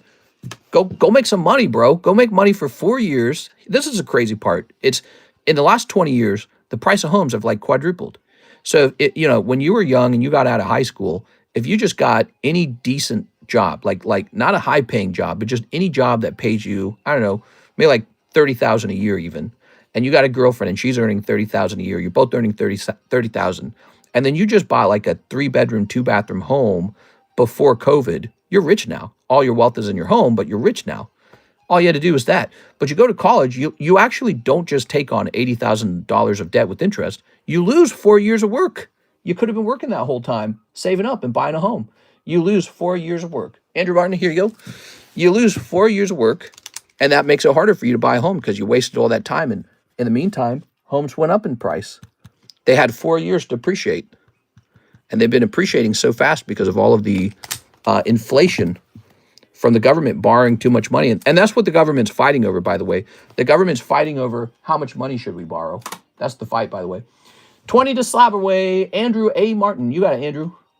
So that's the fight. How much money do we borrow? How much more money do we borrow? That's the argument right now. And the Democrats and the Republicans are fighting over that. But yeah, I feel sorry for people. I want people to do well. I want people to be rich. I want all these problems solved, man. Hey, I got an idea that might solve all this. Get this. Government groceries. Ha. You didn't think of that, did you? Here's Emmanuel Valencia. 10 Topps Chrome MetaZoo. You got it, man. So I think we're going to need a fresh box of this. Sugar Mama's eating all the sugar. All right. 1, 2, 3, 4, 5, 6, 7. We're up to 7. The interest on the money you would have been making. Yeah, exactly. Exactly. Right. So not only would you have made money over 4 years, But if you had put all that money into a bank account earning like 3%, it would actually be more money. Or if you put it in the stock market and the stock market went up at 7 to 15%, yeah, you'd actually have 3 years of that. And then you go and you buy a home, and then COVID happens. Voila, your home is double price now. 5 years, 7 years later, your home is double, triple price, whatever it is. And so you never had to go to school. You just had to get any bummy job making 30,000 a year, get a girlfriend making 30,000 a year, save up together, and buy some home, and you would have been sitting on like an amazing asset. And so by the time 7 years later, COVID's over, your little $250,000 home is now a $500,000 home. You have like a $500,000 asset on your hands, and $250,000 of that is like equity, like meaning you don't even have to pay it. You have no college degree. You got no interest on your college degree. And hey, maybe your little $30,000 job has turned into a $45,000 job in that time. So, you're doing even better. So, it's crazy how tough college can be if you go there and you were not meant to go there. Some people are meant to go. Everyone's not meant to go.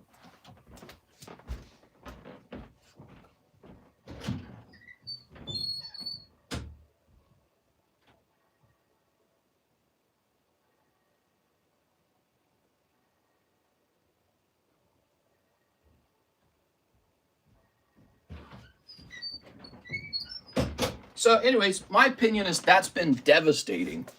You want to talk about problems in the United States. That alone, I think, has been devastating. How many young people now sit around with this massive debt over their head, and they just watch the rich, living wealthy lives. You got this massive student debt. You're like, oh God, dude, I don't even have a chance. You come out of college, it's 2025. You're coming out of college. The homes are all double price, triple price. Interest rates are way up. Can't get a job. There's no good jobs. Oh, I got a degree. I thought there was a good job. Nope. Guess again. You are. Even computer science students are struggling to get computer science jobs. How shocking is that? That used to be a sure thing. But that was like 10 years ago, it was a sure thing. Now it's not. You are. Very nice. It shows you that jobs are a market. That's why they call it the labor market. It's a real market. There we go. You got to make sure you're putting together the stuff that people want to buy, Let's see what you guys are saying. Don't forget my Slab away payment. I got it. Thanks for the explanation. No problem, Joseph. Mahil says, people thought that you could just throw money at that problem. Brian says, what if Ippy buy a trailer? Well, I don't know about trailer homes. I hear those go down in price. But if you have a trailer home and the land underneath it, that can go up in price. Trade school is college. The interest on the money you would have been making. Sugar mom is eating all the sugar. Mom da me. What's up, Brian? Every country is borrowing money. Who are they borrowing money from? Is that like the juice argument? That's assuming your girlfriend goes with this plan and doesn't steal everything. Yeah. Fair enough, Brian. Jared says, I think I told you the other day I bought my house during residency in COVID for $225 and just sold it for $360K last month. Yeah, Karis and I bought our first lake house for $500,000, which was kind of a lot. Now it's worth $700,000. And this house we bought for $650,000, and we haven't paid the mortgages off on either of these homes, by the way. We're paying minimum amounts. And we bought this one for $650,000, and we're being told it's worth $900,000 now. $900,000. Wow. That's crazy, Land, guys. Land is, these are lake houses, so they're on pretty good land, right? They don't make new lake land. Milo Jovovic was an amazing asset.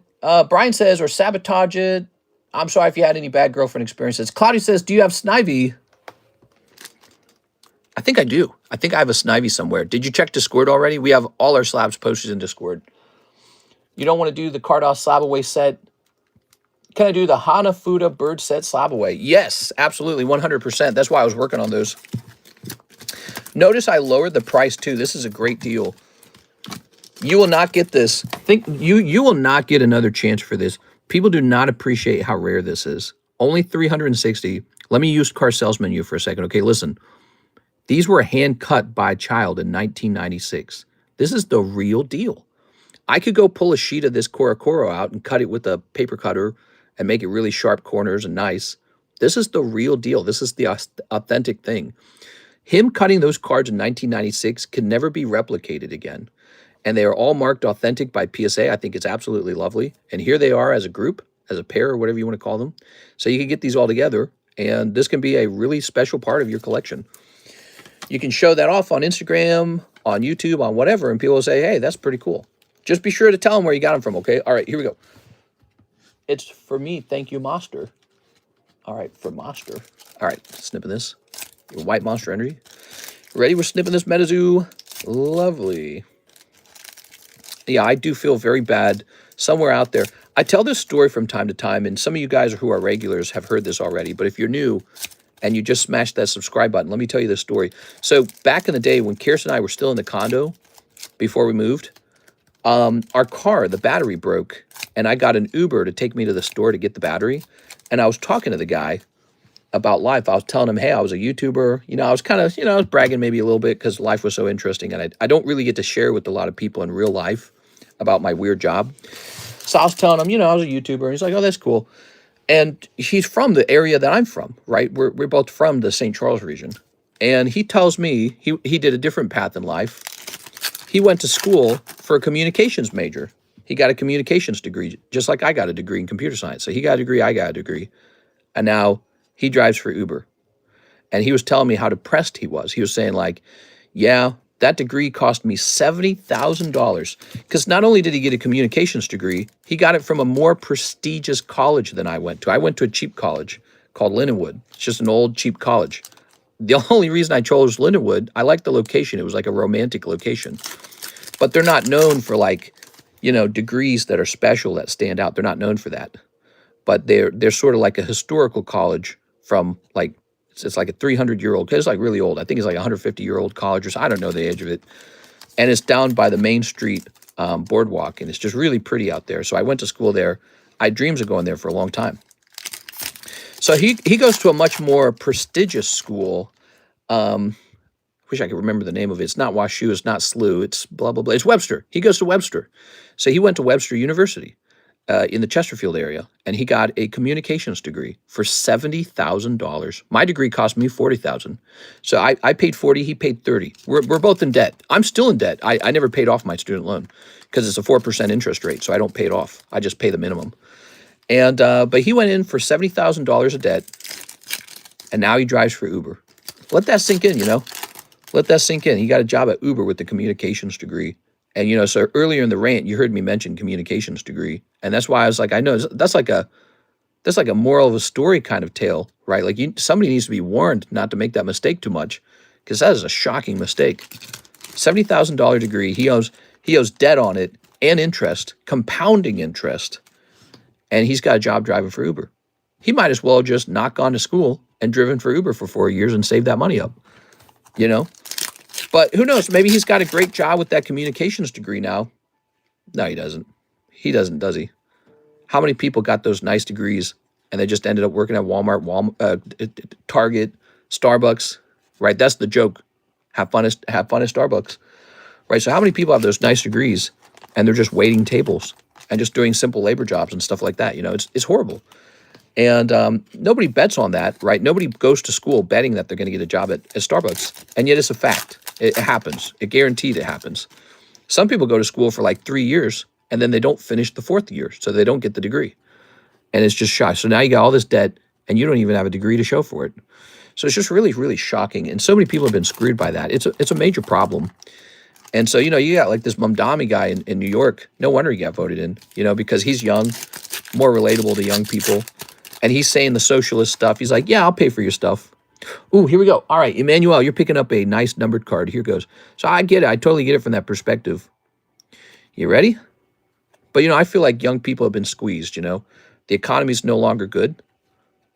Ooh, 99. America doesn't have a monopoly like it used to. The economy's not as good. The American government is being pulled by this massive drag called the national debt, and it just keeps getting higher and higher and higher and higher. So the boomers didn't have that issue.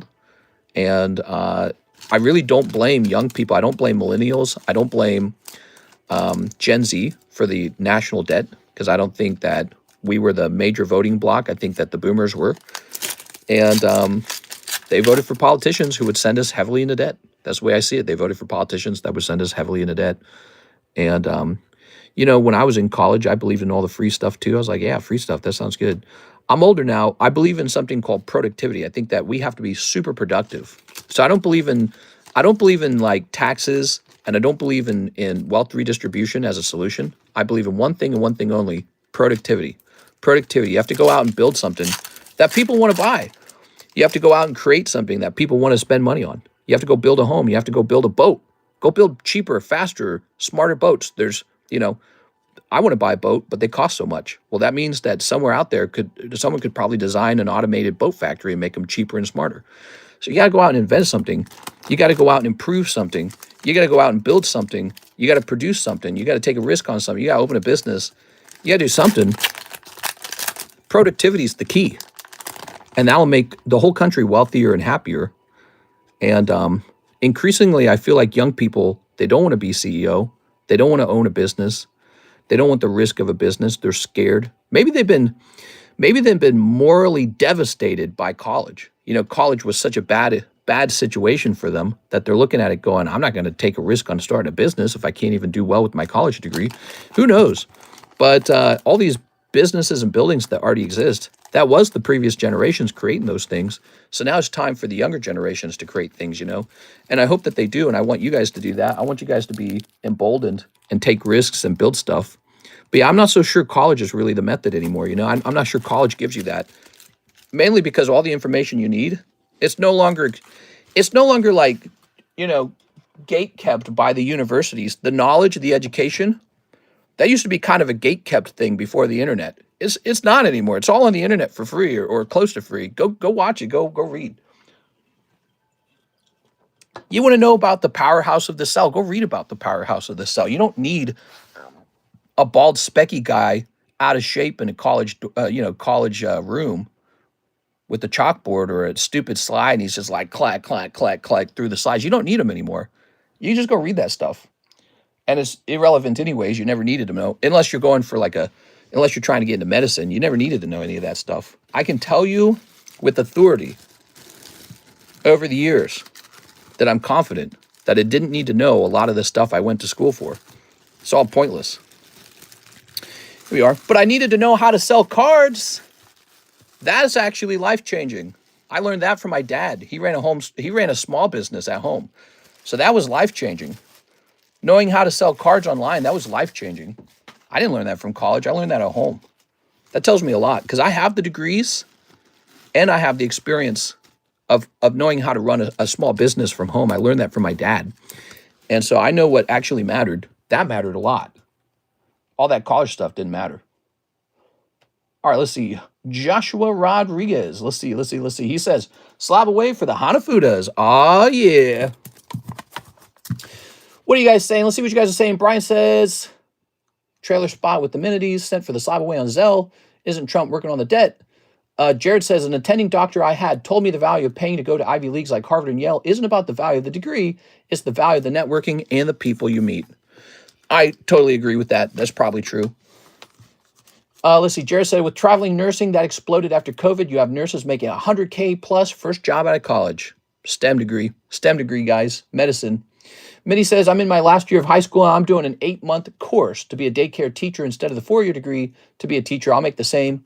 Nice. So what you're telling me is that they have accelerated programs now so that you don't have to do all the bullshit that you do at college, all these useless subjects. Like I had to take like art history and I had to take like literature history as part of my computer science education. It made no sense. It made no sense to me.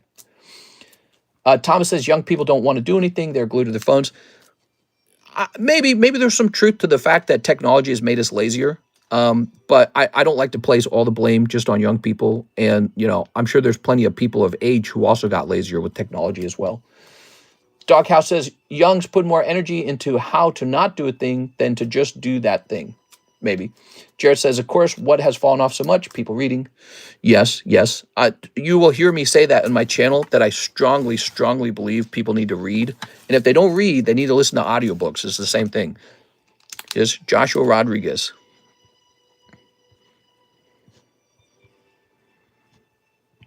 I have a book you guys should read. It's called The Selfish Gene by Richard Dawkins. Go listen to that. If you can listen to that or read that, My bet is that you're a pretty smart person if you can get through the whole book, okay?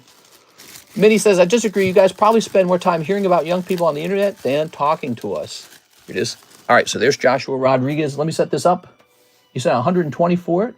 So we're going to climb over here.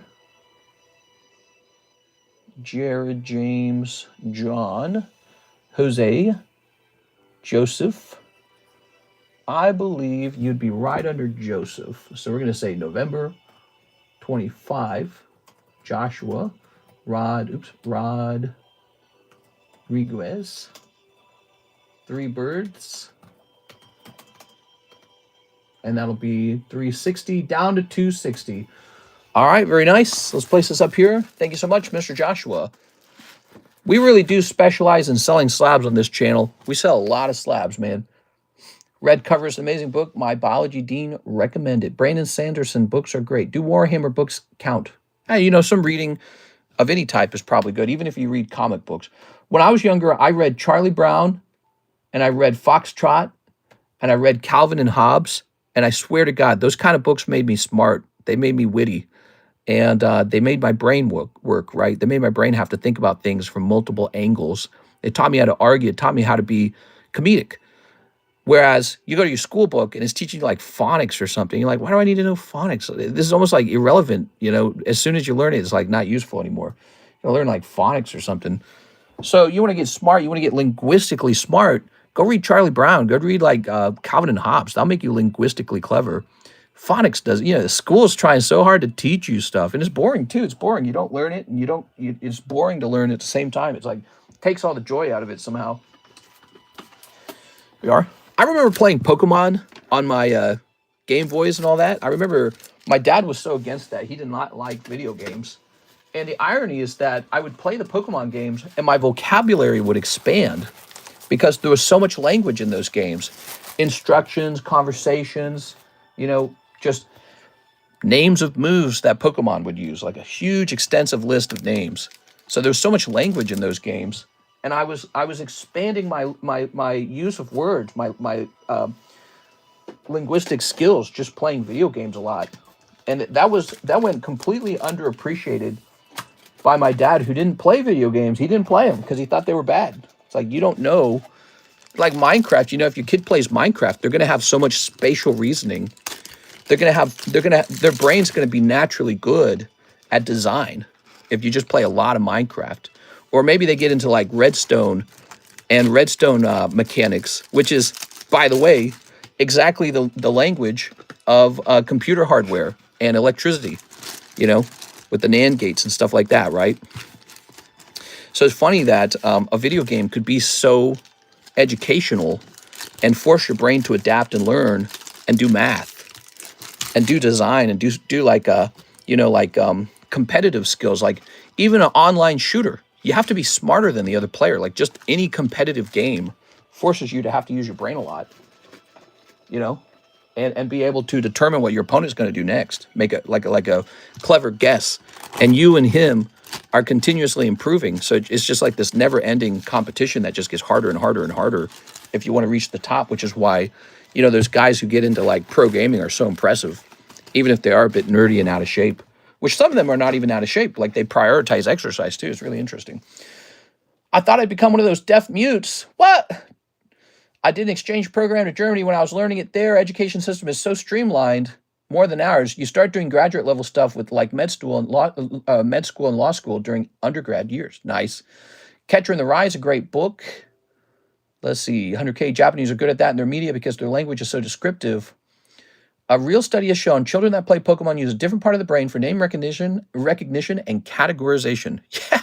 Yeah, exactly. Like with Pokemon, you're memorizing all this crap, and I felt that. I felt that in my brain when I was playing because I knew how critical my dad was of games and how bad they were. And yet I'd play the game and I'd be like, wow, I'm really trying here. I'm like, my brain, I feel like it's expanding. And I couldn't tell him that because if you tried to argue with him, he didn't like that, right? He didn't like to be disagreed with too much. And that's probably everybody's dad was kind of like that, right? But, you know, I felt that in my head. I was like, you know, this isn't the worst thing I could do. You know why I knew it wasn't the worst thing I could do? Because I knew what the worst thing I could do was. I could be watching television. You know what I'm saying? Television was way below playing video games, and yet that was perfectly fine. Like if I was going to watch television, I would never get in trouble. But if I were to play too many video games, I would be in trouble for that. So I always thought that that was ridiculous. Here we are. We got this Xenos, Dawn of Heroes. Ooh. The richest man in Babylon. Think of the old caves and getting lost without flash. Pokemon is so big, it's language of his own. 1,025 Pokies, which of course back then when I was younger was a much smaller number. It's a smaller number back then. So here's Xenos. Should I list this Xenos on eBay? I feel like that's an eBay card right there. Let's just see. So Xenos. What's his number? 138? Here he is. The cheapest one is actually for $25. Ooh, all right, 25 it is. 151 has started all. Yeah. You know, I would play other video games too, and I just felt like it was the same deal. Like, you had to get smarter and smarter. Your brain had to get faster. Your brain had to, like, read input and give your hands output at blinding speeds in order to win, you know? In order to beat your siblings or beat the person you're competing with online. And compare that to, like, watching television, which is the alternative usage of your entertainment time, right? So you got entertainment time to sit around and scratch your balls and do whatever it is you want, whatever you want to do. And so I could have used that entertainment time for like watching television, watching some stupid thing like maybe SpongeBob or whatever. No hate on SpongeBob. I like SpongeBob. But you watch some kind of like trash TV and compare that to playing a competitive video game. It's like night and day. The competitive video game takes you for a ride, you know? And I remember forming teams to play Gears 1 competitively online in their versus modes and how hard that was. That was really challenging. Oh man, this card is so nice. Let's see. So the number is 96. So here's the PSA 10 version of the card. Oh, that's Italian. Never mind. No, that would not count. This is Aquapolis. Let's type in Nidoran Aquapolis. Having trouble pricing this one. Aquapolis. Road Rash on Sega. Yeah. Road Rash. I know that game. My cousins owned that. I had two cousins, and we would visit them. Their father committed suicide, man, and he left behind a bunch of money for them when he did that. And then their mom remarried, and she married a rich guy at the same time. So they had this big, beautiful house. Big, beautiful, like 3-layer home. My mom was so jealous all the time. She couldn't handle that kind of thing, you know.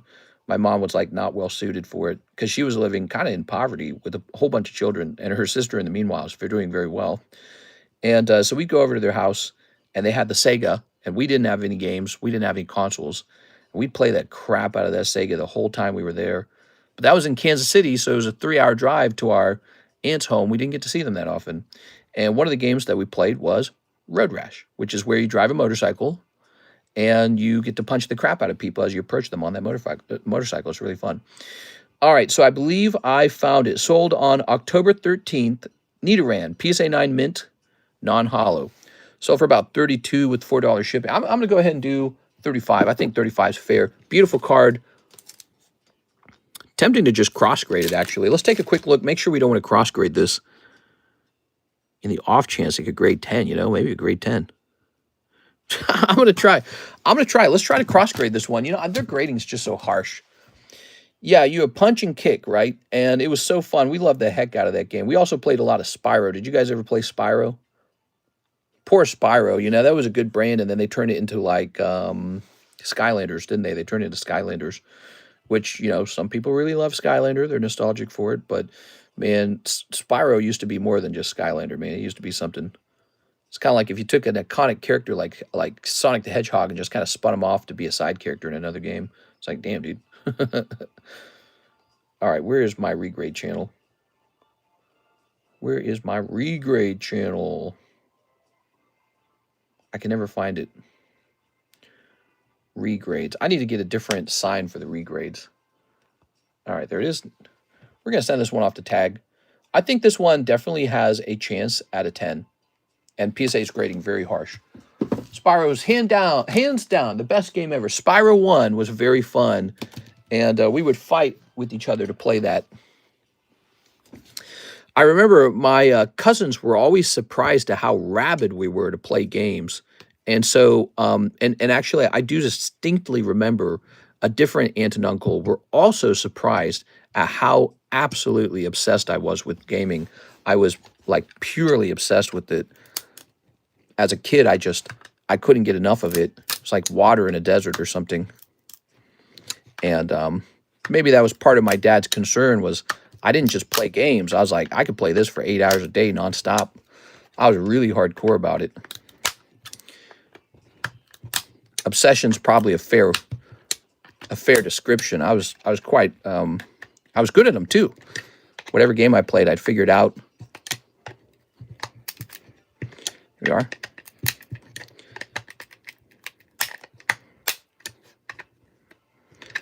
We are. Maybe in another lifetime, I would have been a competitive gamer, taking it really seriously, you know, trained, developed strategies, build a real team. But no, this is okay. I'm doing Pokemon cards, and that's a good life too. We are. But, you know, originally I went to school with Karis to learn computer science because I wanted to make video games, right? That was a big part of my, drive and motivations. It wasn't just to get like some lame job at like whatever company would take me, toilet paper company number 12. I wanted to work on my own video game. We are. Maybe I still can. You know, making video games is probably less code focused and more focused on design nowadays. I certainly have some resources. I think Karis would probably love it if I did that. But I don't have time because I'm doing Les Pokemon. Okay, off to tag. Nice. I had a Game Boy Game Genie. Nice. Would you ever crack a CGC9 if it looks like a 10 contender? Yeah, absolutely. I'd crack anything from any company. I'd crack your mom's sister. All right, so let's grab this. Now, we're going to hand out one spot from earlier. So that's Jared B. Look at that, Jared. You've been hanging out all night. You got in. This is a really good giveaway. By the way, I hope you guys hit that subscribe button. We're so close to 100,000 subscribers. 100,000 subscribers, guys. We might have a small audience, which, by the way, that's better for you for giveaways. We got just 70 people watching. But by the way, we had 70 people watching the daytime stream today, too. So you add that together, that's more like 140. And by the way, we've been going for 6 years. We're about to hit 100,000 subscribers. We get tons of views from our shorts. I hope you guys watch the shorts. And we're going to do some big giveaways, subscriber-exclusive giveaways when we hit that 100,000. I hope you hit that subscribe button for me. All right, so here we go. You ready? So choose a winner. We got Thomas Hogue. You're on the list twice now, Mr. Thomas Hogue. Congratulations, man. Yeah, you know, if there's only 69 people in the room or 64 people in the room, and let's say only about half of them type in 100K, you're going to get on this list. This is a $100 card, guys. We got The Dog House. So that's number 9. The Dog House. And Brian Freund. This is not one of those cheap slabs. We hand out a lot of cheap slabs. This is not one of them. This is a $110 slab, and it's of high qualities. Easy to resell. Look at that Eevee. It's a high-quality Eevee card. English. This is a top quality. This is top choice. All right, so we're up to 10 people now. It Pikacha'd me. That's right. Thank you, everyone. That is the giveaway. We've got it up to 10 out of 20. We're going to get it up to 20 probably either tomorrow or the day after tomorrow. And let's take a quick peek into the subscribe count because we are on the countdown from 100. 99,932. We are, again, seriously very close. We are 70 subscribers away now, guys. Actually, 68 subscribers away from 100,000. I'm going to get that silver play button. I'm getting a silver play button. I'm very excited. My second silver play button. I already have 130,000 subscribers on the other channel. 230. We've almost got 250,000 subscribers over time. Pretty cool, right? Pretty cool. All right, guys, I had a lot of fun. I'll see you for the daytime stream for Wednesday. I'll see you for the Wednesday stream. See you later, everybody.